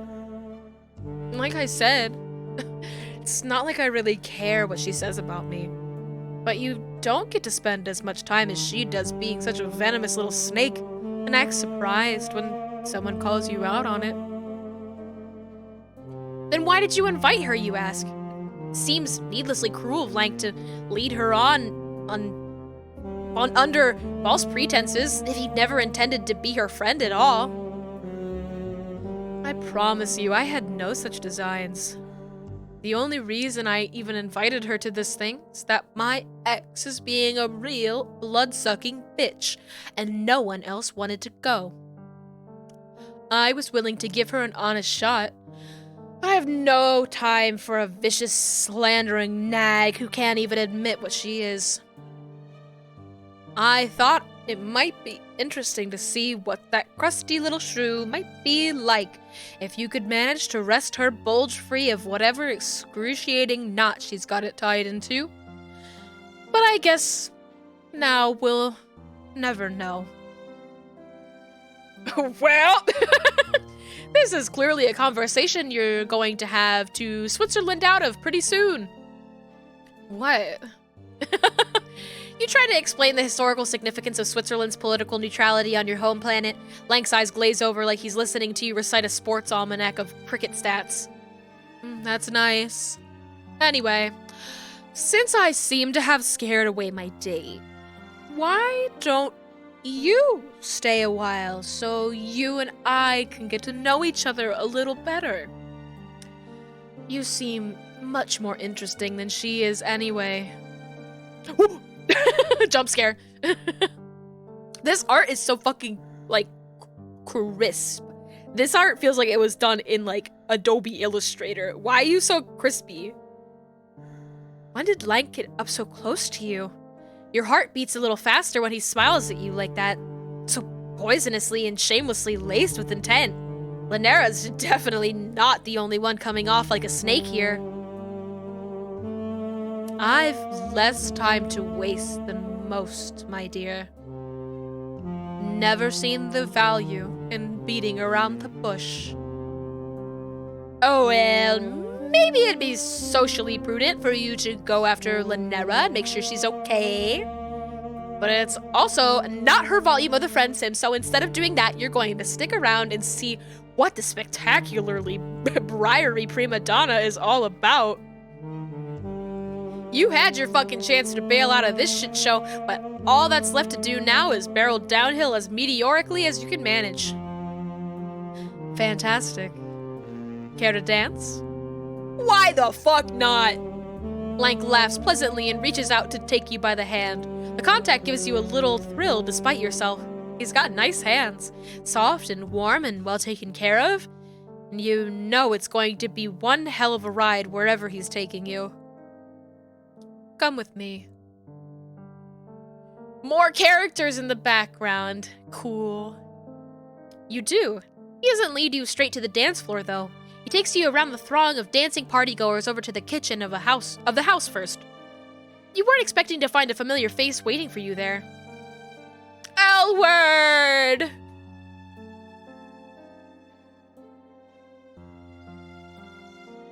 Elward, hey girl! Oh my god! The art style difference here is kind of hilarious. Hey, fancy meeting you here. You don't find it that surprising, honestly. You two know each other. Lank does have ears. What the fuck? Well, Malik has ears too. But Elward doesn't. It's like freckles. That's the conclusion that I'm coming to. Ears and nipples are purely like, some of them have them and some of them don't. It's just a weird genetic trait. You two know each other? You could say that. That's just great. Do you give discounts to friends? I sure fucking don't. You know the price, pretty boy. Pay up. Are we doing drugs? Huh. You're a little confused. What is being purchased here exactly? Elward gives you a funny look. You a drone? What? Hush. Your water. I will drink my water, thank you.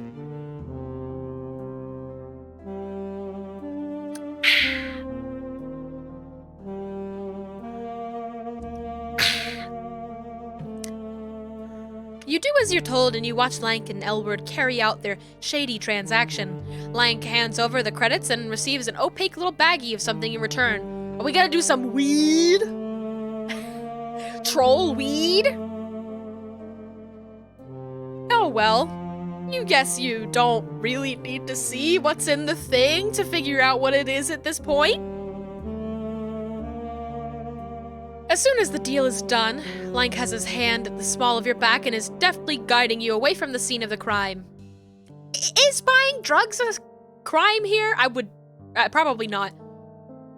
You aren't really well versed about the laws of Alternia, but it honestly doesn't really seem like anybody would give much of a shit about anybody doing drugs out here. You guess the clandestine transactions are just for aesthetic. Lank's got you back in a shady corner of the party and is pressing one of the tablets he bought into your hand with a sly grin. He expects you to join in. You're like, hold on a minute. Your experiences with alien drugs haven't really been that great, honestly. You're not sure you're that excited for a repeat performance? Lank's immediate response is to sneer. What are you, a fucking prude? Oh my god. Oh, I see. You're one of those people. No, I'm not. No, I'm not. I'm cool. I'm cool. Shut up. Fucking master manipulator. You know. A bit boring, perhaps. There are many words that could be used to describe you, but you don't think boring is a remote contender. You're always doing all kinds of unbelievably stupid shit and getting into uncountable, wacky, and life-threatening situations. Is it really that fucking much to ask for there to be one time where you don't rush headfirst into doing something you know is going to fuck you up and be totally awful? Lank's lips press into a thin, annoyed line. These things aren't cheap, you know. I bought them for you. Well, you didn't ask him to do that, did you? Oh, come on, you're really going to be like this? Yeah, you totally are. Lank sighs dramatically. Fine. Ah! No! Oh my god. He's giving Demon the drugs. No, no, no. Demon, don't. Lank casts around for the nearest victim and grabs his attention with a hand around his wrist. To your dismay, it's your sweet and innocent hot dog chum Demon. Alas, there's nothing you can do to stop him from falling prey to Lank's wicked designs. Here, have these. Oh yeah, great. Oh wait, I think I gave this guy like a Johnny Bravo voice. If you don't take the drugs, Ray has to. Oh, thanks. I love to put drugs on my wiener. Me too! Yay, Demon! What a tragedy. But before you know it, Lank has a hold of you again and is dragging you off. Let's just dance. You're not too much of a square to do that, are you? Of course not! Dancing is basically the one thing you actually planned to come here and do, so that's just great. You go along with Lank enthusiastically when he pulls you over to the writhing mass of bodies bumping and grinding on the dance floor.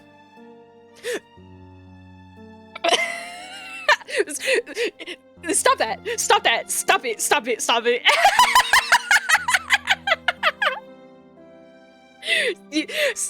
Don't look at me like that! Not the fucking armpits again! Stop!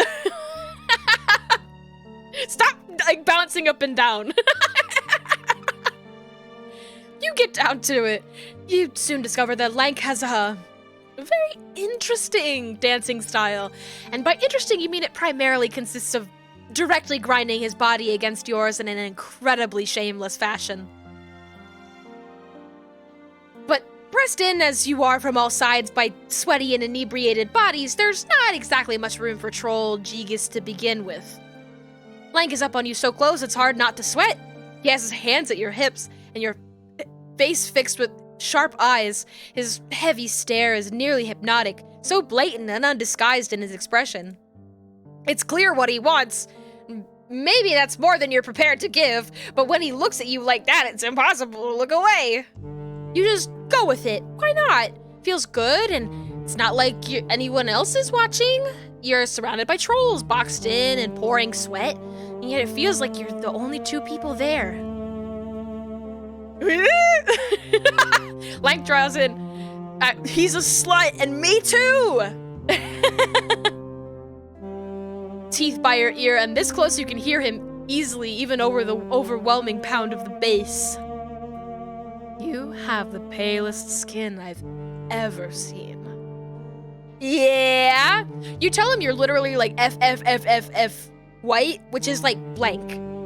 That makes you super racially inoffensive, FYI. You let Lank know he can see you any way he wants, which is even more woke than making a decision.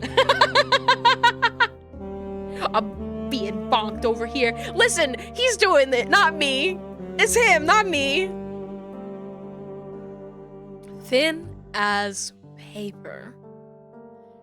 I can see all the way inside of you.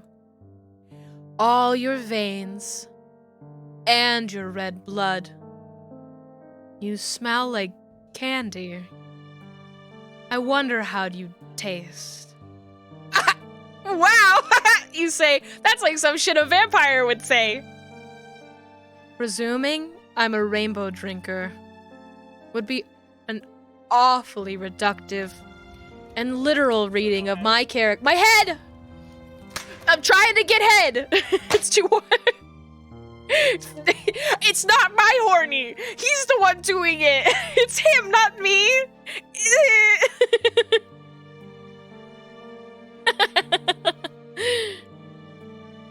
I'm just making a blatant sexual pass. See? See? Oh, okay. Good thing that's all cleared up. You take this as an opportunity to really let loose, showing off everything you've got in the sexy dance acumen department. Lank is a little bewildered.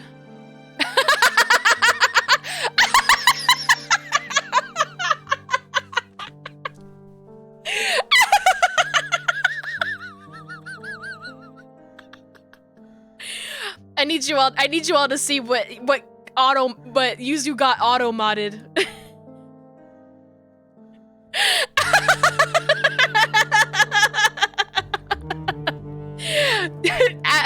At permitted term, obliterate this twink.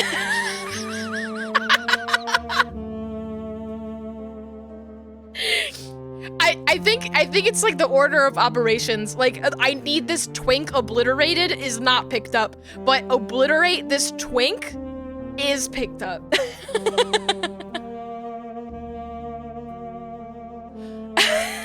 That's so funny to me. Oh, where were we here? Opportunity to really let loose, showing off everything you've got in the sexy dance acumen department. Lank is a little bewildered.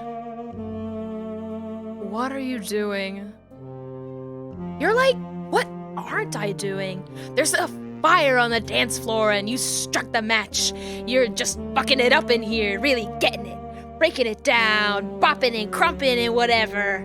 You're smashing your ass into everyone around you and getting hot and heavy with those lusty moves. There's a point where Lank has to step back and you presume to properly behold your art in all its glory. But it soon becomes clear that it's not your prodigious dancing skills that have given him pause. You follow his startled gaze and see the cause for alarm. Branya is here and she looks pissed. Oh shit. Branya is still standing in the entryway contending with Ardata, and it looks like she hasn't caught sight of you yet. But Lank isn't wasting any time. I think somebody fucking tattled. I think we've got a little tattletale. Got a little fucking tattletale on our hands. Linera.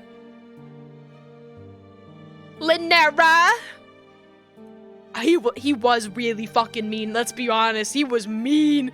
He said her pussy was dusty.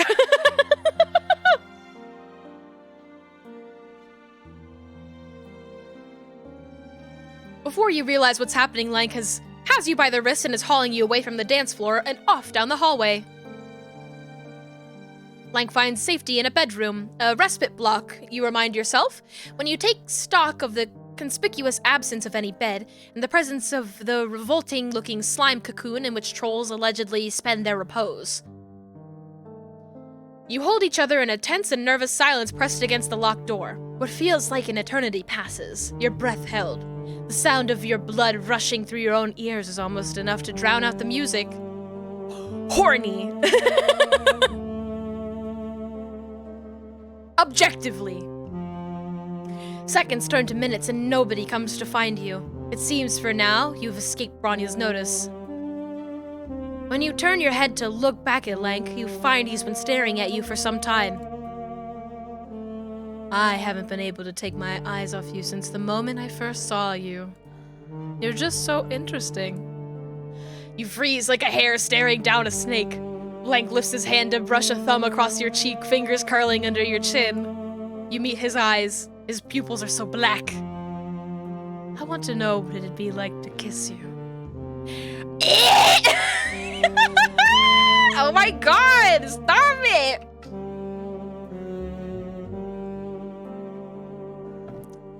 This game is making me embarrassing. That's a tongue. Eek! Lang's tongue darts out to wet his painted lips. Do you want to kiss me? Whoa. Well, you've already clicked on at least 2 mature content disclaimers to get this far. Why the hell not? Kissy kissy! Kissy kissy! Lang leans in and presses his lips against yours. He kisses much more sweetly than he looks. His lips are soft and wet and taste like blackberries. This beats making out with a couple of greasy teens behind a dumpster, that's for sure. When one of his sharp fangs nicks your bottom lip, you don't even care. Uh-oh, we're about to care. Well, he can already see my blood. Never mind, we don't care. Obliterate this twink! When a drop of your blood beads out onto his invasive tongue, Lank draws back just an inch. It tastes sharp and dangerous. Like a weapon. Is that a good thing? It's not a bad thing. Lank pulls back further. His hand slips from your cheek, and his fingers trail down your neck to rest on your collar, thumb brushing against the thrum of your pulse.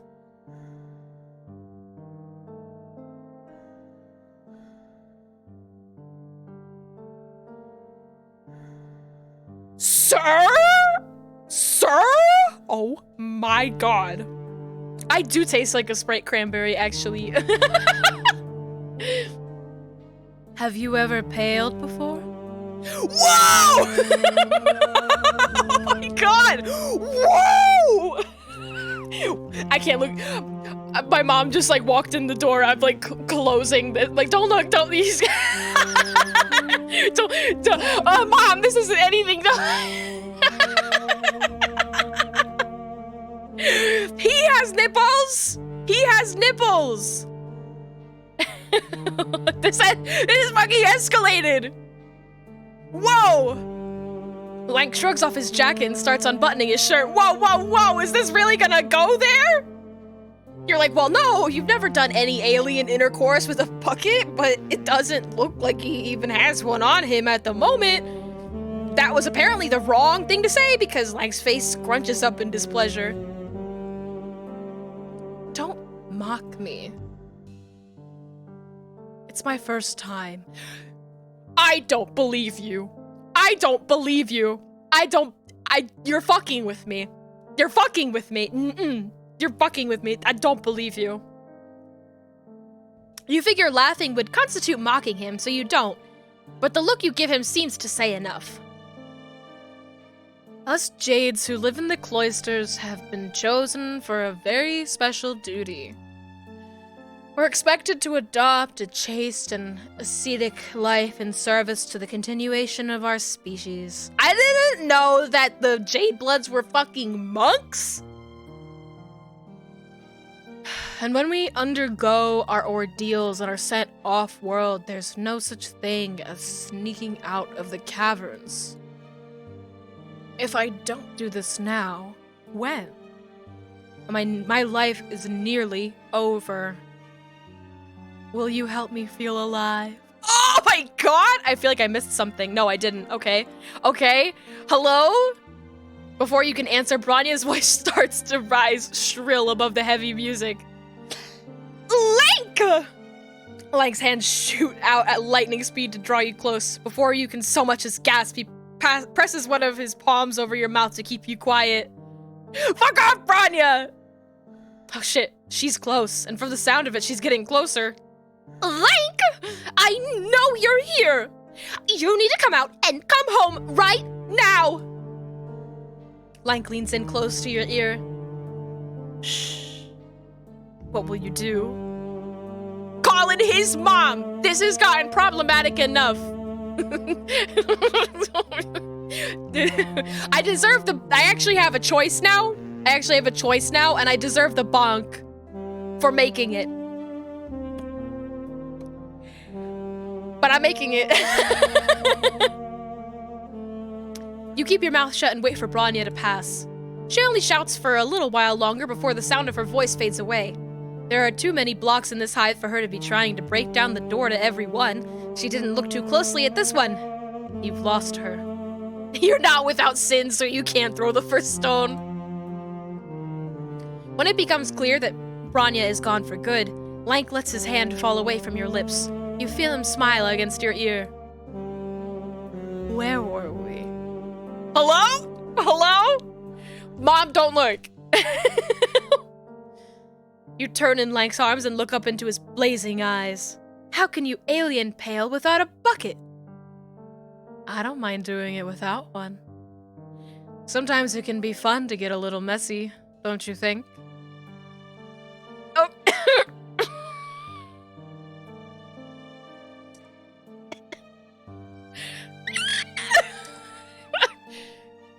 You're like, weren't you just saying this was your first time? Lank answers you with another kiss. This time he means business.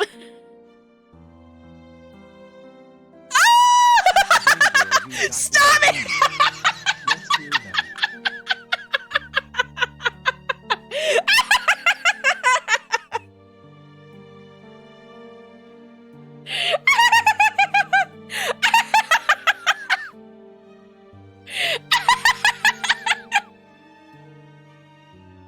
This is a good game.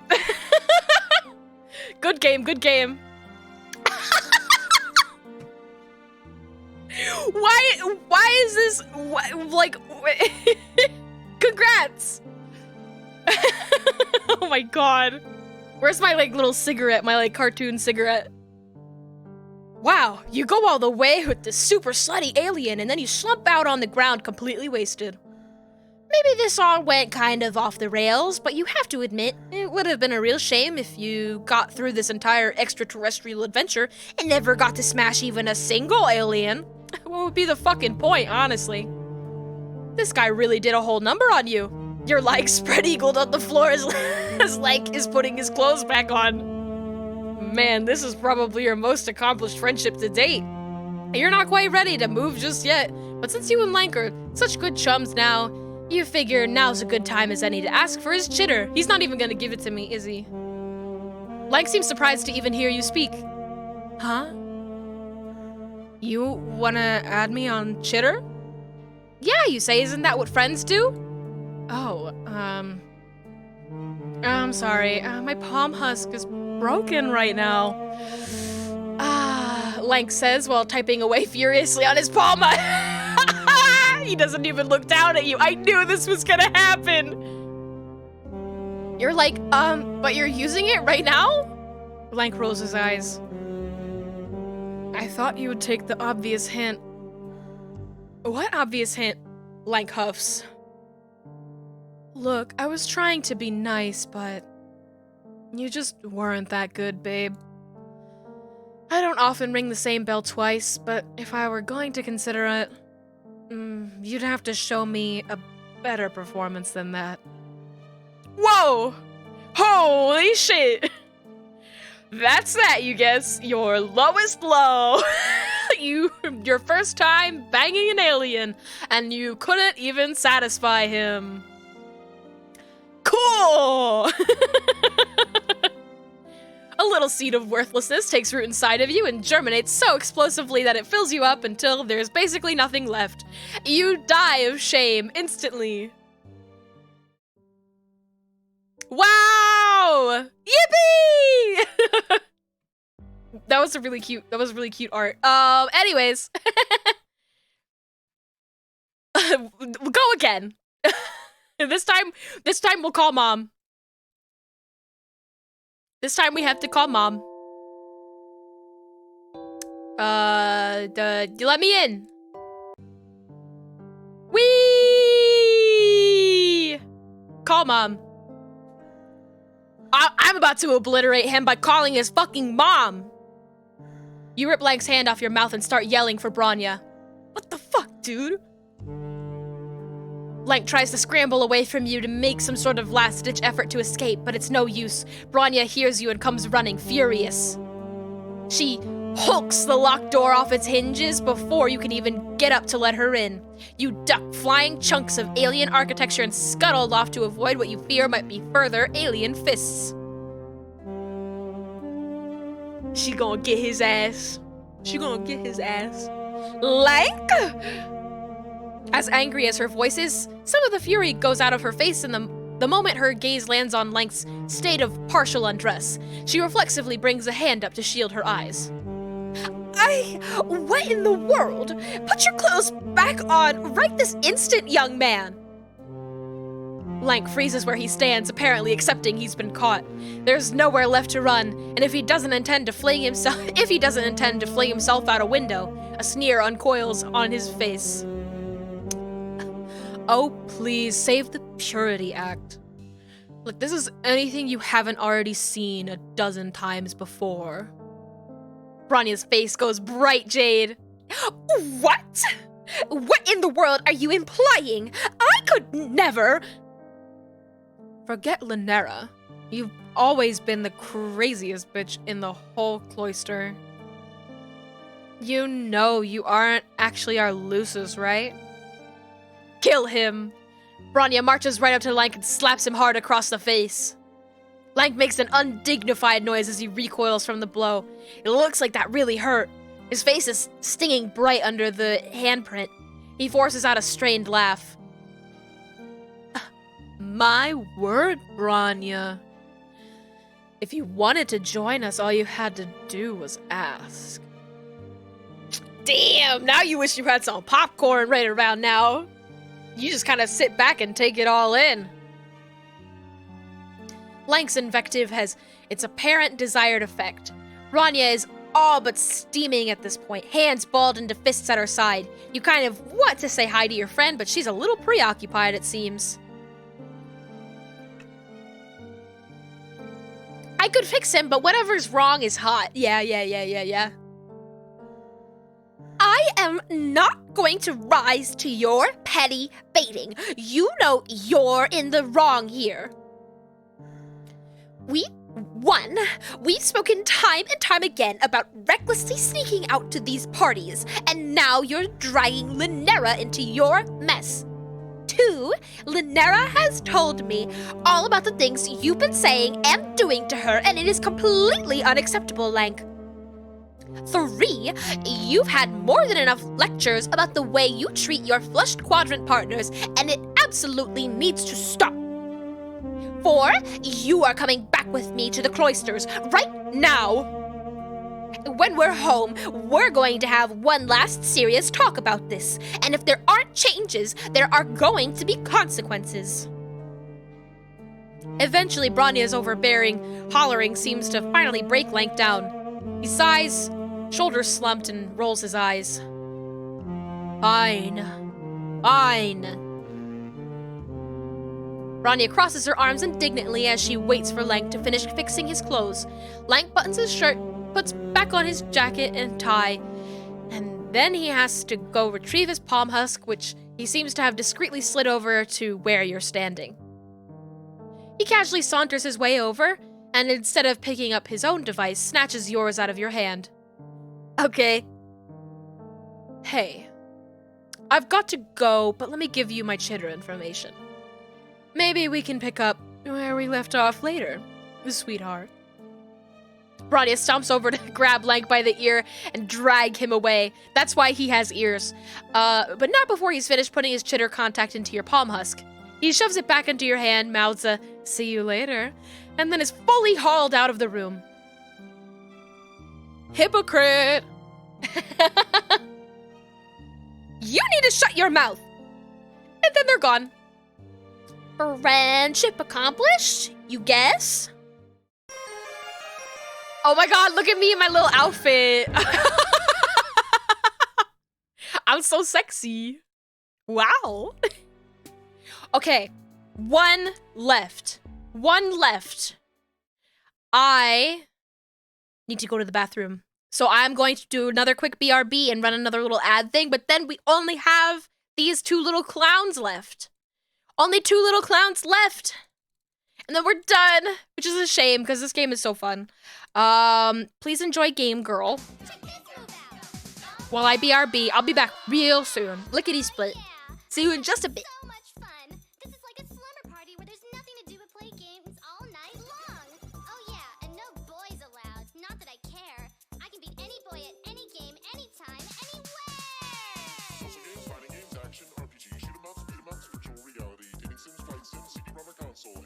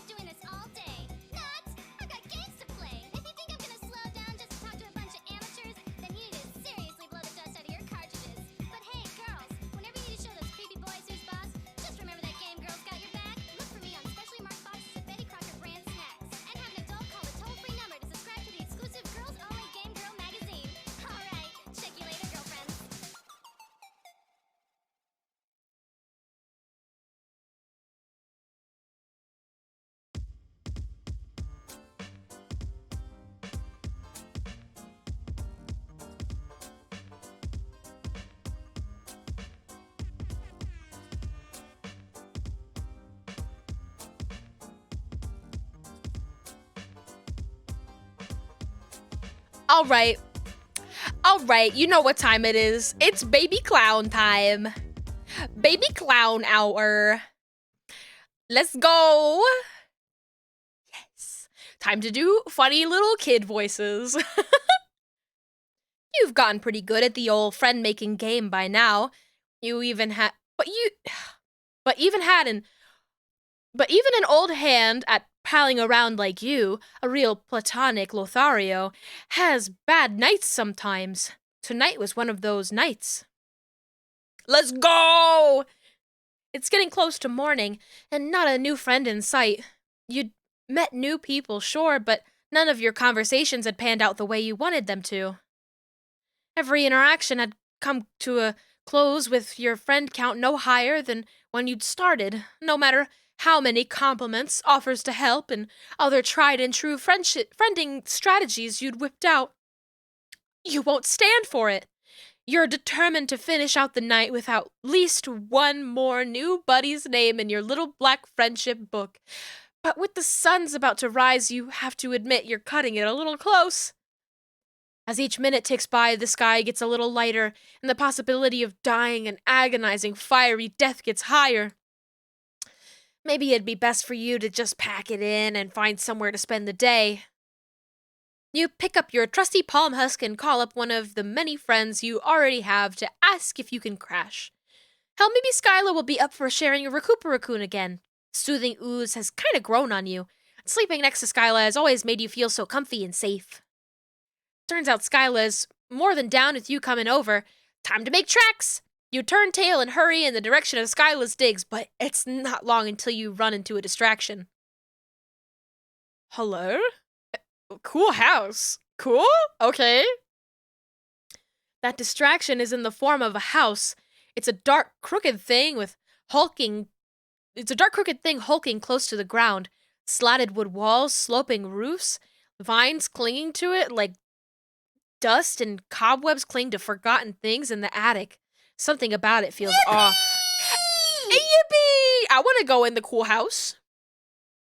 I want to go in the spooky ghost house. Please? Damien Dream Daddy lives there. That's right. We're about to go meet Damien from Dream Daddy, Yuzu's husband. It possesses a certain energy that sends shivers up your spine, making your hair stand on end. An instinct deep in your gut is telling you to give it a wide berth. On the other hand, it's shelter. The Skyla's place is a ways off yet, while the house is right here in front of you. It could be worth seeing if whoever lives here is willing to put you up for the day. Wig. My hair. My beautiful hair, it's gone. And I have to go say hi to these people. How embarrassing. No fucking way. No, I'm going to the house. There's nothing else for it. You make your way towards the house, even though everything inside you is screaming at you to stay away. Even though with every step you take, your chest tightens and your hands tremble. By the time you reach the door, you're shaking like a leaf. Adrenaline zings through you. You could choke on it. You want to run, but you force yourself to keep moving forward. It's a slow-motion race between you and the sunrise. At this rate, the suns will make it all the way into the sky before you can even knock. You drag yourself up the rest of the way, stumbling onto the front step. The door knocker is an intricate yet grotesque thing, an undulating tongue lolling out of a set of sharp teeth, all in cast iron. You grab the lumpy end of the tongue and bang it against the door. Nothing. Fuck! Maybe you'll get lucky and the door will just open? Out of options, you reach out and turn the doorknob. You can feel the first licks of sunlight on the back of your neck. Is it just you, or is your skin starting to blister? But today's your lucky day. The door opens. You should feel overjoyed at your life being spared. Instead, your focus is fully on how the roiling in your belly has bloomed fully into nausea. In the distance, inexplicably, is the peal of sirens, an insistent whining noise that only continues getting louder. You shouldn't have come here, but it's not like you had another choice.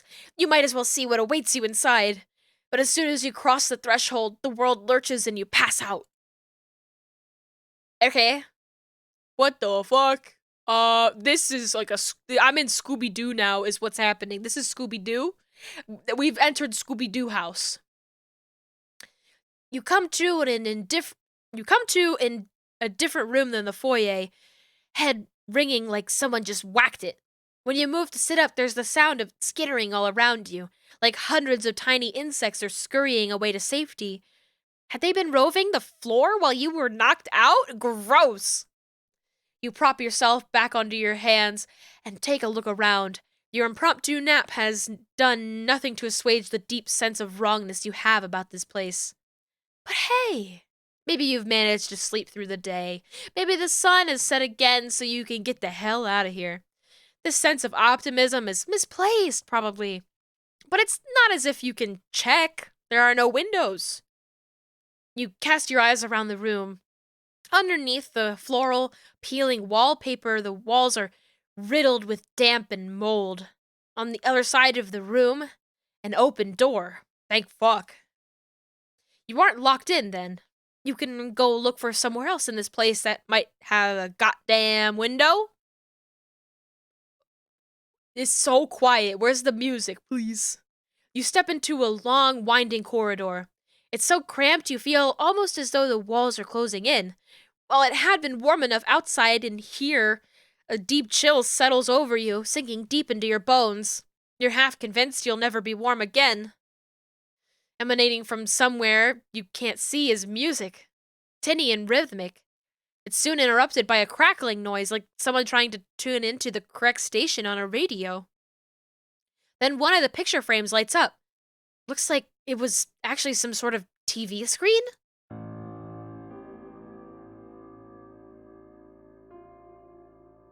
Welcome.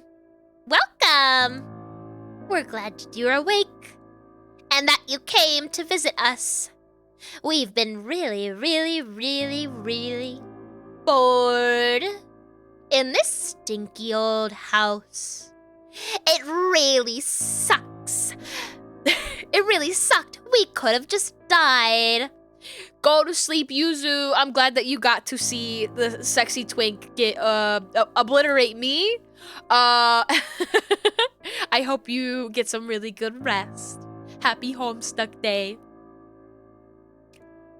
From how boring it was. Two voices. One monotonous and so quiet you can barely hear it, and the other shrill, dramatic. Like its owner never learned the meaning of the words indoor voice. Catching what the quieter person is saying isn't made any easier by the high-pitched giggling that starts up in the background whenever they start speaking. So hurry up and find us. We want to play a game. Gee, why do those words give you such a profound sense of deja vu? The line goes dead. At the same time, a door pops open at the other end of the corridor. You're meant to go through it, you guess. You'd rather go somewhere else. Anywhere else other than through that door, but there's nowhere else to go. Timmy and Tommy! Oh my god. Or is there? I'll go through the door. Whoa! Cool. It's blood. Your wariness only intensifies once you set off down the hall because the walls start fucking bleeding. You've seen enough troll blood at this point to be able to recognize it. Multicolored streams ooze over the wallpaper and faded portraits lining the wall, collecting and congealing in sticky, viscous puddles on the floor. The narrow hallway becomes steeped in the stench of copper. You walk faster, but the streams of blood follow you, sluicing down from the ceiling as quickly as you walk. You reach the door. Eager to get away from the grisly sight, you throw it open. But, oh god, you hadn't considered what might be waiting for you behind it.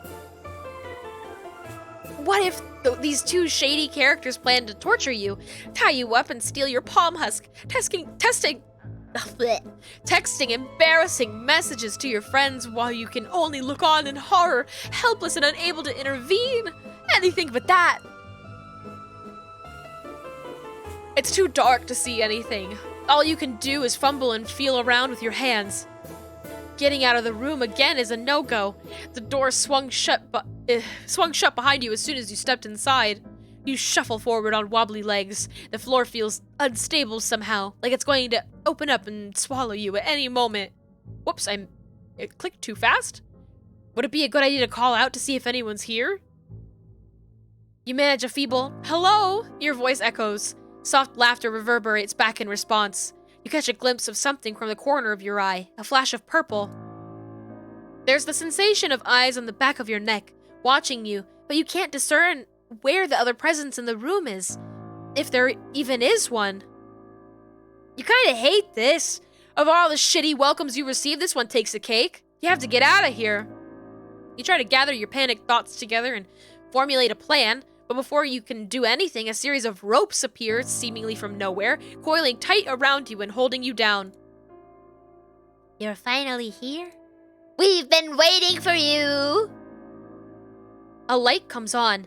It's not the warm, burning rays of sunlight. This room is windowless too, but a spotlight, bright and harsh. It lights up a broad swath of the room, bleaching it white and sending long shadows stretching away from it. They're so cute.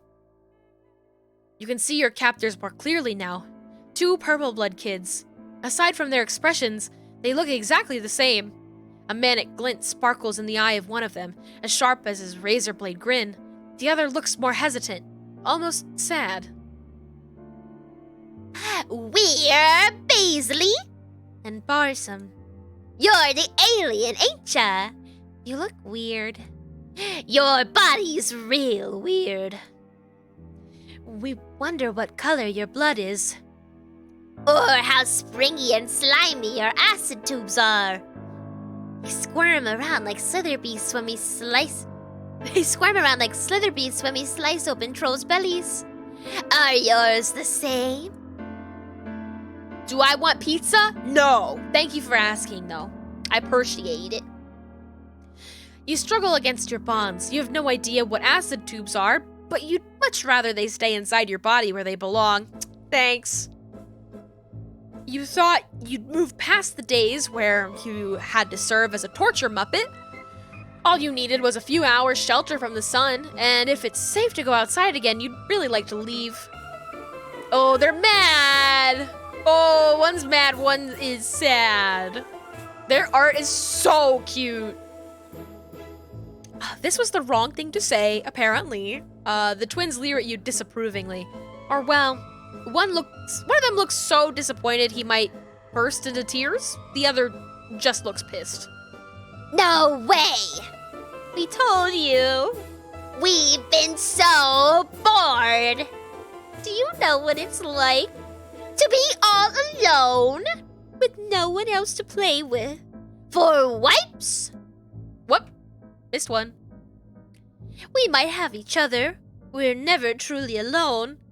That's what makes being us so great. But it's a little difficult to play pranks on someone who always knows what you're thinking and feeling. Wait, you thought Barzum was the quiet one and Paisley was the loud one, but it looks like you were mistaken, or did they switch? If you weren't faced with the prospect of having your innards yanked out and played with by bloodthirsty children, you might be more puzzled by their statement. As it stands, you have more pressing problems on your mind right now, so their words more or less fly over your head. You squirm harder, even though it doesn't do any good. In fact, it just seems to make the twins madder? Sadder? You settle on smatter. Stop trying to get away. It's always like this. Nobody ever wants to play with us. We hate it. Now hold still. You look at them beseechingly, trying to appear as small and helpless as possible. Maybe it's a little pathetic to give puppy dog eyes to literal children, but you lost track of your own dignity a long time ago. They're not really going to do this, right? A noise starts up. It sounds suspiciously like a chainsaw. And is it just you, or is there the scent of raw meat in the air? Where the hell is it coming from? You continue straining in your bonds, stomach clenching in fear, bile rising at the back of your throat. They're not actually going to hurt you, right? Oh god, oh god, oh god. You wake up gasping, but you aren't strapped down anymore. You're in the same room that you were in at the beginning. What happened? What did happen? The room hasn't changed since you've been gone. There's still only one way out. You really don't want to step through the door again, but what else can you do? You step through the door. There's that radio crackling again. Welcome. Welcome! We're glad that you're awake. Their little greeting goes on just like it had before. A pre-recorded message, maybe? Your heart pounds as you step through the second door. You're hoping you'll be able to sidestep the ropes this time, but instead of getting tied up, you trip forward into a vat of what feels like glue. You were lucky enough to have turned your face away from the stickiness so your nose is still above the surface so you can breathe. For now, anyway, but you can't move. You're finally here. We've been waiting for you. They're acting like it was the first time all over again? What is this fuckery? Are they messing with you? You met already mere minutes ago. No, we would have remembered. Meeting a weirdo like you. Stop trying to trick us. Then everything goes black for a third time. And here you are again. Welcome, welcome. Are you for real? This time you get shoved into a box. You're pretty sure you pass out while you're in the middle of getting buried alive. You come to in the room you're beginning to think of as yours yet again. You pass out 5 times. 10. You begin to lose count. You never pass out at the same point during the twins' shenanigans, but it inevitably happens. You always end up right back where you started. The worst part is that while your conversation with the twins stays the same, the way they trap you changes. You get trussed upside down from the ceiling, dunked into a water tank, scrabbling to get out while your lungs begin to burn from lack of air. Every time you black out before you can die, but you've almost died dozens of times by now and it's really beginning to stress you out. You had to be stuck in some sort of time loop. You see this sort of thing in movies all the time, and everyone knows that movies are the best point of reference for one's actual life. The hero wakes up to the strains of an old pop song playing on the radio, reminisces over their childhood journals, which sends them back in time, where they have to stop a crime before it happens, or oh, maybe you were thinking of a different movie. Anyway, your point is that you have to find a way out of the loop. Hopefully you won't have to do anything too wild like stab your past self and then throw out your own bloodied corpse out the window. Oh, that would really, really blow. Unfortunately, you can't seem to find any clues indicating what you should do next. You always pass out. The twins are always excited to play with / torture you. They don't seem to be aware that any of this is happening from what you can tell. After around 20-something or other, you've had enough. You've had it. Enough is enough. You can't take any more giggling, any more of that hard, damp floor, and any more excruciating games. You might not be any closer to figuring out what to do, but you have to try something. Simba, remember who you are. Simba. There's one thing you've been doing wrong. Making this all about escape. You've been so preoccupied with not getting sliced to pieces with knives and everything that you've lost track of what's truly important. The word that echoes in your heart when you rise at dusk and pulses through your bloodstream during the rest of your waking hours until it's time to go to sleep. The word that's kicked off every single narrative you starred in thus far. Friendship! You'll do things differently this time. You're gonna bring yourself to truly care about these creepy clown children, goddammit, even if it's the last thing you do. And with the way things are going, it very well could be. Their MO is so oddly benign this time, a tickling machine. Unfortunately, it's a little difficult for you to talk to them through all the laughter. What are those noises they're making? I think they're trying to tell us something. Miraculously, the tickling stops. You wheeze, trying to catch your breath, hoping to God you haven't peed. You've managed not to wet yourself out of fear until now, and it'd be just the worst to have broken your streak due to laughing too hard. What is it about clowns and you divesting your body of waste? Pee your pant. After assuring yourself that your underwear is blessedly dry, you ask again. If they kill you, won't they just be alone again? How is that beneficial for anyone? They'll be bored and you'll be, dead, which you would really rather not be. Their creeping saccharine smiles transform into matching expressions of confusion. Barzum puts a finger to her chin, cocking her head to one side as if in deep thought. Almost like a puppy. Under any other circumstances, you might even consider it cute. What are you talking about? We don't want to kill you. Maybe just cut you a little. You'll heal right back up again. Don't be such a wiggler. Some of the things they've tried to inflict on you would have definitely taken more than your regular human healing functions to recover from. But wait. You think back to Remele taking a whole-ass club in her side and acting like it was no big. She said something about higher blood colors being able to take more of a beating, too. Are the twins assuming that that's the case for everyone? God, this is what happens when all the adults in a society go off-planet and leave a bunch of zoo animals to bring up their kids. Or, well, trolls also solve most of their problems by killing each other. You can't discount that either, you suppose. You take a closer look at the twins. There isn't any malice on either of their faces. Only emotion you can discern is idle curiosity. You decide to take that as encouragement. You explain that, no, you won't heal up from being sliced open, or from an on-fire scuttlebuggy being flung at your head, because you're a human, and humans heal differently from trolls. Well, differently from high-blood trolls, at least. You even use your best babysitter voice for a good measure. You feel like you're giving a stern talking to about the importance of taking care of one's toys so that they don't break. Instead, you propose, why don't you be friends? You could all play together instead of you being a subject to their torment. They'll be able to play with you for longer that way, too. They give you a strange look. Friends? What's that? Do people not agree to be their playmates often? No. Usually everyone runs in the other direction, so we have to catch them. Or trick them. That explains a lot. You think you're beginning to understand. If they let you down, you can try to show them what you have in mind. Oh, this room is cute. They do. They actually free you. They turn all the lights on in the room too so you can finally see everything in it. Yippee!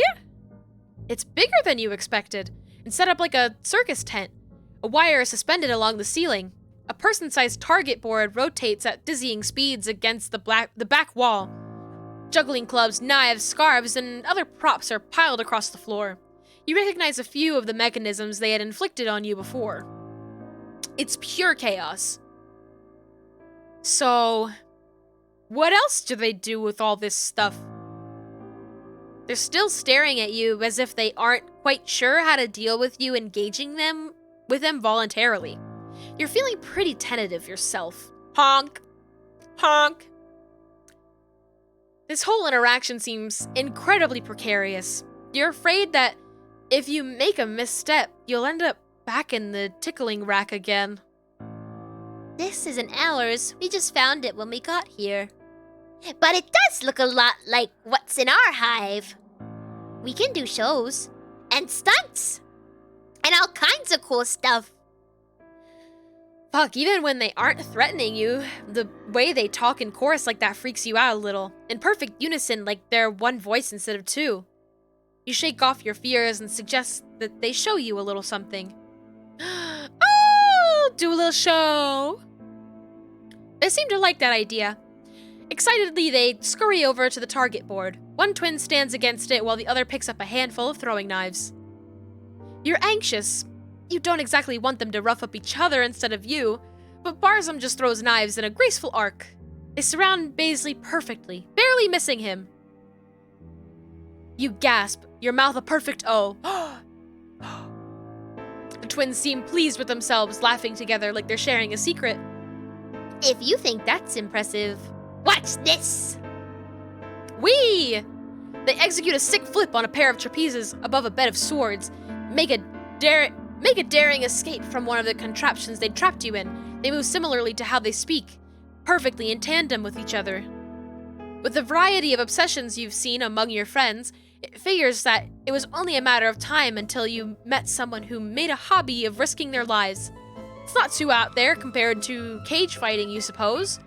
Or collecting saucy East Alternian figures. Are you talking about my plastic women? Talking about my plastic women? My lovely plastic women? My booby mikus?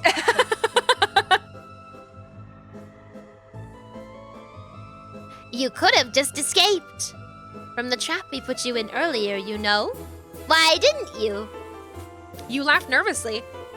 You haven't exactly had much practice, and maybe it would have been easier if if you had someone else to help. You look at the two of them pointedly. You didn't even realize siblings were a thing among trolls, let alone twins. Sibling? What's that? You know, someone you share a lucis with? Someone you hatched with in the same clutch? Are you phrasing that right? We do share a lucis. We share everything. But we didn't just hatch from the same clutch. We hatched from the same egg. We were going to be a single troll, but we split in two. Just our bodies, though. Our minds are still one. One person, two bodies.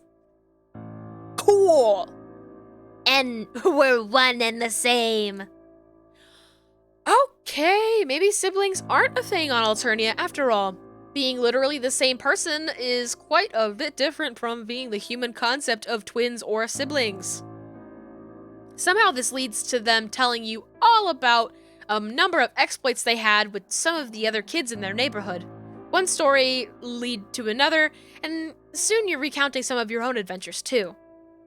They particularly love your attempt at giving an impression of Nikki, clapping and crowing as you get into dramatic power stance and flex your flimsy muscles. Can't help but feel a little proud of yourself. You feel like the guy on Jurassic Park who walked into the Velociraptor den all, "Be chill, my dudes," and they actually listened to him. We're talking about Chris Pratt when he throws his fucking hands up? Is that what we're talking about? Besides, there's something great about making kids laugh, even kids who were trying to murder you less than an hour ago. The twins are in the middle of talking about a prank they'd played that they found hilarious, and that you've been trying hard not to grimace in horror at when you feel it. A certain change in the air. Did they mention they'd been stuck here?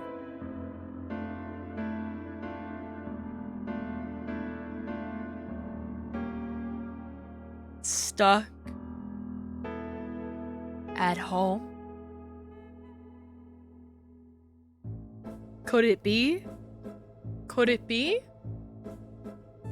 Did we? Yes, we have. When we tried to go out the door, some sort of force pushes us back. You're the first other person we've seen since we got here. Homestuck reference. You have a hunch that might have changed. Why don't you all try again? They look at you skeptically. If you want. It's not gonna be any different, though. You just tell them to trust you. You look at the front door. The twins are crowding you from either side, clinging onto your arms and edging so close it's like they're trying to burrow into you. Ready? They nod. You push against the door. It opens, and you breathe in the cool evening air. Not so fast. We've gotten this far before, but we won't be able to go any farther. You'll see. You take one step, then another. As you look beyond the grounds of the house, you see things you hadn't when you first got here. Mountains in the distance, other houses. Before, all you could see was shrubbery. You pick up the pace. The house falls away behind you, disappearing into the fog. Whoa! You did it! You actually did it! We can finally leave. They swoop in to grab you, hugging you hard. The curving horns of their masks almost stab you in the cheek. These things are a bit of a hazard when their wearers only come to about where your chest is. They keep talking before you can get a word in, pulling you forwards and shuffling you along between them. It looks like you were right. It wasn't just enough to save yourself. You had to save them, too. You don't know how, but the key to making this little patch of universe obey the rules of reality once more was friendship all along.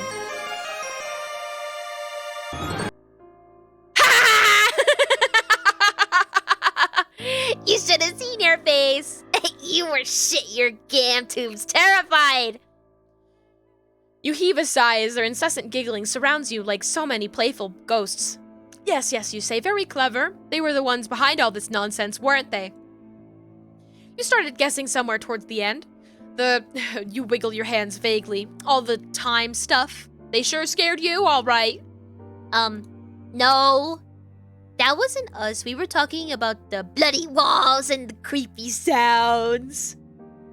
None of that was real. That was all us. That was all chuckle voodoos.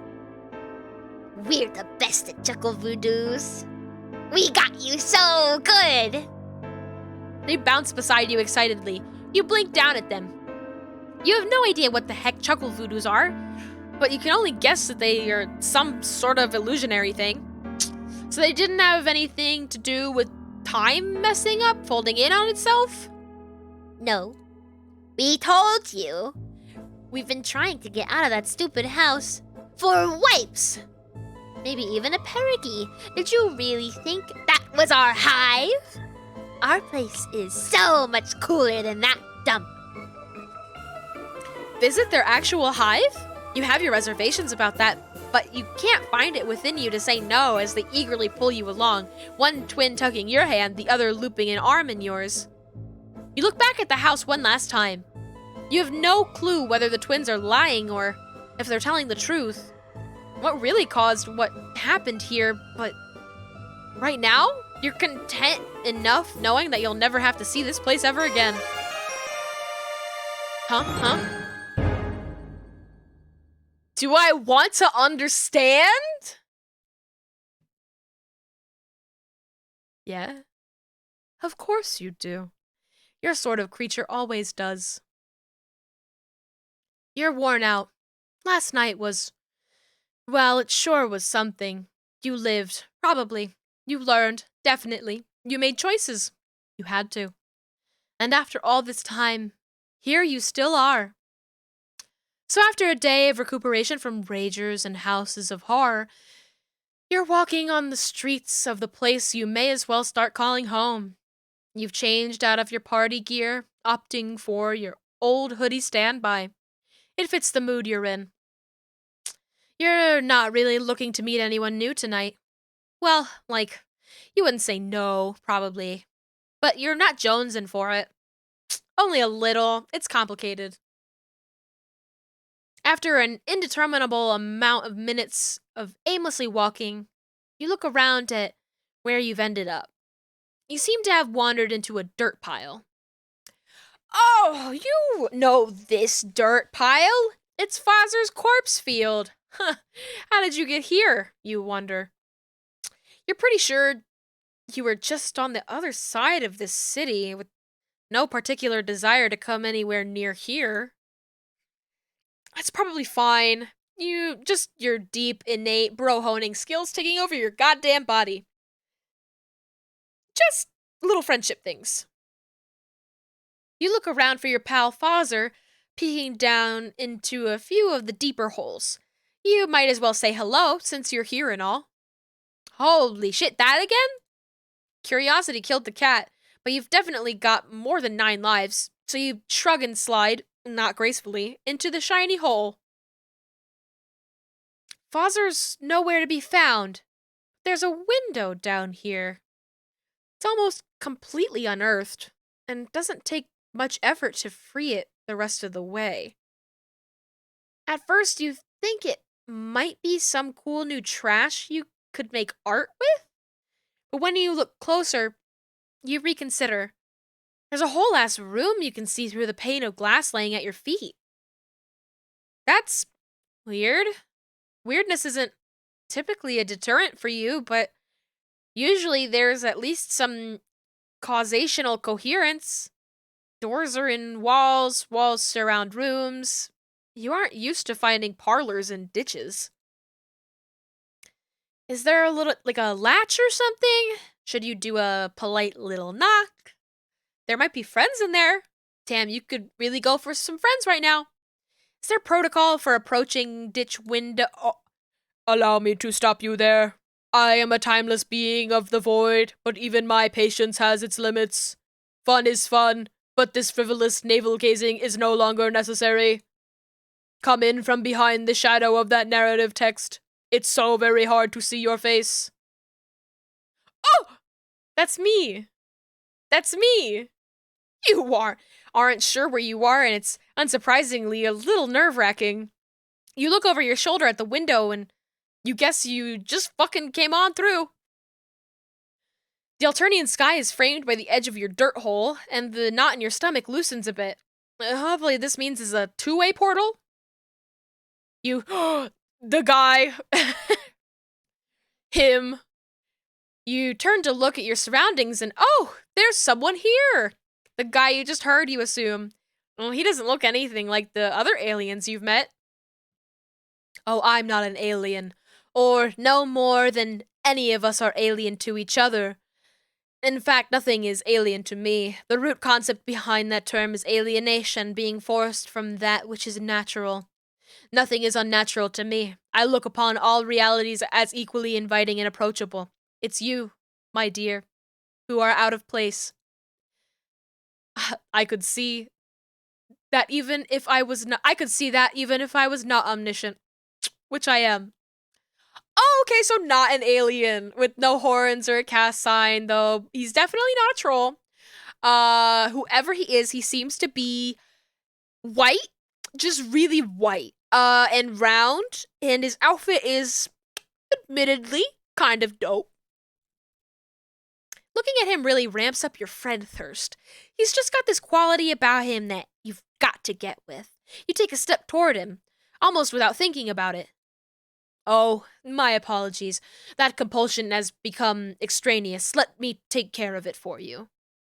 He snaps his fingers and your knees buckle. The force of the universe presses down on you like a G-force. You blink and somehow he's there immediately, arms outstretched to catch you as you fall.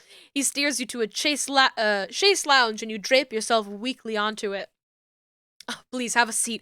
The emotional transition might be a tad uncomfortable, but I know you've handled worse. You're quite the soldier. Allow me to be the first to say that I'm very pleased with your work. I knew exactly what you were going to do, of course. And most of your work was, in fact, my work. Regardless, congratulations are in order. What is this guy talking about? Your work? You try to parse what he's saying, but your body is still shaking from whatever he just did to you. It's hard to think in here. You suddenly, sharply don't feel friendly toward him at all anymore, or toward anyone. The void left by that feeling is a freshly gaping horror. It's like who you thought you were caved in on itself, a black hole of personality eating up your body up from the inside. You try to pull your shit together. He seems like he means business. This is no time to lose it, no matter if your sense of self is shattering. When you truly reflect on yourself, you surely can't with any honesty claim to believe any of this was by your own making.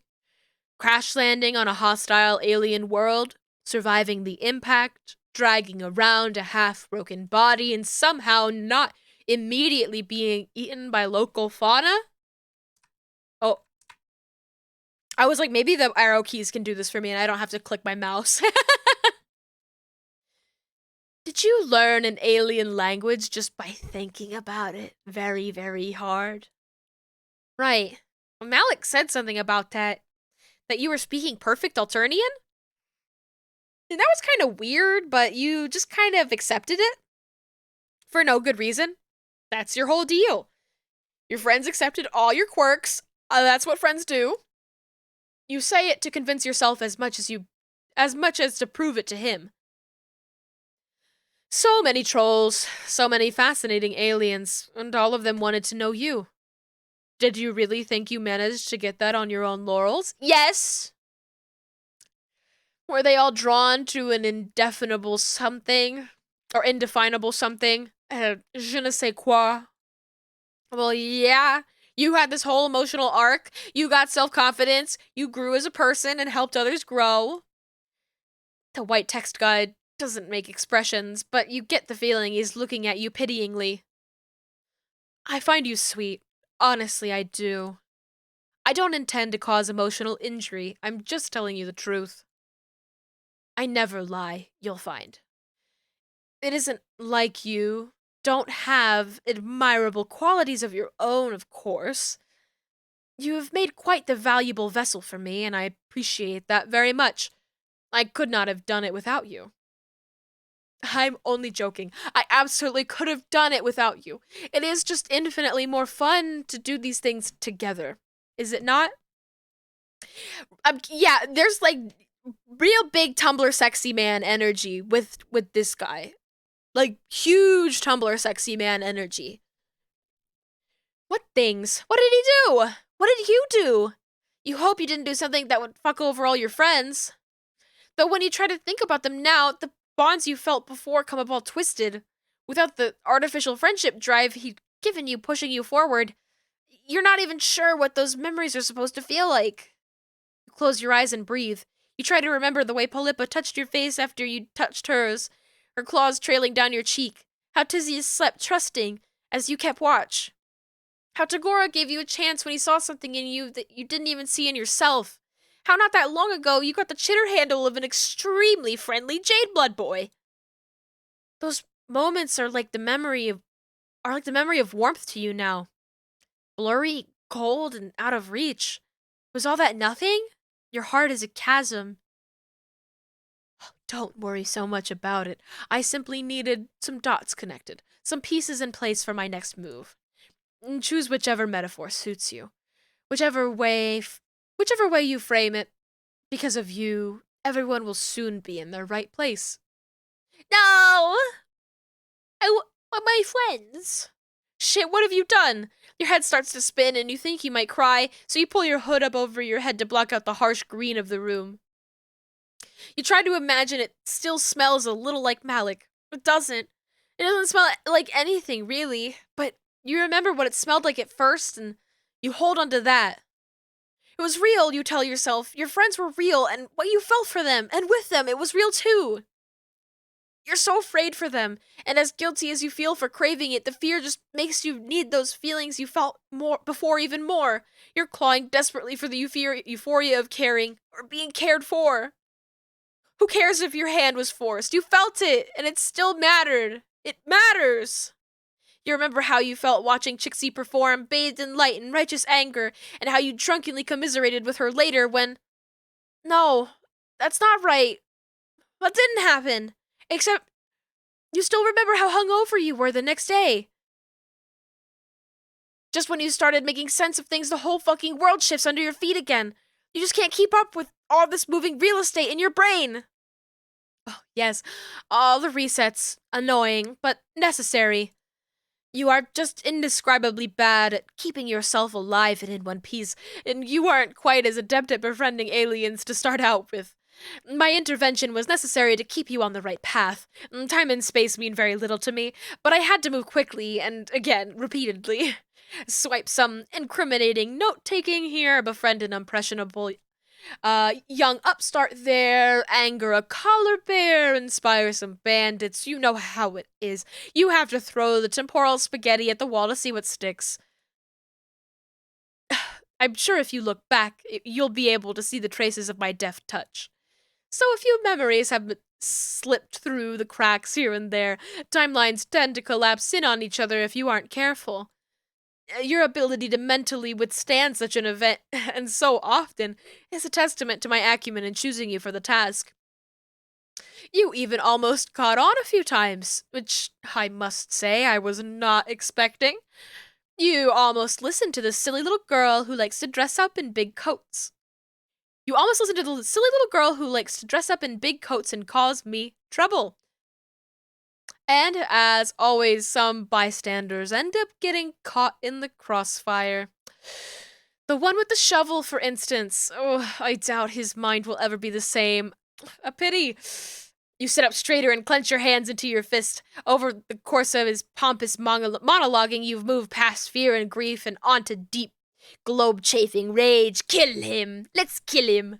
How dare he do this to your mind, to your friends' lives? What was so important that one white orb asshole had to fuck with the destinies of everyone you've grown to care about? There are answers out there and you deserve them, and so you demand them. Adorable.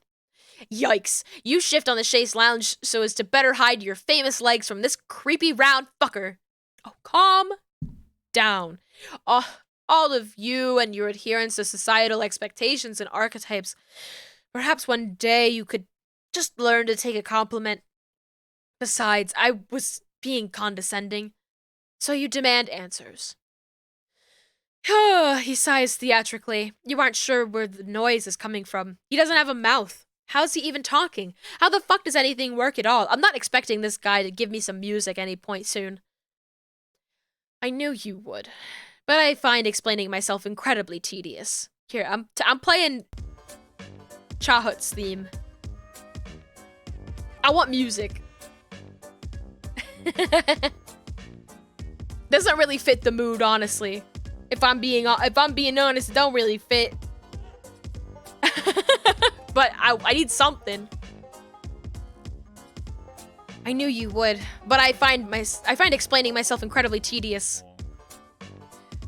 Suffice it to say, I am a man with many boards and fields of play, and although there are countless ways to move the players around those boards, some are doubtlessly more entertaining than others. You were simply one pawn among many. I won't bore you with the details. Doubtless, you are aware of the greater contextual framework of the story. The hell you are! You aren't aware of jack shit. Your head is full of question marks. Oh, of course. How thoughtless of me. Oh, see, yet another unfortunate side effect of the limitless conversing with the narratively limited. There aren't even any feet here right now. He taps a thumb and forefinger to his orb. Perhaps it would suit you better to understand gradually. And when I say gradually, please understand that I mean it. You won't be leaving. But yes, I do believe this will clarify some things for you. This way, please. He opens a door and gestures inside. There's a light coming from in there, but it still gives off the vibe of a dark closet door and an unfamiliar bedroom at 3 a.m. You're afraid, yeah, but you want to understand even more. You stand up and take a step, conscious of the movement of the muscle in your legs. With the rosy sheen of your friendship, his hypnosis, or whatever the fuck he did to you gone, the sensation of moving your own body feels heightened, important. Yours. There's probably a version of you that would try to turn him down, or that would bite and run, or take a nap on this surprisingly comfortable piece of antique furniture. You even consider rushing back to say goodbye to somebody.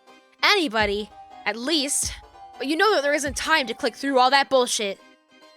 Those tributaries flicker in your mental periphery, so tangible you can almost see yourself choosing one.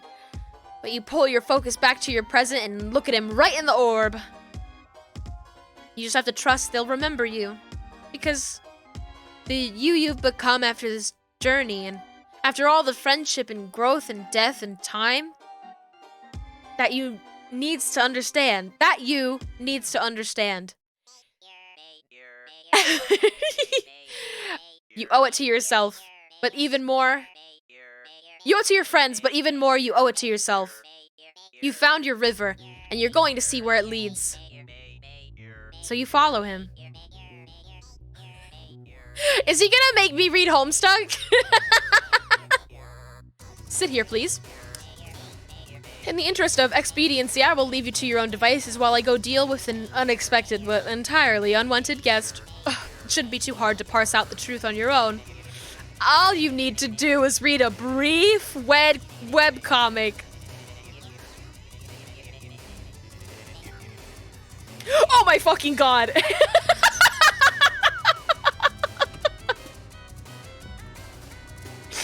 Hold on. I need to share this with the class.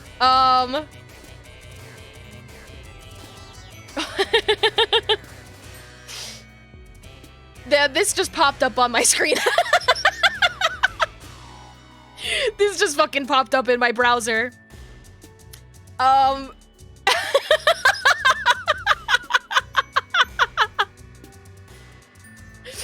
Fucking jump scared me. Wow! I couldn't think of a better way to round off this holiday. Incredible. Absolutely incredible. It loops right back around to the beginning. We made it all the way back to the reason we're celebrating. Oh, I think the game music is going.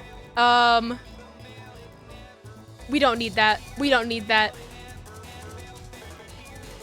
Wow. Okay, well, we can keep looking at John for now. I do need to grab one of these. So that way I can look and see who the hell is live right now that we can go and raid. Oh my fucking god, I just realized, holy shit, I hit 500 followers during the stream. That's so fucking exciting. I love that. Thank you all so much for all of the support today. Really, really exciting. Ooh, I think I've got a good candidate unless they're ending anytime soon. Ooh, let's read Act 6, Act 5, Act 1, Part 2. Homestuck is so funny. Lux, what the fuck are you doing in here? Lux, get out of here! We can go raid Fortune Cat, who is playing the Genesis project right now and is also celebrating Homestuck Day.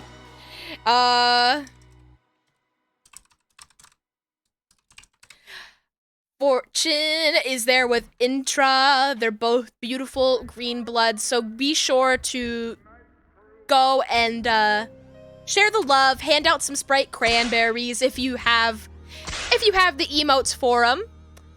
I really, really do appreciate all of the support I've gotten today. I had so much fun finishing this game. I'm kind of really sad that it's over because I've had so much fun. It really, like, Friendsim captures, I think, what I really enjoyed about Homestuck. What I did manage to get my ADHD brain to read of it. And also, it doesn't have any of the slurs that were in the original Homestuck, so that's cool. So I'm really happy. We got to make some new friends, both in the game, out of the game. I had a great time. And if you want to watch any more of my streams, I'll be streaming next on Monday at 2 p.m. PST. I'll be getting back on my art grind. Sure to be an exciting time. You can keep an eye out on my Twitter for a cool new announcement for an outfit situation. All good stuff. Thank you again, and stay sexy out there, okay? Stay sexy. I'll be making sure. I'll ask next time if you stayed sexy. Goodbye.